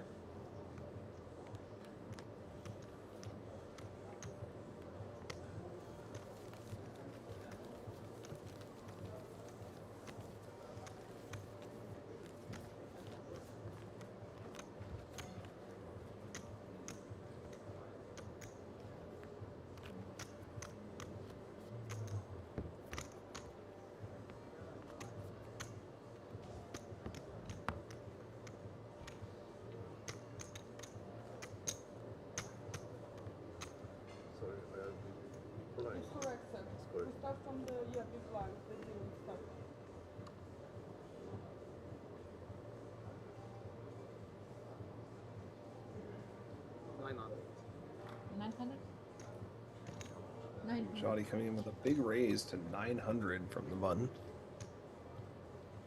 And And Farbod will fold that one. Certainly a hand you'd want to call for a little bit less. But for 900 out of position, it is a little dicier.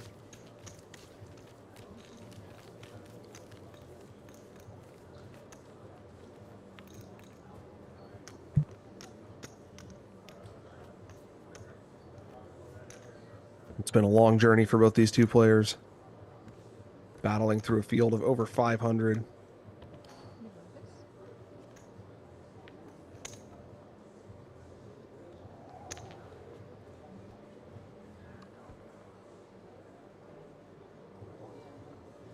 Farbod gets king 8 on the button.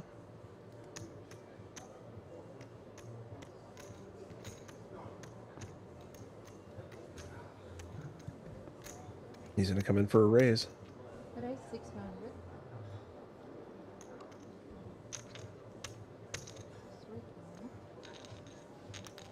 Chadi will make the call.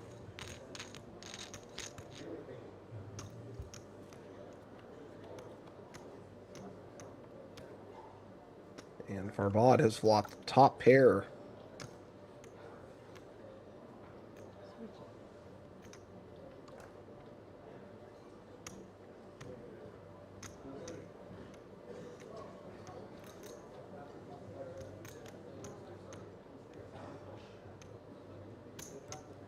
Bet 400.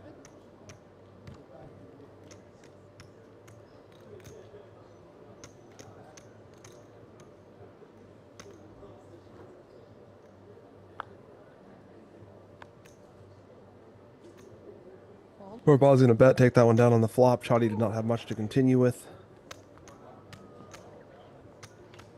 Very aggressive, man. Yes, I know. For sure.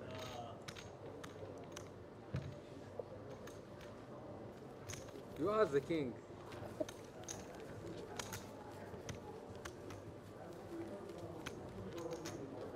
And the chips are flowing to Farbod so far.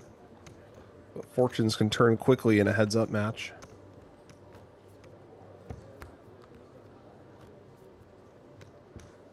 Would you consider yourself a heads-up expert, Brian?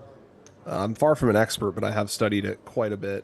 The thing about tournaments is you don't get to play heads-up very much, but when you do, it's for a ton of money. So it's something you don't get a lot of reps in, but it's some of the highest leverage hands you wind up playing. So it's important to know your way around it, at least the basics. And Farbod folding there, I think that's probably a little bit too good of a hand to fold. He folded just because Chadi raised so big. But if he makes a habit of folding hands like that a little too much, he is going to get run over.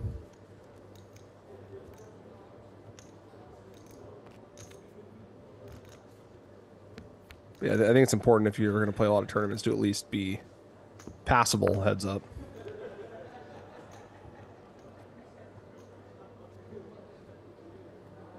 No funner feeling in poker, I'd imagine, than playing heads-up poker and winning a major championship like this one. Absolutely. It's fun. It's also a mental grind. I mean, if the heads-up match goes on for hours, especially, you know, you're playing every single hand. You're up against one person who's got all the opportunity to study you. You got to keep your poker face on the whole time. It's draining, but it is exhilarating when you emerge victorious. And Chadi coming in for the light raise here. Oh, 3-bet. And I assume Farbod will be going to a flop with this hand.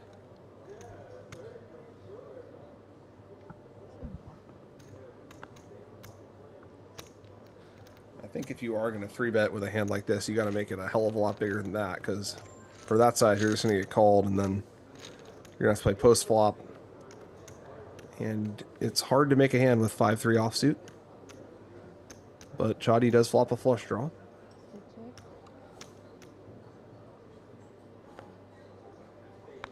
Chadi checks quickly. Farbod checks behind. He's got that straight draw. Club on the turn. So Chadi makes his flush. He's going to bet real small here. Farbod is going to get out of the way. shows his 3 of diamonds. I think that's a bold move to show that card after 3-betting to that size pre-flop. That Yeah. seems like that might lead to some exploitability down the road, but it worked out for him this time.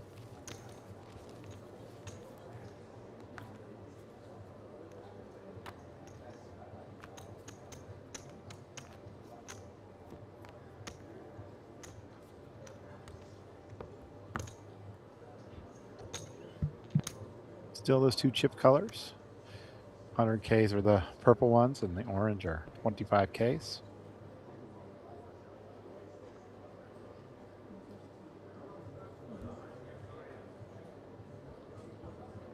Queen 7 for Chadi, 7-3 for Farbod. Well, if he's going to stick another big raise out there, that should probably do the trick. Even a small raise is probably enough to fold this hand out.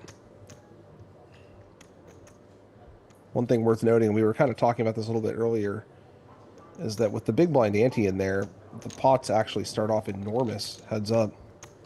There's 750K in the pot before anyone even does anything, which means you have to contest all of these small pots even harder. And Farbod has outflopped him pretty hard on this flop. He's got a pair of 3s.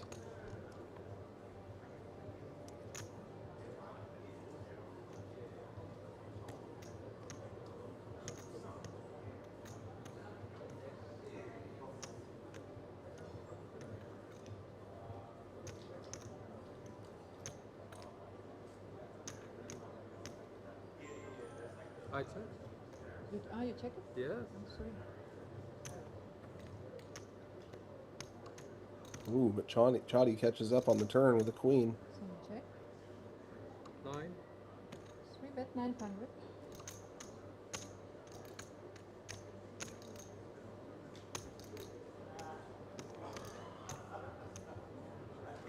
Now Farbod is going to have to call.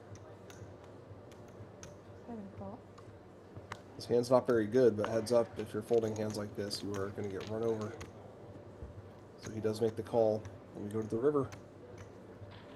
Doesn't change much. Chadi's hand is still the best. Check. And if Chadi bets again, then Farbod. He's not going to bet again. Wow. Now break. Yes, one more break during 18 minutes left. Well, that's going to take us to almost even stacks. How many times? I think they're taking a short break here just to change up the chips. They're going to add the 500K chips, which will be the yellow chips. And we'll come back just about even in chips, 35 big blinds to 30 big blinds. Farbod Nazari from Iran, still the chip leader. We'll be right back. Welcome to WPT Global. Let's turn up the fun. Pick your game. MTT, No Limit Hold'em, Flash, PLO, Short Deck, or Global Spins. Every hand's a new adventure. Every game, a shot at glory. With top-notch design and non-stop thrills, you're always in for a great time. Join the party. Play your way at WPT Global. WPT Global, exclusive player protection.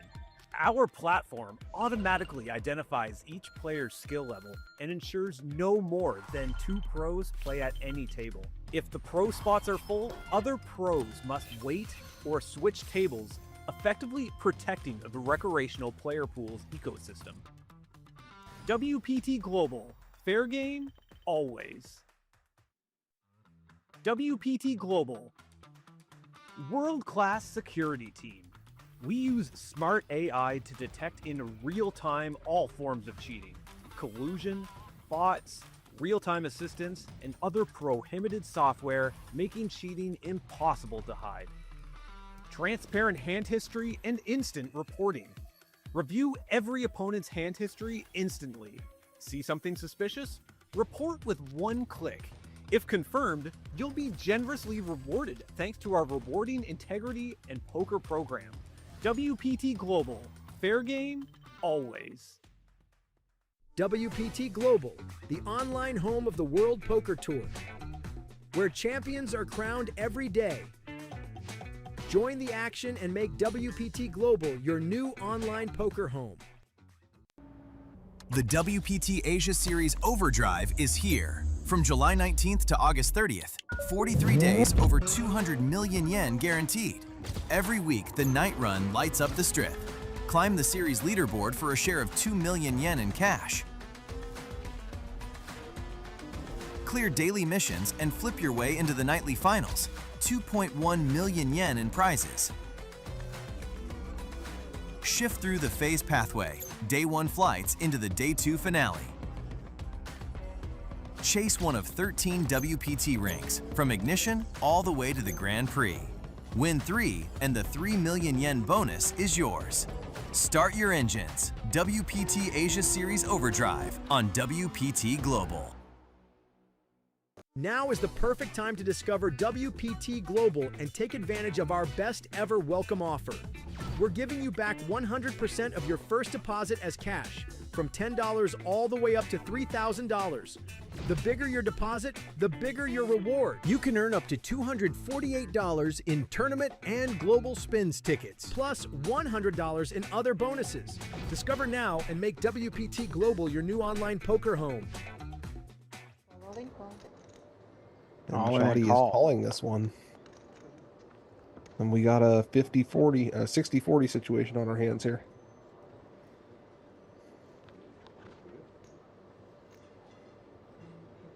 And Chadi is going to need to fade a queen or a jack, or hit an ace.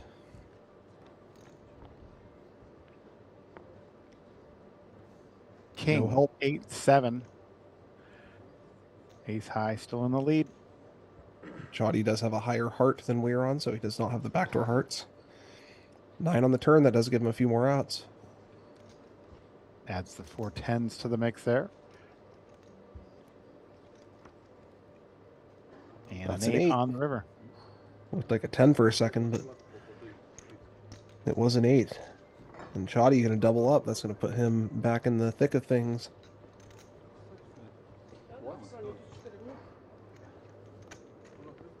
$30 coming up here. And that's going to even out the stacks a little bit. We no longer have a clear short stack. We now have sort of a even situation among 3 of the players. And even the chip leader isn't too far ahead of him, so it's anyone's game. Sergiu here with the 7s. We are at Chamada Prestige here in Cyprus. Our 3rd consecutive year of coming to Chamada Prestige here. And our 2nd main tour stop. So then had a 2 million guarantee. And they did miss that guarantee. So added money for the players. Chadi now with 7s. I'm sorry, Chadi now with queens. And Sergiu is just open jammed on the cutoff basically for 22 big blinds, and he's going to run right into queens here. We might have another elimination. Sergiu is all in at Rizk, drawing 2 outs now.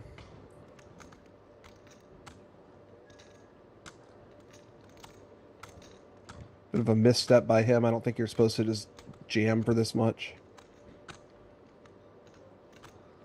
He had been jamming a lot of the early parts of this final table. Finally might have caught up with him here. Flop is ace 8-4. 3 diamonds. Nobody has a diamond, so Sergiu does need a 7 to stay alive here. The board could also run out 5 diamonds and chop. And That's a now, 6. Sergiu picks up a gut shot.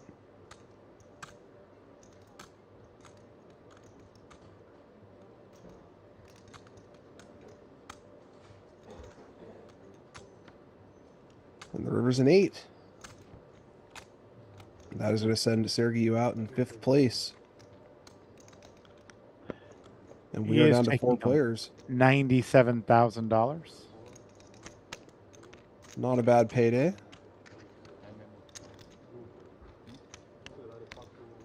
He has all those time extensions, which he went unused. 4,400,000.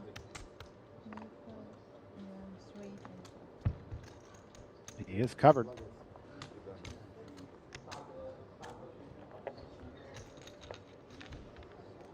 And we're going to going to see the graphic on the screen here.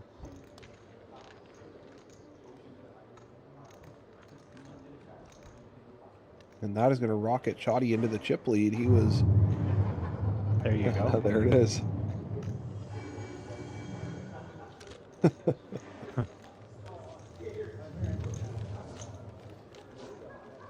He's making 600K, and he only left him with 25K, so even if it makes him 10% more likely to steal the next pot. Now is the perfect time to discover WPT Global and take advantage of our best ever welcome offer. We're giving you back 100% of your first deposit as cash, from $10 all the way up to $3,000. The bigger your deposit, the bigger your reward. You can earn up to $248 in tournament and global spins tickets, plus $100 in other bonuses. Discover now and make WPT Global your new online poker home. This is 5. We're back. And we are ready to battle it out for the title here, folks.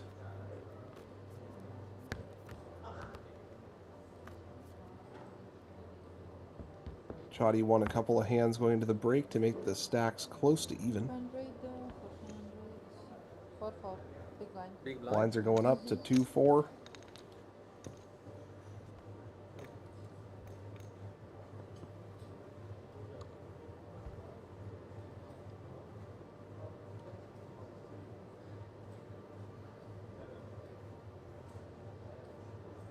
Pretty big difference between first and second.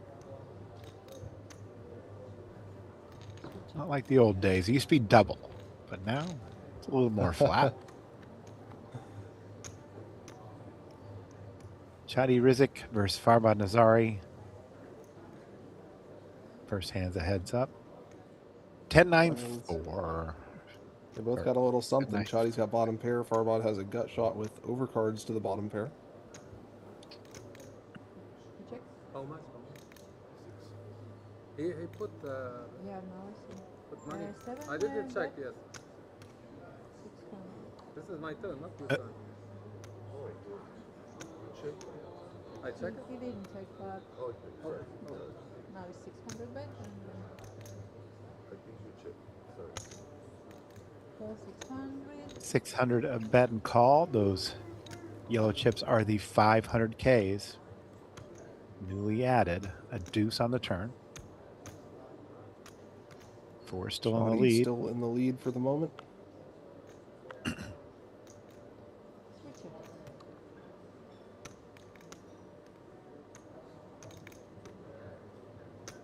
Yeah, chips seem a bit more manageable now.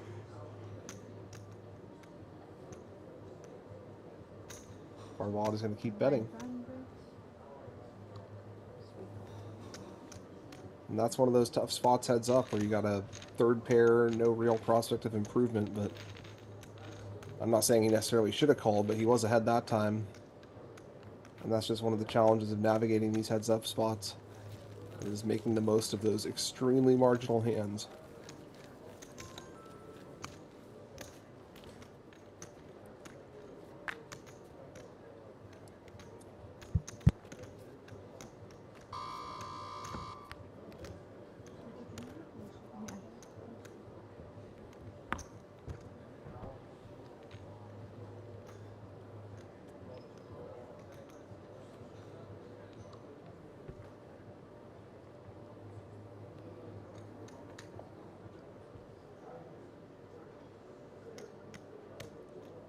Both players suited here. 8 deuce and ace deuce. Chadi's going to continue his trend of raising the button. Very large sizing, but Farbod has him smashed this time, at least pre-flop. Lines are now 2 and 400.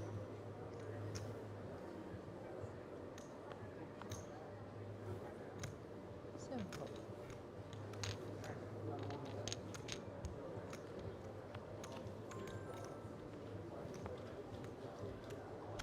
We are headed to a flop. Both players pretty much completely miss. Farbod does have backdoor hearts. Check.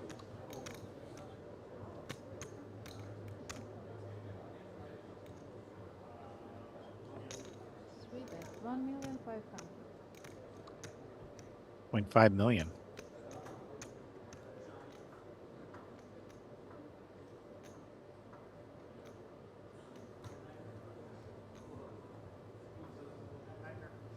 Farbod's going to look for a better spot.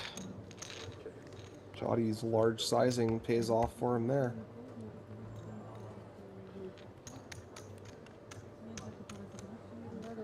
Hard for Farbod to call that with just ace high and backdoor hearts.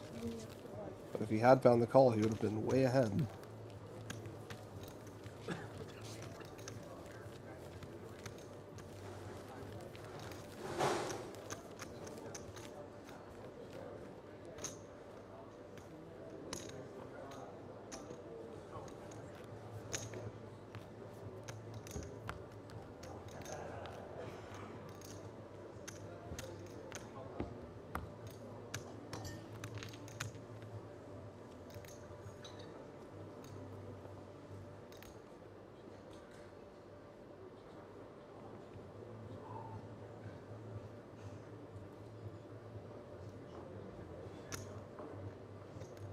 Farbod with 9-7, he's gonna come in for the limp. 1 million. Sweet ace 1 million. Chadi wants to play big bet poker here. Farbod is going to call.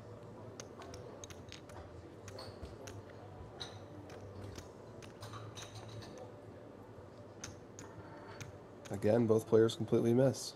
Sweet check. Chadi checking right away. Turn is a 9 for Farbod. He's made top pair. Now he's betting. Sweet ace 1 Yeah, I million, think you're 600. probably better off just betting the flop. Yeah. 1.6 million for Chadi. I cannot imagine Farbod is going anywhere now.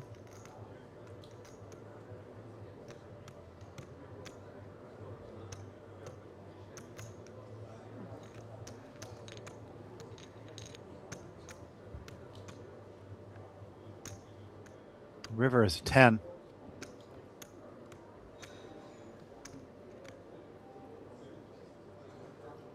And this pot has rapidly become enormous. Sweet ace 2,200,000.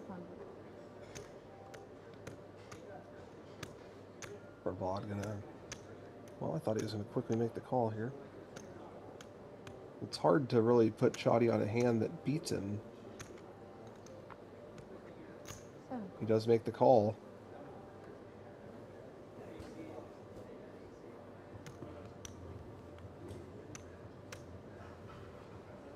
And Chadi taking kind of an erratic betting line there. Not really representing much of anything.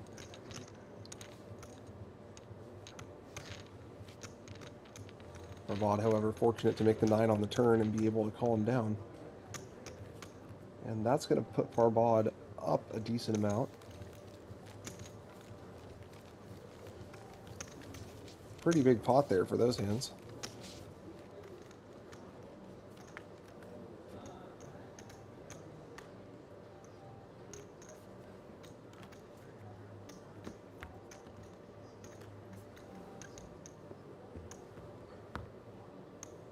Big blind is 400, 400.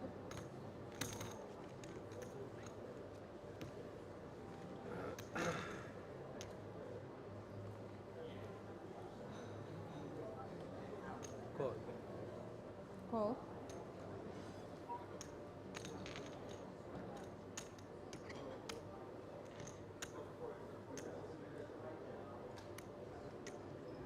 Seven raise 1,400,000. Chadi is springing the trap here with the ace-king suited.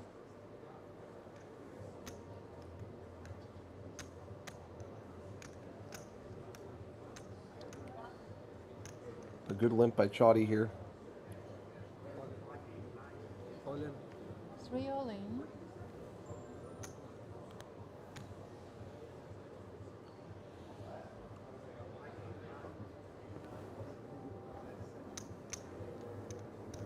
I don't know if Farbod can make the call now. He's probably supposed to just jam over the limp, which would have just got the money in that way. But now that he's raised not all in, he is going to be able to get away from it. And Chadi is back up to 8.8.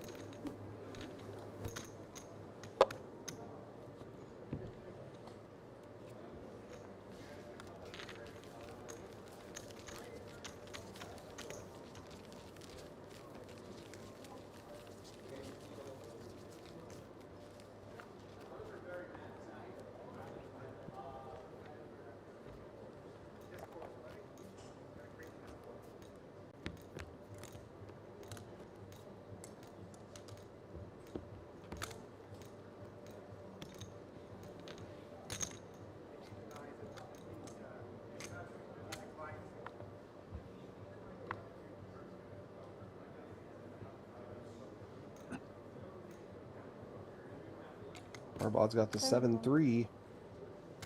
Can't really fold a hand on the button when there's already so much in the middle, and you can see a flop for 200k. Getting 5-1 on the limp, and you get position post flop. Makes it very attractive to see flops, even with hands like this. Unfortunately for Farbod, his opponent has hit this flop much better than he has.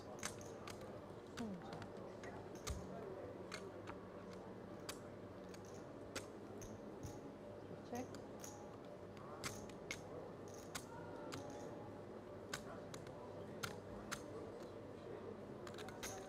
Send bet 500.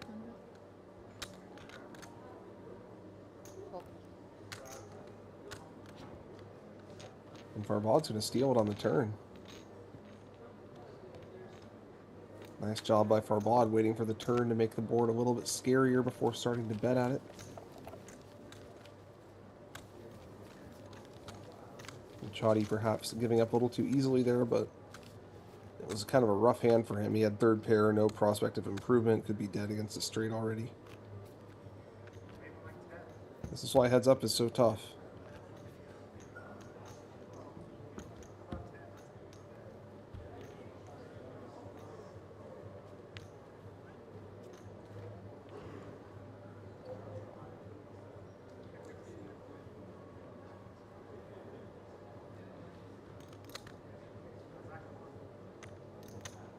We call.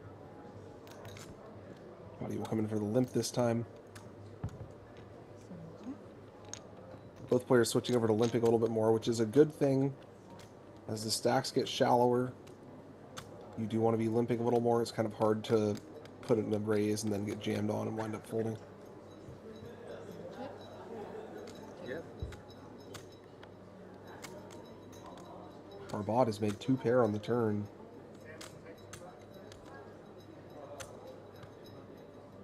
And he is going to start betting, I think. Send bet 600. Chadi is not going to be able to call bets with that hand.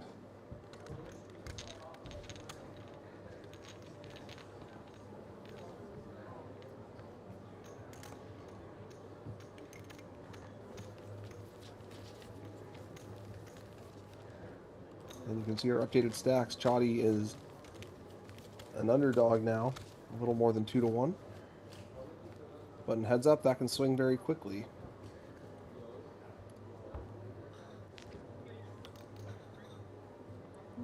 Good luck. Middle.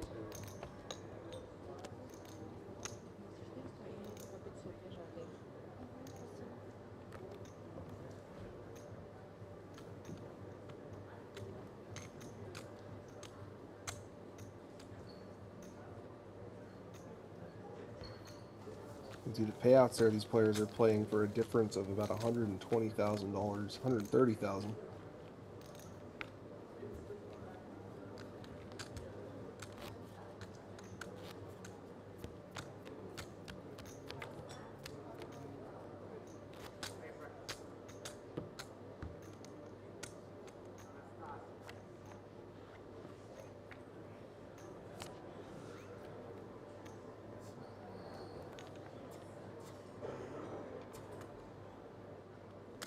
Farbod on the button with the Jack 3. He's going to have to at least limp. And Chadi's got a nice hand in the big blind. This one should be a raise. Raise 1 million.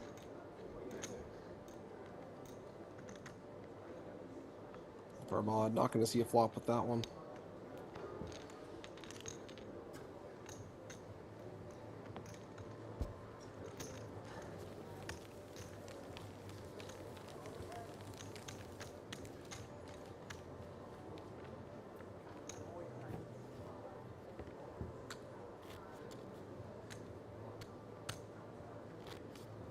The end of a long journey for both these two players, outlasting a field of over 500 across the last few days. Playing down from 45 yesterday and playing the final table today. It has been a roller coaster.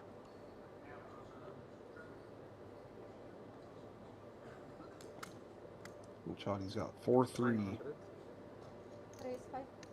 He's going to raise this one. 900.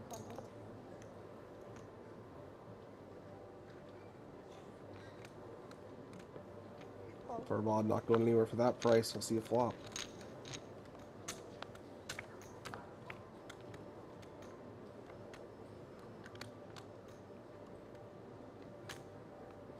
Chadi is flopped open-ended. Farbod is slightly ahead with 10 high, but not going to be able to withstand much pressure on this board.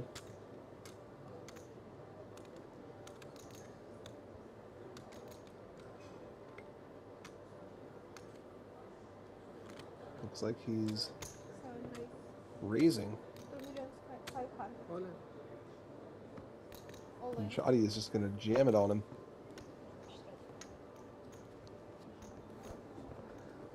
And Farbod, if he somehow made the call, would actually be slightly ahead, but I don't see how you possibly could.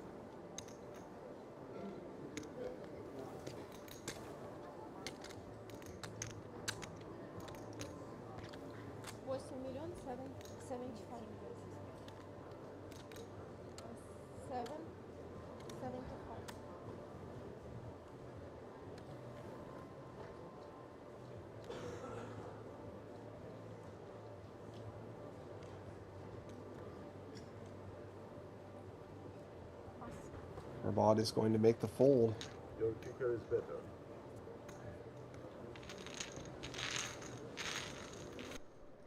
I have a queens. Which kicker?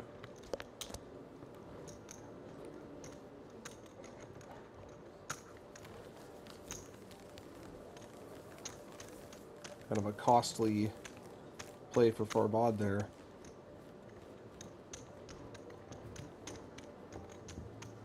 You got to get in the mix and try some stuff, but that one did not work out.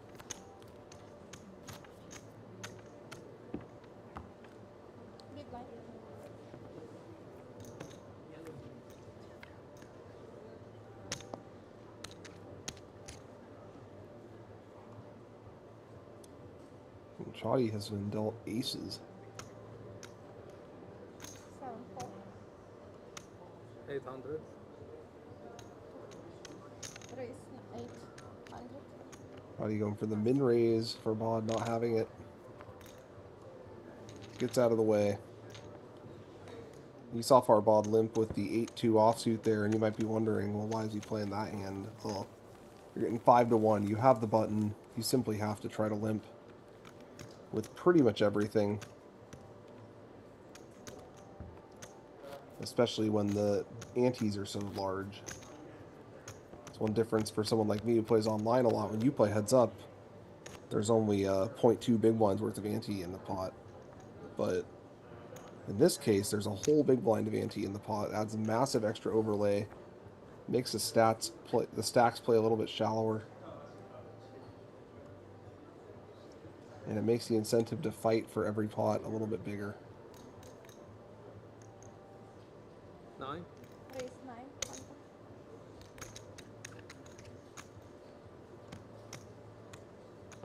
Call.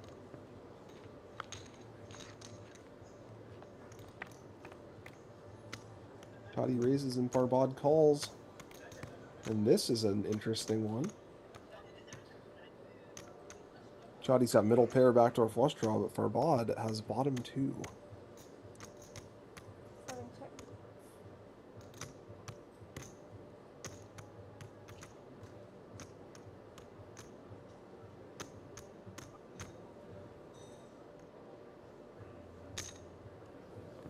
$1,700,000.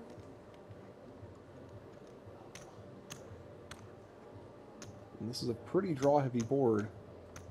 He's facing a large bet. I think Farbod is going to want to play this one quickly.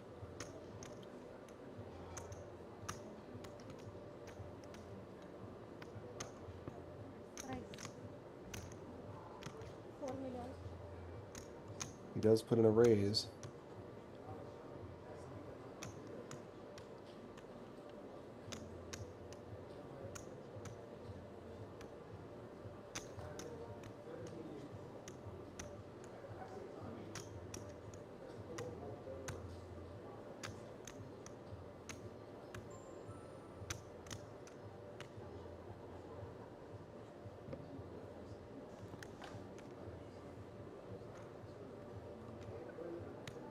And Chadi with the backdoor flush draw and middle pair probably has to at least see a turn here.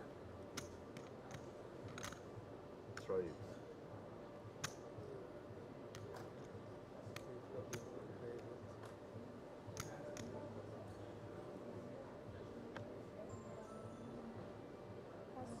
He is not going to.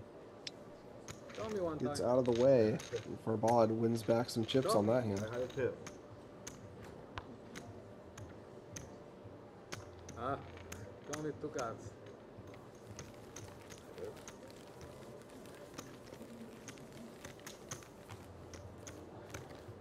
I have HC 2 pair.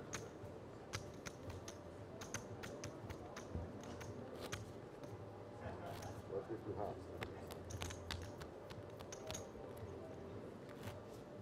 My big blind. Big blind, yes. Small blind. You can see the swings here in this heads-up match. Farbod lost a big one, immediately made it back.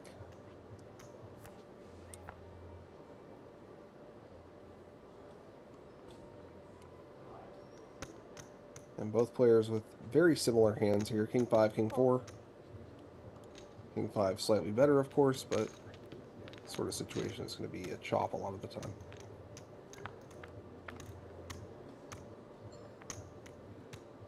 Flop comes nothing. Farbod does have the backdoor flush draw with the King of Clubs.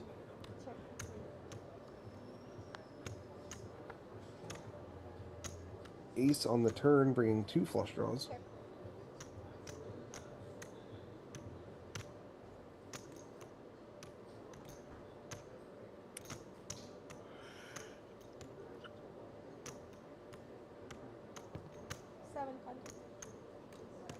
Farbod is going to take the opportunity to bet.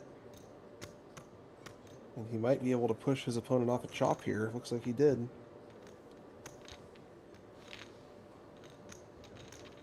Good outcome for Farbod.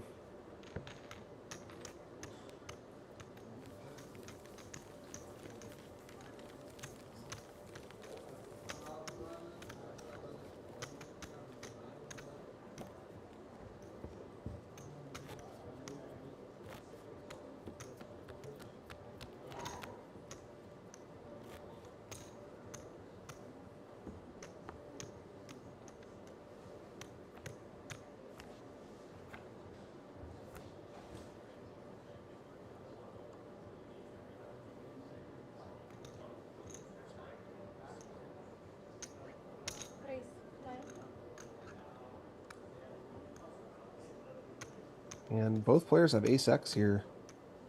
Farbod should probably just jam this hand. He is just going to call.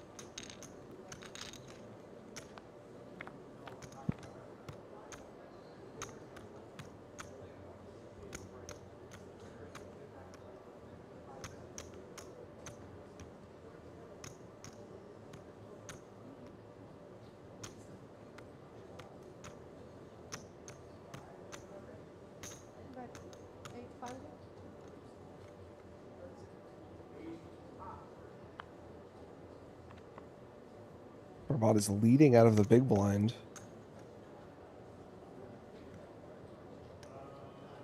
And it looks like Chadi is going to raise him.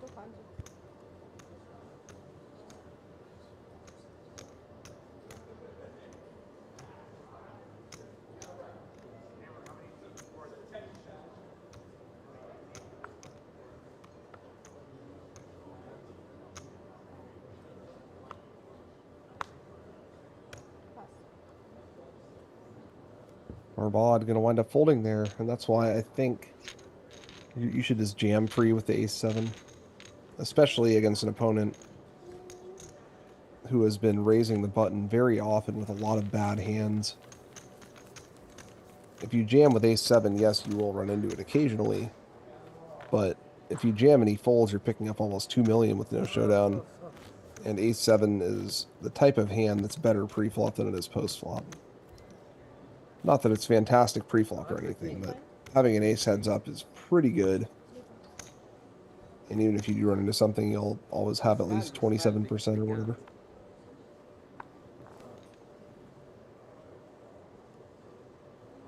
Farbod's got the 9s.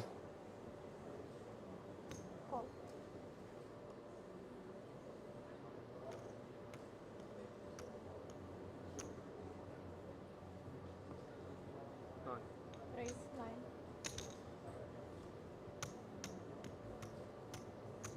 9. And Chadi is raising small out of the big blind. That's stuck. That's gamble. You want to play? Yes.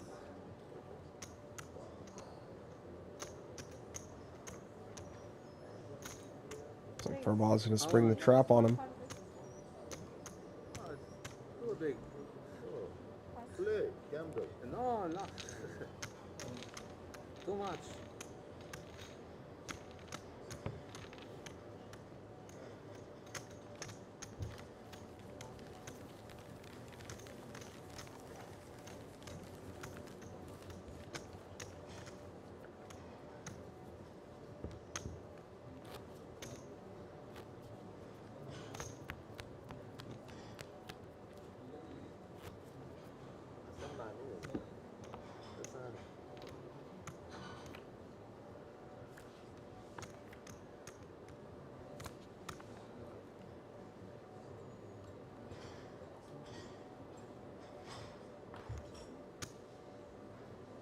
Chadi with the ace jack.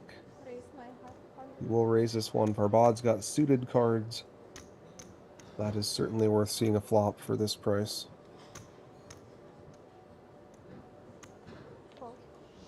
We are in there. What's the flop going to be? Farbod about a 2-to-1 dog. Not anymore. He is now favored. He's got the top pair.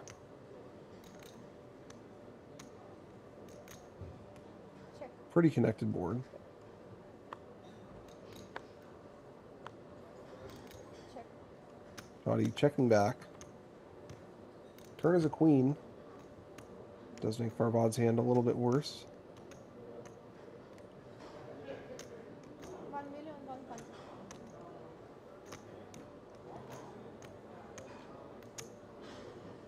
He's in about half pot.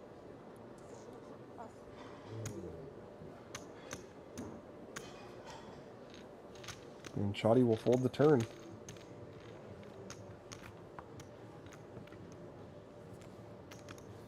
Heads up is such a different game, right, Brian? Oh, absolutely. Aggression is often rewarded, as I've seen over the years. It seems like they both turned it up a little bit. You have to dramatically widen your threshold for hands you're willing to call with, hands you're willing to bluff with. It's very different from the rest of the tournament poker experience. As you see, Farbod's down to his last time extension chips, and Chadi has a bunch of them. So what does that mean to you? Does it mean anything, like, or it's just Chadi plays faster? It's certainly a disadvantage for Farbod the longer the match goes on. Absolutely. It's you can get in some really tough spots heads up, and not having any time extension chips left can be very detrimental. Both players have been acting pretty quickly so far, but we haven't had any truly complicated spots come up yet, and if Farbod gets into one of those, it might be rough for him. Farbod's flopped bottom pair and a straight draw. And Chadi just with the ace high. And he does lead out. 1.8 million.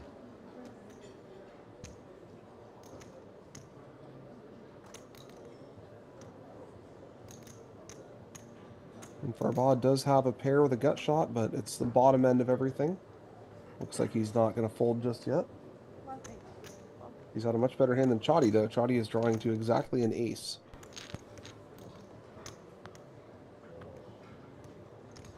Ripper card is 2 pair for Farbod. Chadi checks. Chadi giving up on the bluff here, and Farbod has to decide whether he wants to go for value or if he's content to win the pot at the size that it is. Looks like he's going for value. Not going to matter here, of course. He can't really get called by this hand, but it's worth a shot. 2.5 million. And Chadi does lay it down. 26 million in play. Farbod right around 21 million to 5 million. for Chadi. Rizk. Farbod is getting a convincing lead going here. But Chadi doing some kind of erratic stuff, like betting the turn there with ace high. I don't know what you're trying to accomplish by doing that.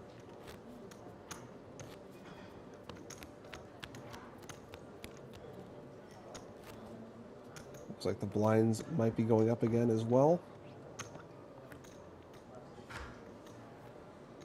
250, Put 500. Chadi down to about 10 big blinds here.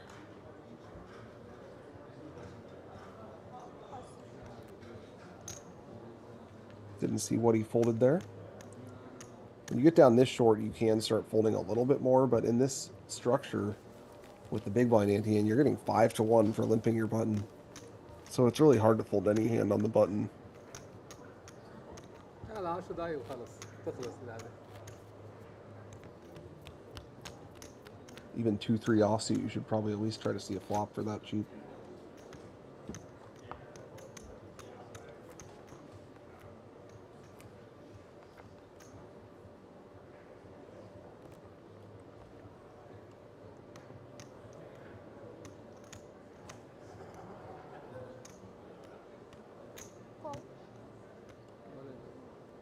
Farbod makes call, and all in quickly from Chadi. And the call is made.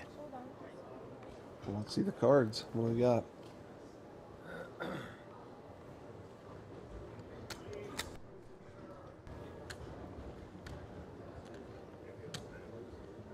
The graphics seem to have given out on us for this hand now that we're all in. Okay, here we go. Ace 5 and 10s. Wow. So Farbod is well in the lead here. Ace 5 definitely supposed to shove, so bit of a setup for Chadi. And no help for him yet.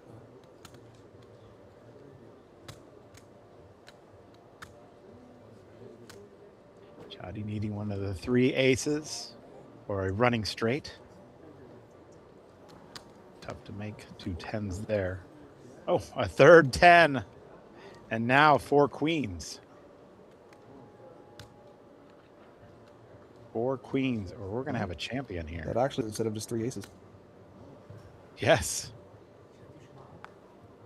And river card. Yes. Oh my goodness. Queen. And Chadi has doubled up here with a running straight. Glad we did call that out on the flop, but unbelievable turn of events here. Chadi is back in the tournament. That was a great limp by Farbod. Unbelievable. Important at these shorter stacks to protect your limping range with strong hands like that. Also a good shove by Chadi. Ace 5 is just very good heads up at 10 big blinds. But that was an unbelievable hell of a run out there. Absolutely. Catches the set on the turn. And that's got to be rough for Farbod. You see the title in sight and miracle run out later, your opponent suddenly has life again.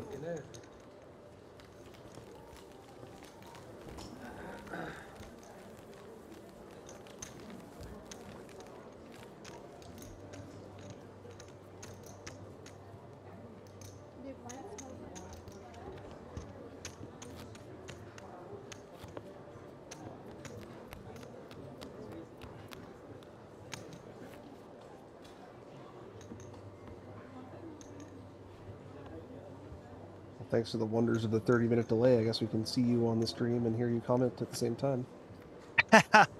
Oh, yeah. Yeah, that's right.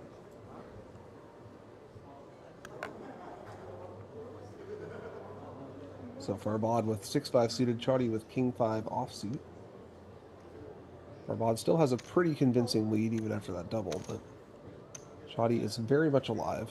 One more double, and he will have the chip lead.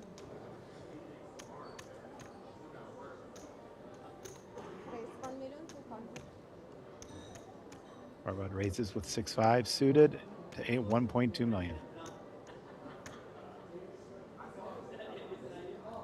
Chadi does have him crushed here. And it's pre-flop.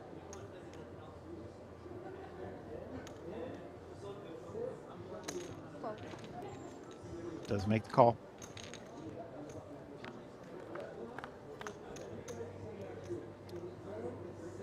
Oh, and look at the flop here. This is quite a flop. Unbelievable. Farbod's flopped the nuts here.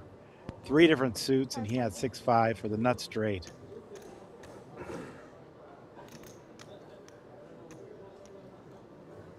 Farbod has bet 500,000.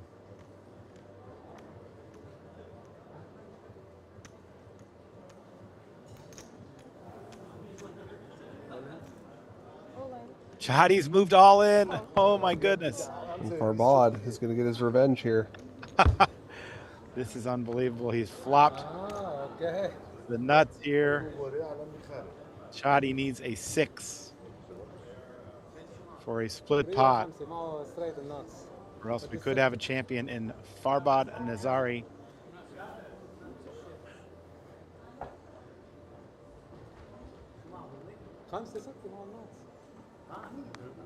Yeah, I don't think Chadi's going to be able to hit 2 miracles in a row to stay alive, but you could hit one of 3 6s to stay in the tournament.